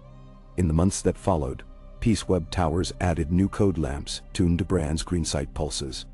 Whisper roots twined deeper. The druids found them flowering where no weirwood grew, wild offshoots imbued with memory of starglass now grounded. Asha turned her longships into patrol beacons with net ballistae ready for ghost sails. Missandei's medics revised manuals for treating scalds from light that burned cold instead of hot. Tyrion minted a new copper. One side the wyvern stellaries wrapped around an hourglass, the other a broken shard submerged in waves, the currency of vigil, Sam named it. Winter returned eventually, but it was gentler, almost tentative, sending only flurries to King's Landing. Children born in the post-fire years knew dragons not as harbingers of doom, but as constellation shepherds gliding overhead. They learned to read ledger numbers in schoolrooms, lit by lanterns shaped like starless night, to remind them what vigilance cost their parents. Daenerys aged, hair silver stark as moonlit steel, face lined at the corners by sun and worry, though her eyes remained startling along the warm seasons. The color of dawn glimpsed through smoke. Some nights she walked the orange groves now grown into full orchards, and listened to fruit drop heavy onto moss, a sound like small hearts landing safe. One such night, long after council slept, she followed the grove down to the cove where Drogon rested. He stirred as she approached, rumbling, nostrils exhaling sparks. The sea murmured soft, unthreatening. Clouds parted to reveal the true moon, unbroken, silvering the dragon's scarred wings. She sat at his forefoot, humming an old lullaby from the Red Waste, a tune she'd thought lost until memory of dust roads returned it. Stellaries landed beside her, now colossal, scales reflecting starlight in prisms like tiny glass shards, though none could cut. The wyvern folded wings gently over her shoulders, a living cloak. Hope, she mused, was a ledger line never reconciled. Each enemy balanced by friend, each wound by new birth.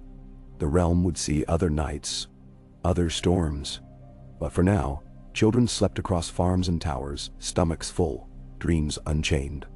For now, the dragons watched and were watched, guardians and mirrors both. In the echo of waves, Daenerys heard the faintest ringing, the sound made when glass folds back into sand, when a broken debt is forgiven by the simple act of waking to another day. She closed her eyes and let that sound settle into her bones, deeper than sigh, softer than prayer. The currency of dawn paid in time, rather than tribute, renewed with every breath the realm dared to take. And far inland, at the confluence of whisper roots, a weirwood sapling split its bud, revealing leaves unlike any before. Each pale frond ribbed not in crimson, but in the faintest shimmer of prism light, as if remembering what starlight looked like on the other side of fear. A salt-tanged fog rolled in from Blackwater Bay, muffling the distant clang of ships' bells and turning the torches along the newly paved quays, landing quay into hazy orange ghosts. By the time dawn threatened the horizon with a pale smear, the fog lay so thick across the capital that music drifting from late-night revelers atop Visenia's hill echoed as though underwater. Yet in the outer ward of the Red Keep, just beyond the old Mager Gate, lanterns still burned in a second-story gallery. Inside that room, a council of sleepless souls studied a map inked so recently that the parchment's corners curled in the torch heat. Jon Snow stood at the high casement, frost-silver hair stirring in the draught, while Samwell Tarly fumbled half-awake through sheaves of raven-rushed report. Across the table, Asha Greyjoy lounged on a tall-backed chair, knife clicking against the wood at irregular intervals. Tyrion Lannister leaned over the map with both elbows, one hand wrapped around a cup of goat's milk mixed with fire wine, a concoction he swore quickened wits better than any Eastern stimulant. Beside him, Missandei dipped a quill in violet ink and copied key coordinates into her ledger, her neat script unspooling faster than tongues could speak. Grey Worm and Davos Seaworth stood guard near the half-shuttered doors, flanked by two silent Unsullied whose bronze spears glinted beneath swaying flame. The Queen was late. Jon turned from the window and cleared his throat. Any word from Dragonstone? Sam blinked behind tired eyes. Daemon's Den just signaled. Drogon took wing southeast 2 hours past midnight. He'll reach us before the 7th hour if wind favors. Tyrion grunted, swirling his cup. Wind seldom dares be otherwise when that brute is aloft. He tapped the map. Nevertheless, time is oil in the lamp. We burn it too quickly. We need a route that avoids the Brightwater Flats yet reaches Bitterbridge inside 4 days. The Blackwater Road is well patrolled, but choked with tribute caravans. Whatever plague rides these star-glass shards will outrun us if we plod like oxen. Nebimskep. Missandei looked up. The old forest road southeast of Brindlewood is narrow but clear. Asha's longships can ferry supplies up the Mander. From there, a wyvern rider relays dispatches to every Peaceweb tower. Asha flipped her knife into a casual arc, caught it by the hilt. My captains will like the taste of river water for a change.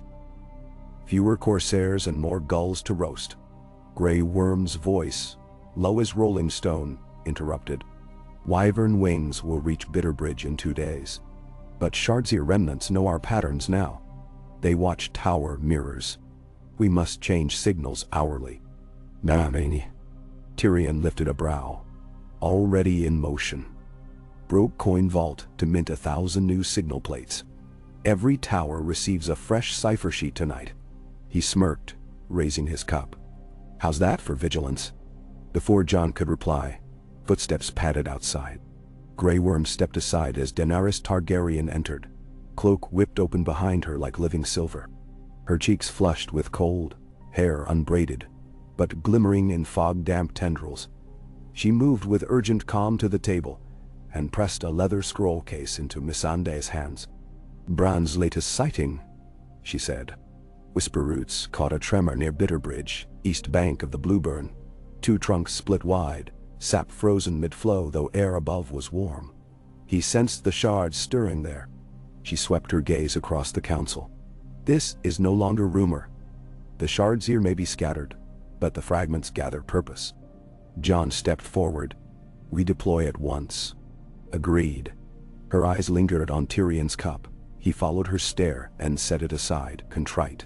Sam, she continued, mark every Peaceweb detachment currently stationed within 2-day reach of Blueburn. Reroute the Quiet Fund caravans south of Highgarden. Avoid any path that brushes the river. Sam opened a fresh ledger page, quill scratching. On it, Daenerys reached to the map and with a dagger borrowed from Asha, carved a shallow curve from the fork of the Mander to Bitterbridge. This valley is our breathing room. We hold it. Grey Worm, dispatch 3 unsullied cohorts to bolster Tower 83 through Tower 87. Davos, you oversee supply wagons. Then Xiao. Davos nodded. Milady, I'll need 10 carts of mirror-polished shields from Tumbleton Smiths. Light signals travel farther if bounced off steel. Asha slid to her feet. I'll anchor Sea Bitch and Kraken's Kiss outside Bowler's Ferry.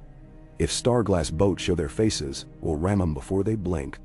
Tyrion exhaled, satisfied, grateful, though do keep the pyres modest. The last time you rammed a ghost hull my expense, ledgers wept molten coin.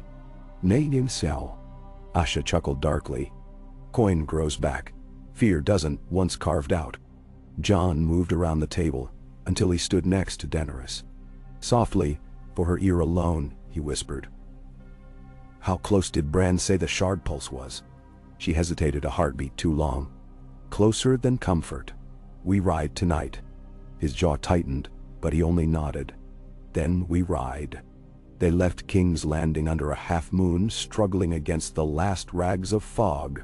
Every hoof, every wheel noise had been muffled with oiled leather. Every lantern hooded but for a slit that cast just enough light to see the next rider's heels. Drogon soared high above, barely a drifting shadow. Stellaries circled lower, eager, wingtips brushing treetops. Behind them, a column of Unsullied marched with the rhythmic hush of polished iron upon padded boots. Cranagman's scouts rode ahead, eyes scanning hedgerows for any unnatural shimmer. Snowflakes, thin, reluctant, fell intermittently as they passed Oxcross, dissolving on heated Dragonscale. By dawn, the caravan reached Brindlewood. There they paused only to water horses and change cipher plates at the narrow Peaceweb Tower, perched above the golden mossy stream. The attending tower stewards, fresh-faced lads barely older than squires, reported no strange lights, but spoke of animals refusing northern grazing, herds balking, migrating south without shepherd coaxing. Such alarms filed into Missandei's ledger. She tucked the parchment back into her saddlebag and urged her mare onward. 2 days of hard travel brought them to the Blueburn Ford. The river ran bright under winter sun, its surface sparkling with motes of reflected sky. But those with keen eyes, Jon, Grey Worm, and the wary Cranagman, noticed reeds lying in concentric rings along the west bank, as though a great weight had pressed outward from a single invisible axis. Sam knelt to examine silt. What he found chilled him. Granules of sand fused into star-glass pearls no larger than millet seeds spattered across the riverbed. He called for Daenerys. Together, they studied the tiny black-green beads, glinting like midnight dew. On closer view, each pearl contained a minute spiral, 9 rings etched within. Sam swallowed hard. Fragments of shards, he whispered. Small enough to float. The river's been feeding them downstream.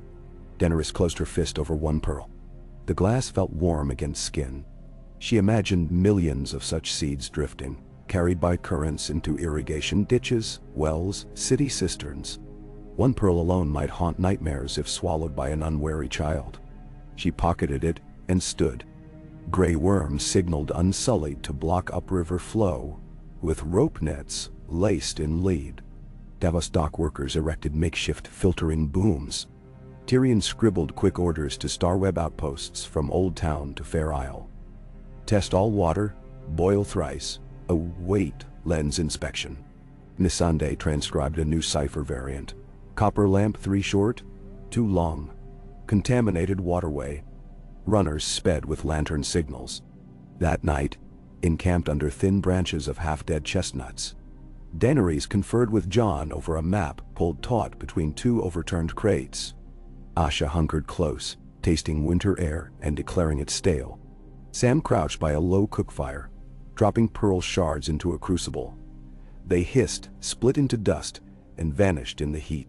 Tyrion paced, muttering stanzas of High Valyrian he had insisted would calm his thoughts. Each time he recited the word Vazoth, His tongue curled as though tasting vinegar. "Shardzeer's new trick," Jon said finally. "Contaminate rivers. Slip past peaceweb nets." Daenerys nodded. "Fear in every cup of water. People will panic. Trade halts. That cripples us faster than flame." Asha spat into the dirt.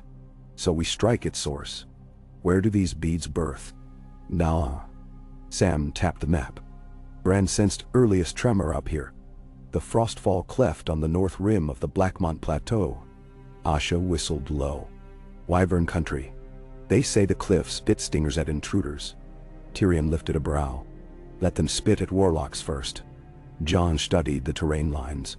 The plateau's edge is treacherous. Sheer drops, labyrinth caves. Perfect to hide a forge of starglass beads. He looked to Daenerys. "We fly ahead. Small unit. Seal the wound at its throat." Grey Worm stepped forward. "Unsullied squad will join." She shook her head. "Too many feet alarms the dark. Drogon, Rhaegal, Stellaries, Viserion. Jon, Sam, Asha, Grey Worm and Missandei, no more." She reached to clasp Davos' shoulder. "You secure Blueburn. Hold the ford at any cost. If we fail, burn every boat for 50 leagues." He gripped her forearm. "We'll hold." His voice roughened. 7 watch over you." She smiled faintly. 7 will watch the river. We have dragons." They left camp before moonset. Wind sliced razor-sharp at their cheeks as dragons climbed. Stellaries carried Sam in a makeshift harness. The wyvern eager yet steady. Below, Silver Kiss, Asha's sleek mount from the new wyvern brood, skimmed lead at Viserion's flank. Grey Worm rode behind Missandei atop Rhaegal, whose green-gold scales glittered under starshine. Drogon bore Daenerys alone at the vanguard, each breath a furnace roar. By dawn, Blackmont Plateau rose in a jagged wall of fractured basalt, crevices breathing mist so cold it burned. From above, the frostfall cleft appeared as a wound. A crescent gorge laced with rime, its inner walls coated in bizarre frost, reminiscent of blown glass rather than ice. No birds sang. Snow lay unmarked. Drogon beat wings slow to maintain hover. Daenerys scanned the gorge. At its heart smoldered faint violet haze. Rhaegal angled lower. Missandei held Grey Worm's belt, eyes narrowed. Stellaries darted ahead, shrieked, and veered sharply to avoid invisible gusts of heat emanating from cracks beneath snow. Jon signaled caution. Groups of hooded figures shuffled along narrow ledges, warlock remnants, no doubt, dropping black sacks into fissures. Each sack tore, spilling millions of glittering beads that tumbled into underground water veins, carried away unseen. This, then, was the factory. They counted a dozen robed workers, each wearing a small star-glass shard around the neck, glow pulsing like heartbeat. And above them, perched on a rock shelf, a larger shard, half the height of a man, embedded into a carved basalt altar. The shard fractalized light into ninefold loops, feeding the snowglass frost. Asha unslung her crossbow, fitted a quarrel tipped with wyvern venom. Sam inhaled through clenched teeth. "Destroy the altar." "Source shatters." Daenerys nodded. Grey Worm and Missandei disabled the drop lines. Jon and Asha take the left ledge. Sam, target the shard space with the dust grenades. "I'll bring Drogon down the center when you strike." Mish said. They split, dragons weaving like shadows. Grey Worm leapt first, landing in silence behind 2 warlocks. His blade, narrow and curved, slipped through silver-robed fabric without sound. He unhooked the drop sacks, threw them toward Missandei, who cut each open and poured beads into lead canisters she'd strapped to her belt. Better to contain than scatter. Asha perched on a precarious outcrop, loosed 3 bolts in quick succession. Warlocks folded silently, shards cracking as they hit rock. Jon advanced, Longclaw cutting ropes and hurling sacks deep into crevices not connected to major streams. One warlock, seeing Jon's shadow, screamed a spell. A beam of green-white light lanced from her shard pendant, searing Longclaw's flat. Valyrian steel shimmered. Jon pivoted, severed her staff, The beam sputtered out. He pressed forward. Sam tossed 2 dust grenades at the altar's base. They burst into plumes of black smoke that leached every hue, turning violet haze dull gray. The large shard pulsed erratic. Shard's ear had been scattered, yet its mind remnants lingered. The shard flared, projecting a halo that congealed into a rough figure, faceless, arms outstretched. It strode through smoke toward Sam. Stellaries swooped, claws raking the halo. Sparks sprayed. The wyvern hissed, rolled away. Daenerys dropped Drogon into the gorge. At 10 feet above ground she leapt, rolled, rose in a half-crouch. Drogon unleashed a concentrated jet of flame against the altar. Fire struck violet. The shard screeched. Not sound, but vibration felt in teeth and bone. Cracks vined its surface. Missandei tossed the last grenade at Daenerys' feet. Grey Worm shielded her with his body. The grenade detonated. Black smoke swirling around them, isolating Drogon's fire inside a dark prism. The shard's halo dissolved under eclipse.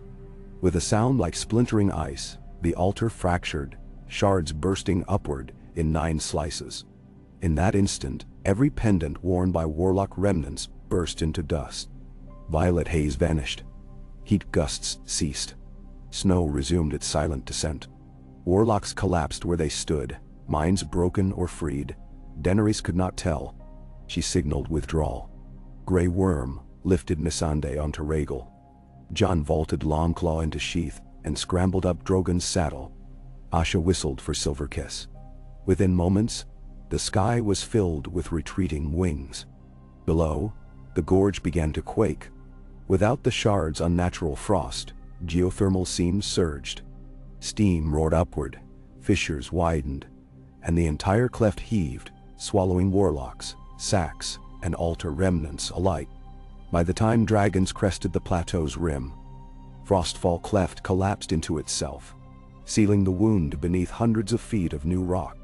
The flight back to King's Landing felt lighter, though muscles burned and hearts remained vigilant. Drogon soared slower, tired yet unbroken. Rhaegal and Viserion flanked like loyal outrunners. Stellaries, exhilarated by battle, turned to rescue. Looped barrel rolls above them, sending twinkles of refracted dawn across the dragon's hides. They arrived to crowds lined along the rebuilt shore boulevard, lanterns gleaming midday gold. Bells rang not in panic, but wonder. News of the fort defense had spread, and now rumors of the Cleft victory raced ahead on raven wings. Yet Daenerys ordered calm. No feast tonight. No banners tomorrow. The fight was won, not the war. Contaminated water still needed remedy. Rivers required dredging. Tower guards required training against new threats. As dusk settled, she convened a smaller council, just those who had flown, in the chamber of dragon tile floor. Sam laid out a shallow basin filled with blue-burn water filtered through wax cloth and heated over a spirit lamp. When the water reached simmer, the pearl shards he'd collected melted silently, leaving only clear liquid. Hope tasted faintly of salt, he announced, but safe. Jon stood by the hearth, arms folded. If new shards still lurk, Bran will find. But I think the wound's scabbed. Grey Worm nodded once. Watch the rivers. Asha tossed a dagged grin. And carve ghost ships to tinder until not even cockroaches row them. Missandei dipped quill for the last time that night, marking ledger lines. 6 warlocks captured alive, 7 recovered chains, 1 shattered shard altar. She underlined, threat contained. Vigilance continues. Tyrion, absent from battle by necessity but vital in aftermath, raised a silver flask in salute to broken debts and closed ledgers. Daenerys lifted her cup, though it held only water. To dawn purchased, until purchase comes due again. They drank. Steam from Sam's basin curled upward, shimmering like ghosts freed. Seasons spun. Blueburn Valley healed. Willow cuttings planted along banks drew residual starglass from soil like living filters. Mesterlings devised mirrored aqueduct caps that shattered any pearl-sized glass on entry. The Frostfall Cleft remained sealed, its rough new plateau scoured by winds none could scale. Children born after the cleft collapse played chalk games along King's Landing streets, singing verses about dragons taming shards of night. Merchants sold tiny glass charms shaped like broken shards, tokens of vigilance. Peace-webbed towers fitted heliograph plates forged from Valyrian-blasted shards, harnessed to channel sunlight signals deep into cloud. If any new violet glimmer woke across the sea, mirrored plates would catch the color. 17 years or 17 days. Time mattered little. The realm pulsed with watchful breath. In winter of the third year post-cleft, Bran Stark sent a final raven. Weirwood saplings across the realm no longer whispered of splinters. Their roots drank clean. Daenerys read the letter atop the highest balcony of the rebuilt Grand Sept, a structure open to sky, no roof to trap flame. Bells tolled. She listened, closed her eyes. For the first time, wind carried only wind. No undertaste of iron storms arrived. She descended the spiral stair where Jon awaited. He offered his arm. She took it. They walked through the nave where townsfolk laid candles shaped like broken chains. At the altar, plain wood, no gold, they placed a single blue-burn pearl, melted clear, set in a cup of river water. Light from high-glass windows passed through the pearl, casting 9 rings of rainbow onto the flags. After prayers, some to Seven, some to old gods, some to the blank void, they exited to cheers. But Daenerys raised her hand. Hush fell. We do not celebrate an end, she said, voice carrying calm. We celebrate the pause between storms, and the knowledge that we together can tether the lightning. No banners unfurled. No confetti flew. Instead, citizens bowed heads, each person silently weighing how they might pay for tomorrow's dawn. A baker promising bread for flood victims. A smith vowing blades only for plowshares. A child imagining new towers taller than old fears. That night, Daenerys returned to Dragonstone, climbing alone to the orchard cliff. Blossoms had fallen. Oranges glowed bright under starlight. Drogon breathed slow by the shore, wings folded like cathedral doors. Stellaries soared circuits overhead, guardian of quiet skies. She picked one orange, peeled it, tasted sun inside. Sweet, tart, alive. Memory drifted to the red waste, to bitter horse milk and dreams of unsullied citadels. Journey long, cost steep, Dotto. Yet the fruit tasted, worth it. Footsteps hushed behind. Jon joined her, rolling an orange between calloused palms. Neither spoke for a time, only listened to waves. At length, she murmured, "Tell me, Snow, when do we stop buying?" He chuckled softly. "When the world stops charging." She smiled, eyes following Stellaris' streak above. "Then may we never run out of coin." "And if we do," he said, turning the orange in his hand, "well, mint more. Words, courage, memory, they're accepted everywhere now." They stood side by side. Stars wheeled overhead. Not prison gates, not hungry eyes, just fires distant, composed of the same breath as dragons. The ledger of dawn flipped another blank page, inviting fresh ink. Daenerys reached for Jon's hand, squeezed, then let go. Far below, Drogon opened one eye, saw them, huffed steam. Above, Stellaris cried, a note neither alarm nor triumph. Merely a declaration that the sky remained wide, the night still vast, and the guardians awake. The city across the water hummed low with lives unfolding. Somewhere a newborn wailed. Somewhere a widow slept dreamless. Somewhere a baker's oven warmed morning loaves. The ledger of hope balanced imperfect, but present. Daenerys breathed in salt and citrus, and as she exhaled, a faint purple dawn touched the eastern line. Gentle and slow, like the world remembering itself without instruction. Another day purchased, another ready to earn. She bit the orange again. Sweetness sharper this time, and watched the horizon lighten, confident the sun would rise, not because dragons ruled the skies or coins clinked in stewards' chests, but because enough hearts had chosen once more to pay the price. Ki-ah. The first omen stole across the winter sky on the longest night of the year.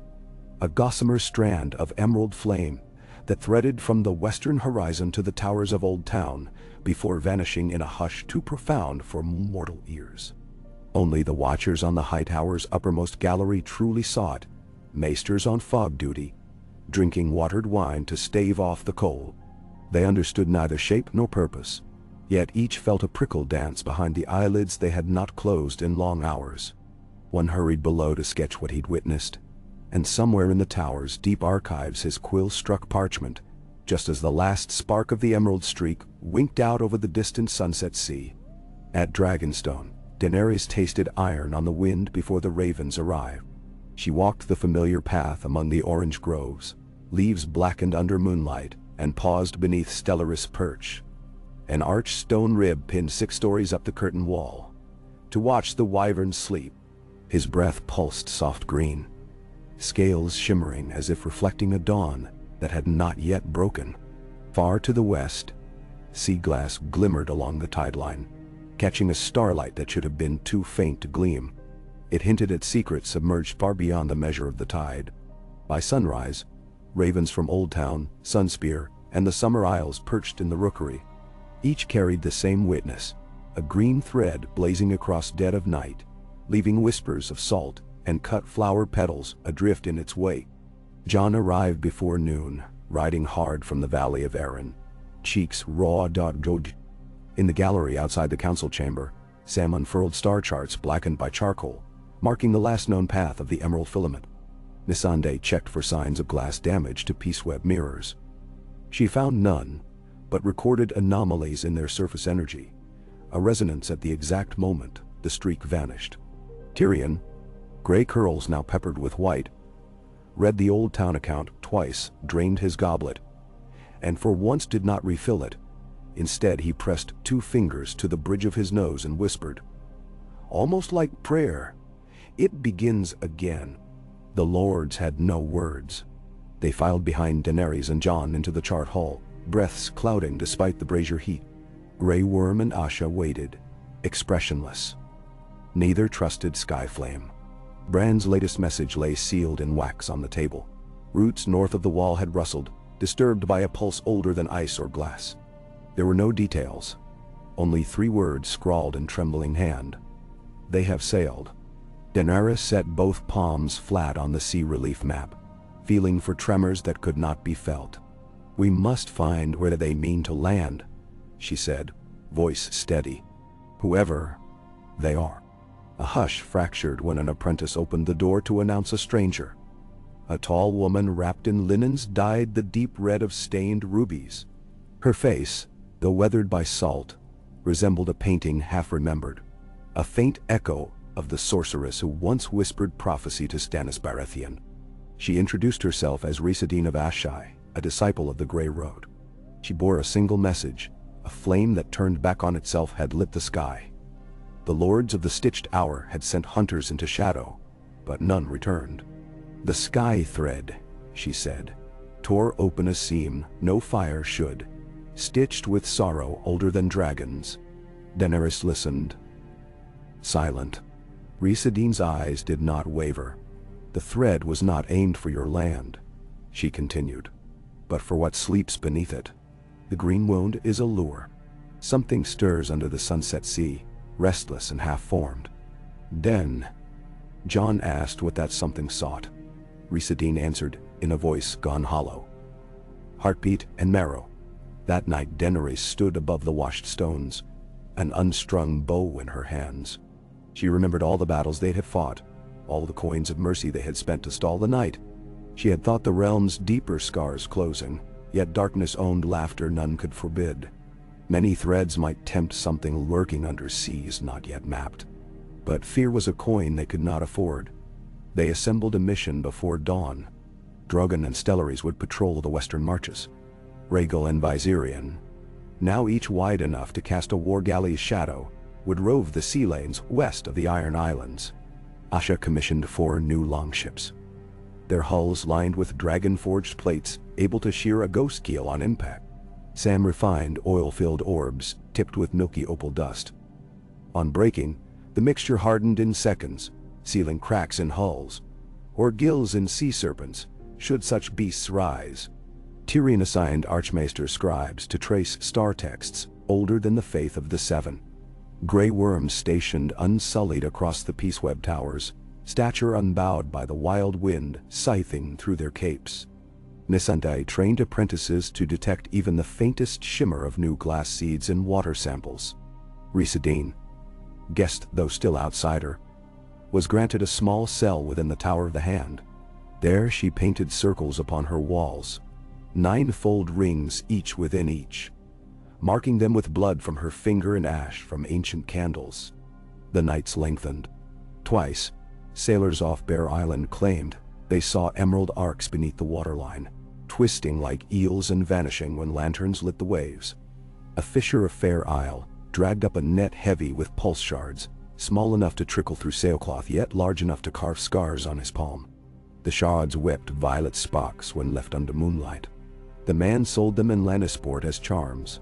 Within 3 days, smiths who had handled them were found sleeping but unresponsive, their skin ice cold. When such tidings reached King's Landing, Tyrion closed the capital's south gates for 1 day. Time enough for Samwell's healers to scour markets for illicit shards. Daenerys did not relish locking her city, but fear unchecked pens seeds of revolt. She spoke nightly to children at the Quiet Fund orphanage, telling them of starlings that sang until dawn chased away the dark. In those moments, hope felt tangible, sturdy enough to brew courage once more. But courage alone could not mend the world's opening seam. Bran's ravens soon carried darker news. Weirwood roots in the far eastern woods of Cahor whispered synesthetic images. Saltmouths breathing dandelion seeds, foam rising into shapes of broken men.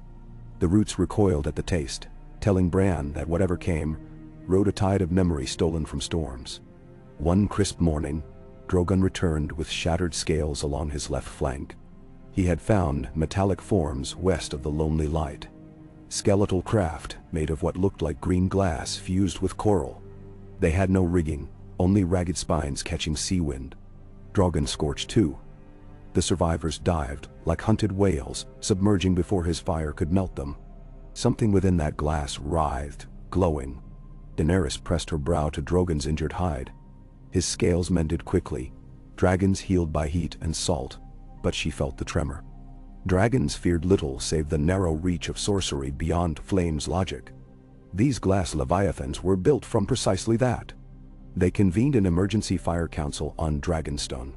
Rhys said the craft were only vessels. Their core carried seed fire meant to crack the shell of the world. She spoke of leviathans of the night, a myth even Ashai's oldest shadows whispered with hesitation. Titans of lucent bone, birthed in void before light's first breath, said to consume seas when starfall called them.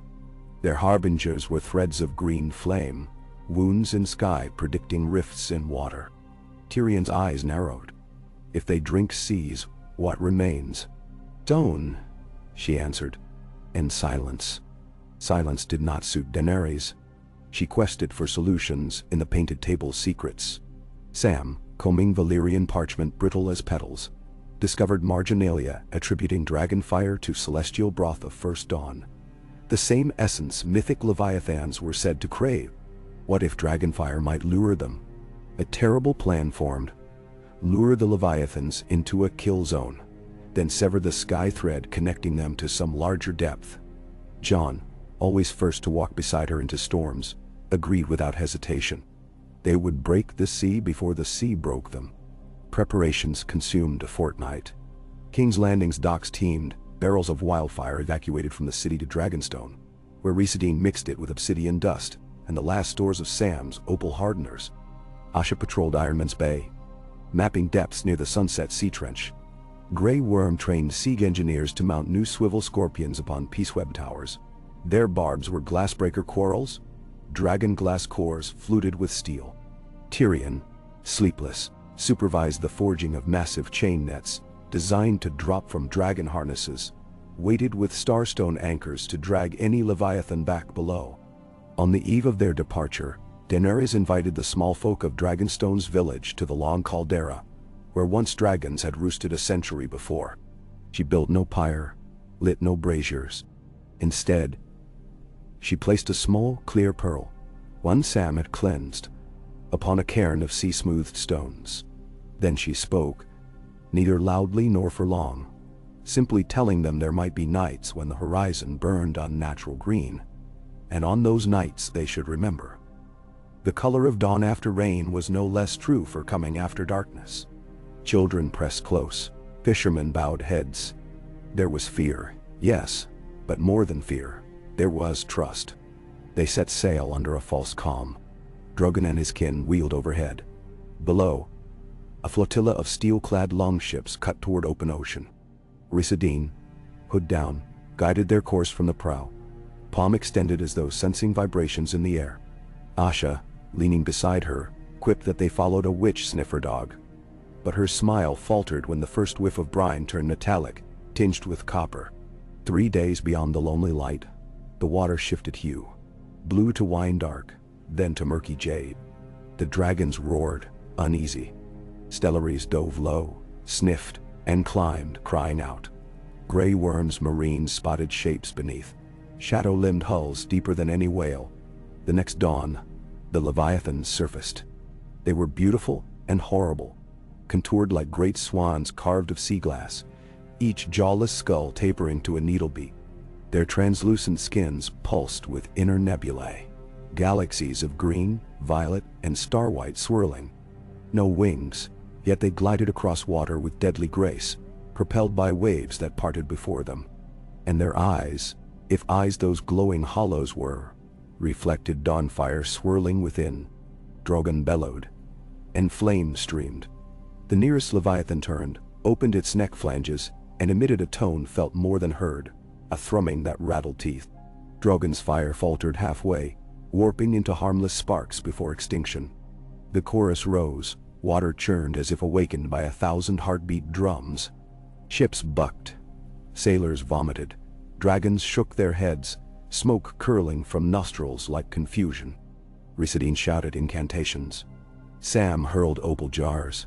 They cracked, forming floating discs of crystal that solidified into stepping stones across water, refracting the Leviathan's song. The monsters slowed, turning curiosity to the alien surfaces.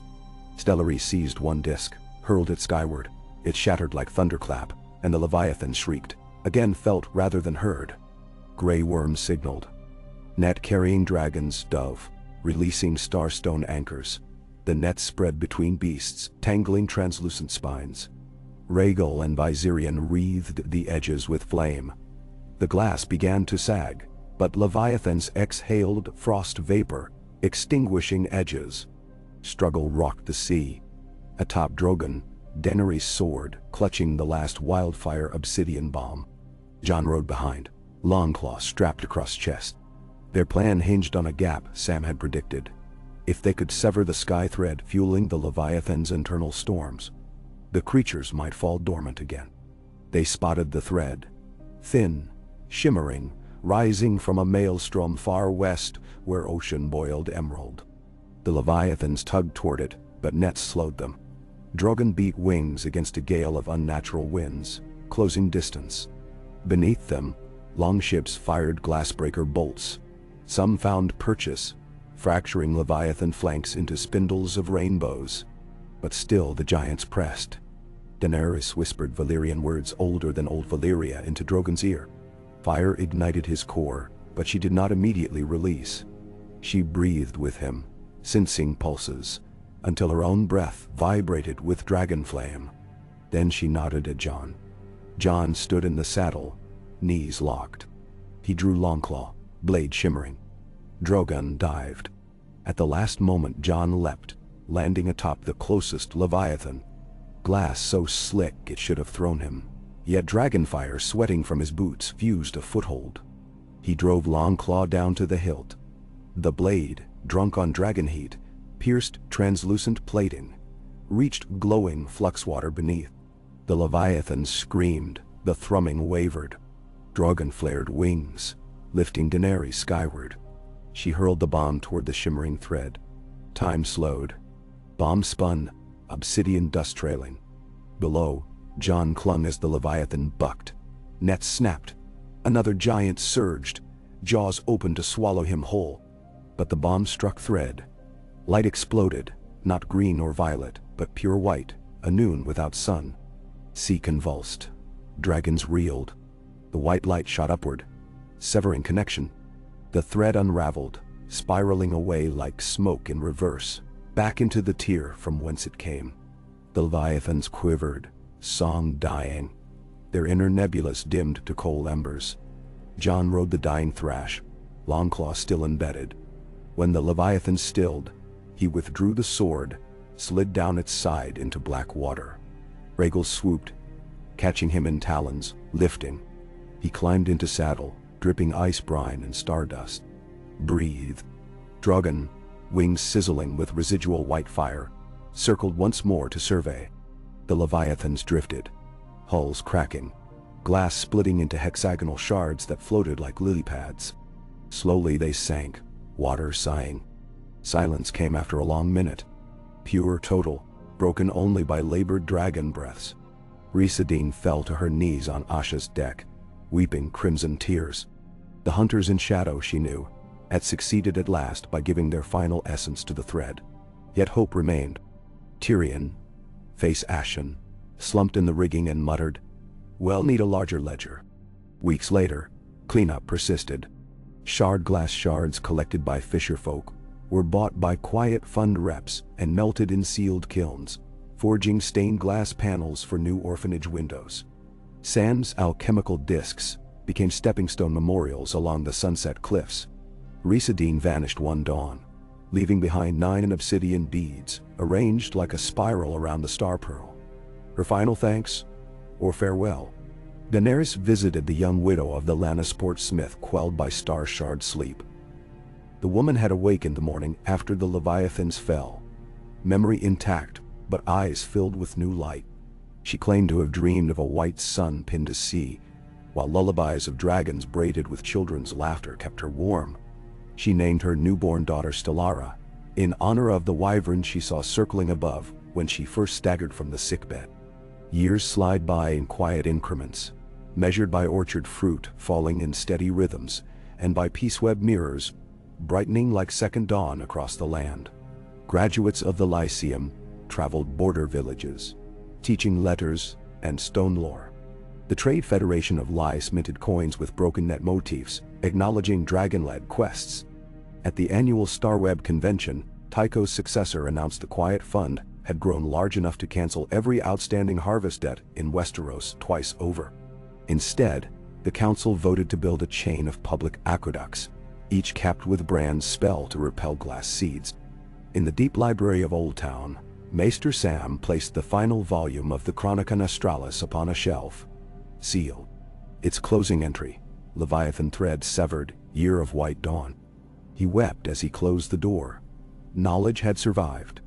Some nights, when small folk looked to clear skies, they swore they saw faint green motes, drifting but dissolving quickly, like dew.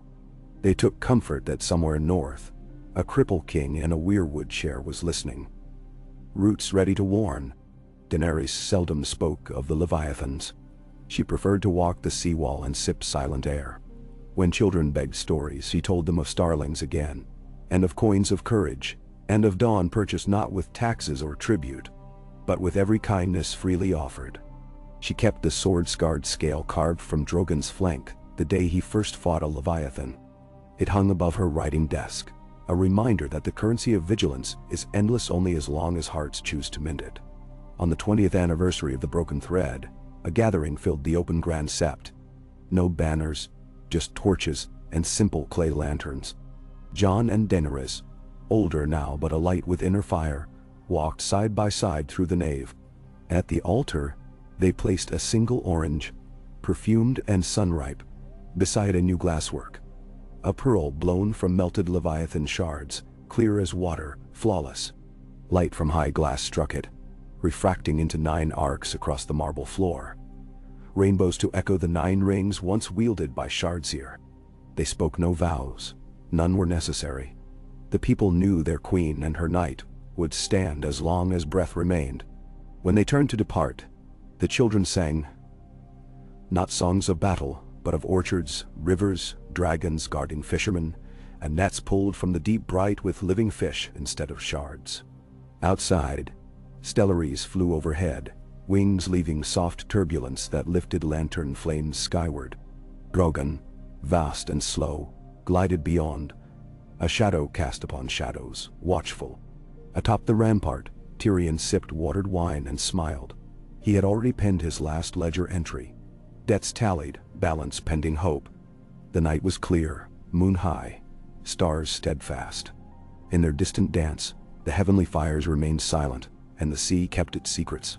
But if anyone had listened closely at the edge of the black water, they might have caught a new harmony. Wind through orchard leaves, children's laughter, faint dragon heartbeats, and the steady pulse of peaceweb mirrors flashing signals into the dark.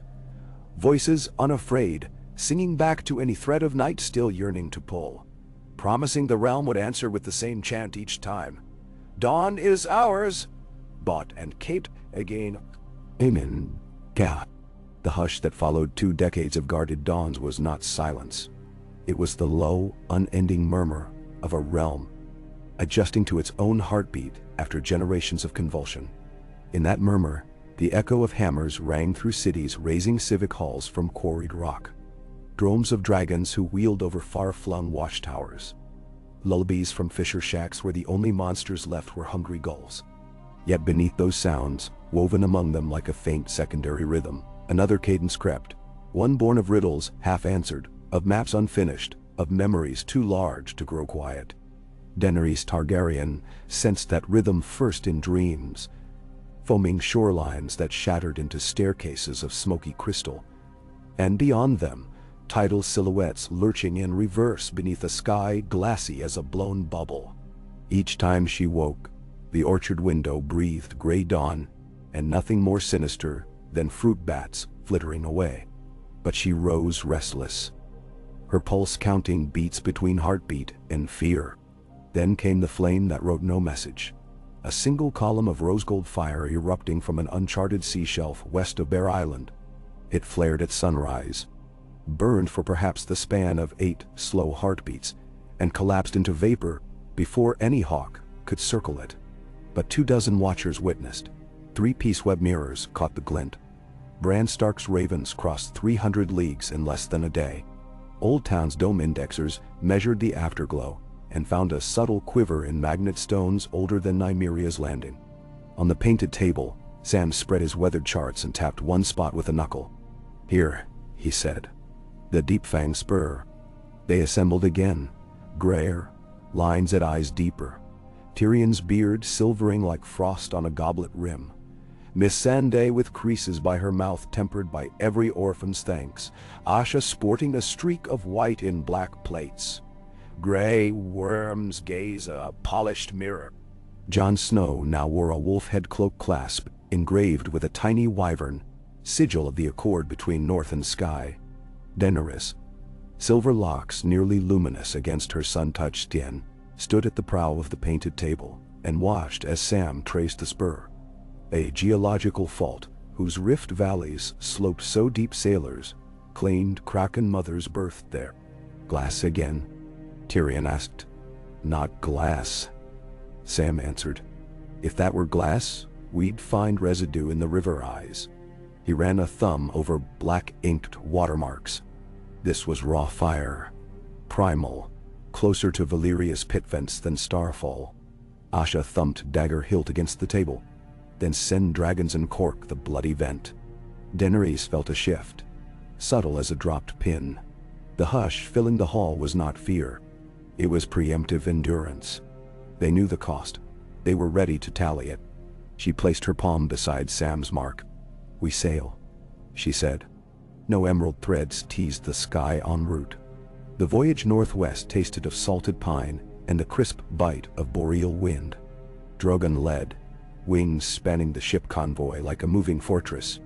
Stellaris, sleek now as any mature wyvern, twined playful figure eights through his slipstream, while Rhaegal and Viserion patrolled flanks. Below, 6 longships and 2 broad-beam cogs churned swells. On their decks clattered new weapons. Harpoon ballistas whose shafts bore expanding anchors forged of tempered steel and obsidian. If a vent belched glass beasts again, chains would bind them to the trench, not the sky. The Deep Fang Spur greeted them beneath a twilight halo of aurora, rippling green and crimson. The aurora shone anomalously low, curtains licking wavetops. Even the dragons banked warily, silhouettes tinted bloodlight. Tyrion, peering through a polished spyglass from the Nymeриa's bow, muttered, "It's as though the sky bent to drink its own reflection." Rhys of Eshai had not returned these many years, yet her absence felt present as they approached the spur.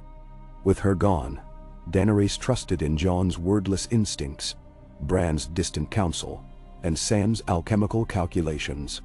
In such trust, fear found no purchase. But wonder bloomed. A fragile twin to dread. Closer their ship cut, revealing the spur.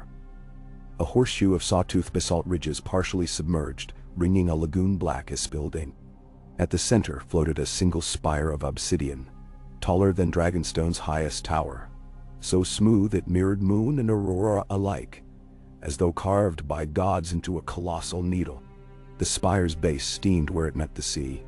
Around that base, green-gold motes flicked upward, not sparks or embers, but lazy, spiraling flecks, fireflies birthed of stone.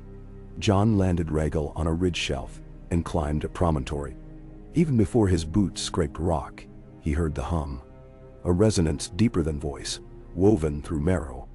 Ghost, now half-gray with age yet still formidable, trotted by his side and let out a low, uneasy growl that vibrated in Jon's sternum. He signaled the fleet, anchor beyond vent radius. Grey worms, black-armored marines, guided ropes. Asha stayed restless, knuckles unscabbard, sighting fog ghosts he alone saw curling over water. Sam and Missandei, perched at the weather rail, deployed scrying lenses. Through them, the moats around the spire revealed their nature. Not flame nor ember, but words. Valyrian glyphs no longer written anywhere in the living world. Each moat was a letter, spinning slow in a vertical helix. Together, they inscribed a phrase that repeated, Emmer, I, Daitartor. Come forth. The phrase rotated, end touching beginning. Drogon roared, tails of vapor swirling in his wake. The spire answered. A single pulse of rose-gold radiance up its length, splitting night for one heartbeat. Waves heaved outward, ships rocked, lanterns rattled. Tyrion's hand jerked, dashing ink across his log. Forgive me, but I prefer invitations written on parchment. Daenerys took no offense. She guided Drogon lower until his talons skimmed steam. The spire's mirrored surface rippled. Not reflection, but reaction. It depicted her as a silhouette of light, crownless, wings of flame flaring behind. Then, in an instant, the image shifted. Her silhouette divided into three smaller forms, child figures, each holding a broken chain link. She knew an augury when she saw one. She banked away, landed on the ridge near Jon. Wind off the vent scoured their cloaks, tiny ash flakes. Harmless, drifted onto hair. Jon said, "It wants something brought forth." "Or something within wants out," she countered. Sam joined, breathing hard from the climb. Scribe kit, clanking. "We should test the vent's water." "You can test after," Asha called up, feet planted wide on lower ledge. "What are you seeing?" Tyrion's voice drifted through a speaking tube. "We see riddles," Jon answered. "Nothing more, yet." Daenerys closed her eyes and listened deeper than hearing. The hum thrummed like a slowed dragon heart, not malignant but mournful, as though the spur itself wept for some beached leviathan. "Permission to approach, Your Grace," Sam asked, voice tremulous but resolute. She nodded. He and Missandei descended to a narrow wash where vent water pooled. They ladled sample jars, sealed them with resin. No sizzling, no glow, just brackish warmth. Yet when Sam held the jar toward sky, faint sparks twined within like dust motes catching sun. Glyphs again, but tinier. He swallowed. "It's fractal language," he murmured. "Letters nested in letters, a recursion of call." Daenerys asked, "What if the thread we severed years ago was not the whole voice? What if this is its echo, trying a new shell?" Jon's eyes hardened. "Then we shutter the echo, before it learns to scream." Grey Worm scaled up with 2 scouts. Longship delivered anchors. Nets ready. Begged one. She surveyed their force. Old friends, tempered by storms, yet each carrying scars of dawns purchased dearly. She weighed risk. They could destroy the spire, dragons melting glass, harpoons cracking core. But shards of such height falling could ignite new quakes. Spawn more threads. Better to seal than shatter, Sam had counseled. How seal? She muttered. Sam thoughtfully rotated the jar. Glyphs inside realigned, forming 3 rings, then collapsed into a single vertical stroke. His breath caught. It's showing solution. Compression. Ring 3 into 1, the call ceases. Nenato, Nisande said. 3 dragons. Silence found them then. Drogon exhaled a cloud of smoke pocked with embers. The other 2 great dragons answered. Celeries banked overhead, keening note that caught echo from spire. 3 dragons. 1 greater, 2 mighty. Compression. Jon grasped it first. Unite their breath, he said. Alternate flames? No, simultaneous. Daenerys laid a hand on Drogon's jaw. Trine fire melding. That much heat could fuse the vent mouth into pumice glass. Encasing cull inside stone? Sam nodded eagerly. Yes. Dragonfire vitrifies basalt at those temperatures. The glyphs would drown in silent crystal, forever unreadable. Tyrion's distant shout. Or blow us all to glowing confetti if we miscalculate. She allowed a brief smile. Confetti's cheaper than apocalypse. Preparations moved, swift. Longships hauled nets aside. Anchors readied in case molten rock threatened to crack. Stormbreak shields coated in Sam's opal mixture, erected along ridge to guard marines from radiant heat. Dragons lined above vent in inverted triangle. Drogon at apex, patience coiled. Rhaegal to starboard, scales shimmering peridot, Viserion port, ivory wings lit amber by aurora. Stellary circled sentinel. Daenerys mounted Drogon. Jon chose Rhaegal. Hay alone could coax them to unify breath. Grey Worm, command voice amplified through bronze megaphone, instructed all personnel to down helmets and cover ears. Nisandai clutched Sam's arm as he uncapped a jar. If glyphs screamed, he wanted to hear their last phrase. He doubted he'd decipher, but he would witness. Drogon roared thunder. Rhaegal and Viserion joined until the air vibrated shimmering strata. Daenerys raised dragonbone spear, slashed downward. 3 throats ignited. White hot. Gold green. Red black. The breaths converged in a literal crucible of colors, swirling into a spear that bored into the spire's base. Glass groaned, flexed. Molten veins raced upward, curling like vine. Jon urged Rhaegal to tilt flame marginally, aligning vectors for maximum compression. Viserion mirrored. The spire began to soften, narrowing at mid-height, sagging inward. Glyph fire motes, streaming up its sides flickered, fled, then froze mid-air. Words aborted. A quake rattled ridges. Water around the vent foamed. Superheated. Dragons strained, wings beating downward to maintain position. Nets far out snapped taut, anchors dragging as water heaved. Ships pitched. Sam shouted, "Hold another count of 20 pulses, basalt fusing now." Pulse after pulse. Glyphs sputtered, last sparks winking out. Spire's top sagged, tipping. But instead of shattering, viscous glass pulled downward, forming a bell lip over vent mouth. Dragons throttled fire, final jets welded lip to bedrock. Daenerys signaled cease. Flames guttered. Silence. Then a hiss, like breath exhaled by sleeping giant. The spire bell cooled tambourine orange, shading to dull umber. The aurora above faded, sky regained natural star glow. Glyphed motes, gone. No leviathans rose. The sea rested as before. Grey Worm lowered shield lines. Asha whooped, slapping a mariner's shoulder so hard he nearly toppled.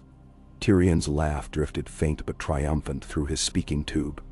Sam corked his jar, looked inward. The runes had dissolved into minute bubbles. Language annulled, he whispered. Nisande kissed his cheek, a rare break in protocol. Jon landed Rhaegal near Daenerys, both dismounting on trembling legs. They met halfway on basalt. Without words, he pressed forehead to hers. Salt sweat mingled. Behind them, Ghost howled once. A call pitched higher than wolf joy, lower than wolf grief, perhaps marking the changing of tides. Months passed. No new threads came. The vent cooled to crusted pumice, sealed. Nearby water regained cobalt hue. Fishermen, wary, gave wide berth, but whispered thanks nonetheless. For the catch along the spur grew abundant, as if the sea repaid its rescue. Peaceweb watchers found no further star-glass seeds. Whisper roots told only mundane tales. Box burrows curling round roots, lovers meeting in grove shadows, children's laughter. Bran's ravens carried stable tidings. No tremor, no splinter. In King's Landing, Tyrion finally balanced his last ledgers. He handed governance of treasury to Missandei, citing her inexhaustible patience and terrifying neatness. He retired to a vineyard near Casterly Rock's West Escarpment, where he pledged to write a treatise titled Coin, Chain, and Dawn, an unreliable accounting. Rumor said the dedication simply read, "For Shay, wherever mirrors find light." Sam's compendium of lingua ignis was accepted by the Citadel. First work to bridge High Valyrian with star-glass semantics. He winked at Gilly when Archmaesters praised its brilliant caution. Gilly rolled her eyes and told him to get more sleep. Asha took Wyvern riders north to chart unshored islands. "In case Dawn wants more maps," she said, though Jon recognized wanderlust when he heard it. She named her lead vessel Stellaris, Bite, and left with a grin sharper than sunset. Grey Worm remained commander, but with the war quiet, he found time to walk the orange groves in the evenings, Missandei at his arm. They seldom spoke. They did not need to. Jon, older, slower, but still carved from purpose, traveled between Winterfell and King's Landing, bridging councils with same stoic clarity.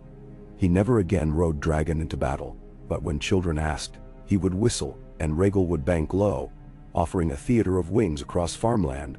Daenerys drifted neither into idleness nor relentless watch. She gardened.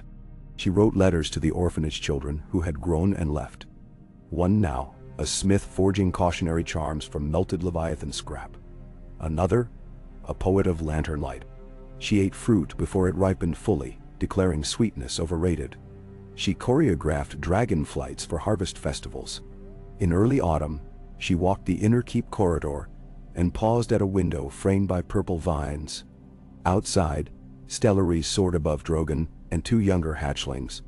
Unexpected clutch birth to a coastal wyvern, teaching them thermals. A letter waited on her desk. Bran's final counsel before he abdicated his root watch to younger greenseers. "We write the next breath by breathing," he penned. "We keep the ledger balanced by living within it." She sealed that letter inside a clear orb, placed it on the shelf opposite the scale relic. No more omens, just reminders. One dusk, she climbed to the orchard cliff, found Jon there, a blanket spread, 2 cups of spiced cider. They spoke of nothing urgent. Moles ruining carrot beds, Tyrion's probable exaggerations. After a while, words faded. Ciders cooled. They watched sunset ignite the bay, water reflecting oranges skyward. Dragons roosted behind them, minimal silhouettes against molten horizon. A breeze carried notes of lavender and burning wood from village hearths. The hush held a new quality, not wariness, but lull between heartbeats when one realizes the next breath will arrive without cost. Jon broke the quiet. "Do you miss it?" He gestured skyward. "The fight," she considered. "Some days. The striving shapes us, like flame shapes glass." She lifted an orange, rolling it. "But peace shapes what we become after." "Are we after?" "For now," she smiled. "Until dawn sends invoice again." He laughed, low. They clinked cups and drank. Below, waves whispered against basalt. Orchard leaves rustled. Far in the city, a new bell rang the shift for bakers, starting dough for morning loaves. No emerald lines scarred the twilight, only fading contrails of hawks hunting dusk insects. Hope, Daenerys thought, was not a trophy perched on a keep's highest shelf. Hope was maintenance. Knives kept oiled, towers kept mirrored, kindness kept in pocket for nameless strangers. Expensive but affordable, if everyone paid coins of breath and vigilant hearts. She tipped her cup, offering last sip to earth. Then she rose, extended a hand. John took it. Together they walked back toward torches beginning to bloom along walls. Above them, Stellary spiraled, her scream no longer a warning, just a wilder form of music. Drogon rumbled approval, flapped once. His wings pushed air across orchard rows, scattering petals that shivered like tiny flames before settling quiet again. Night settled, but not with threat, with welcome. And the realm breathed in, breathed out, ledger balanced by the simplest arithmetic of day following night. Peace following toil, and guardians who understood at last that eternity was merely an unbroken chain of purchased dawns. Each link hammered glowing by hearts that refused to stop minting light.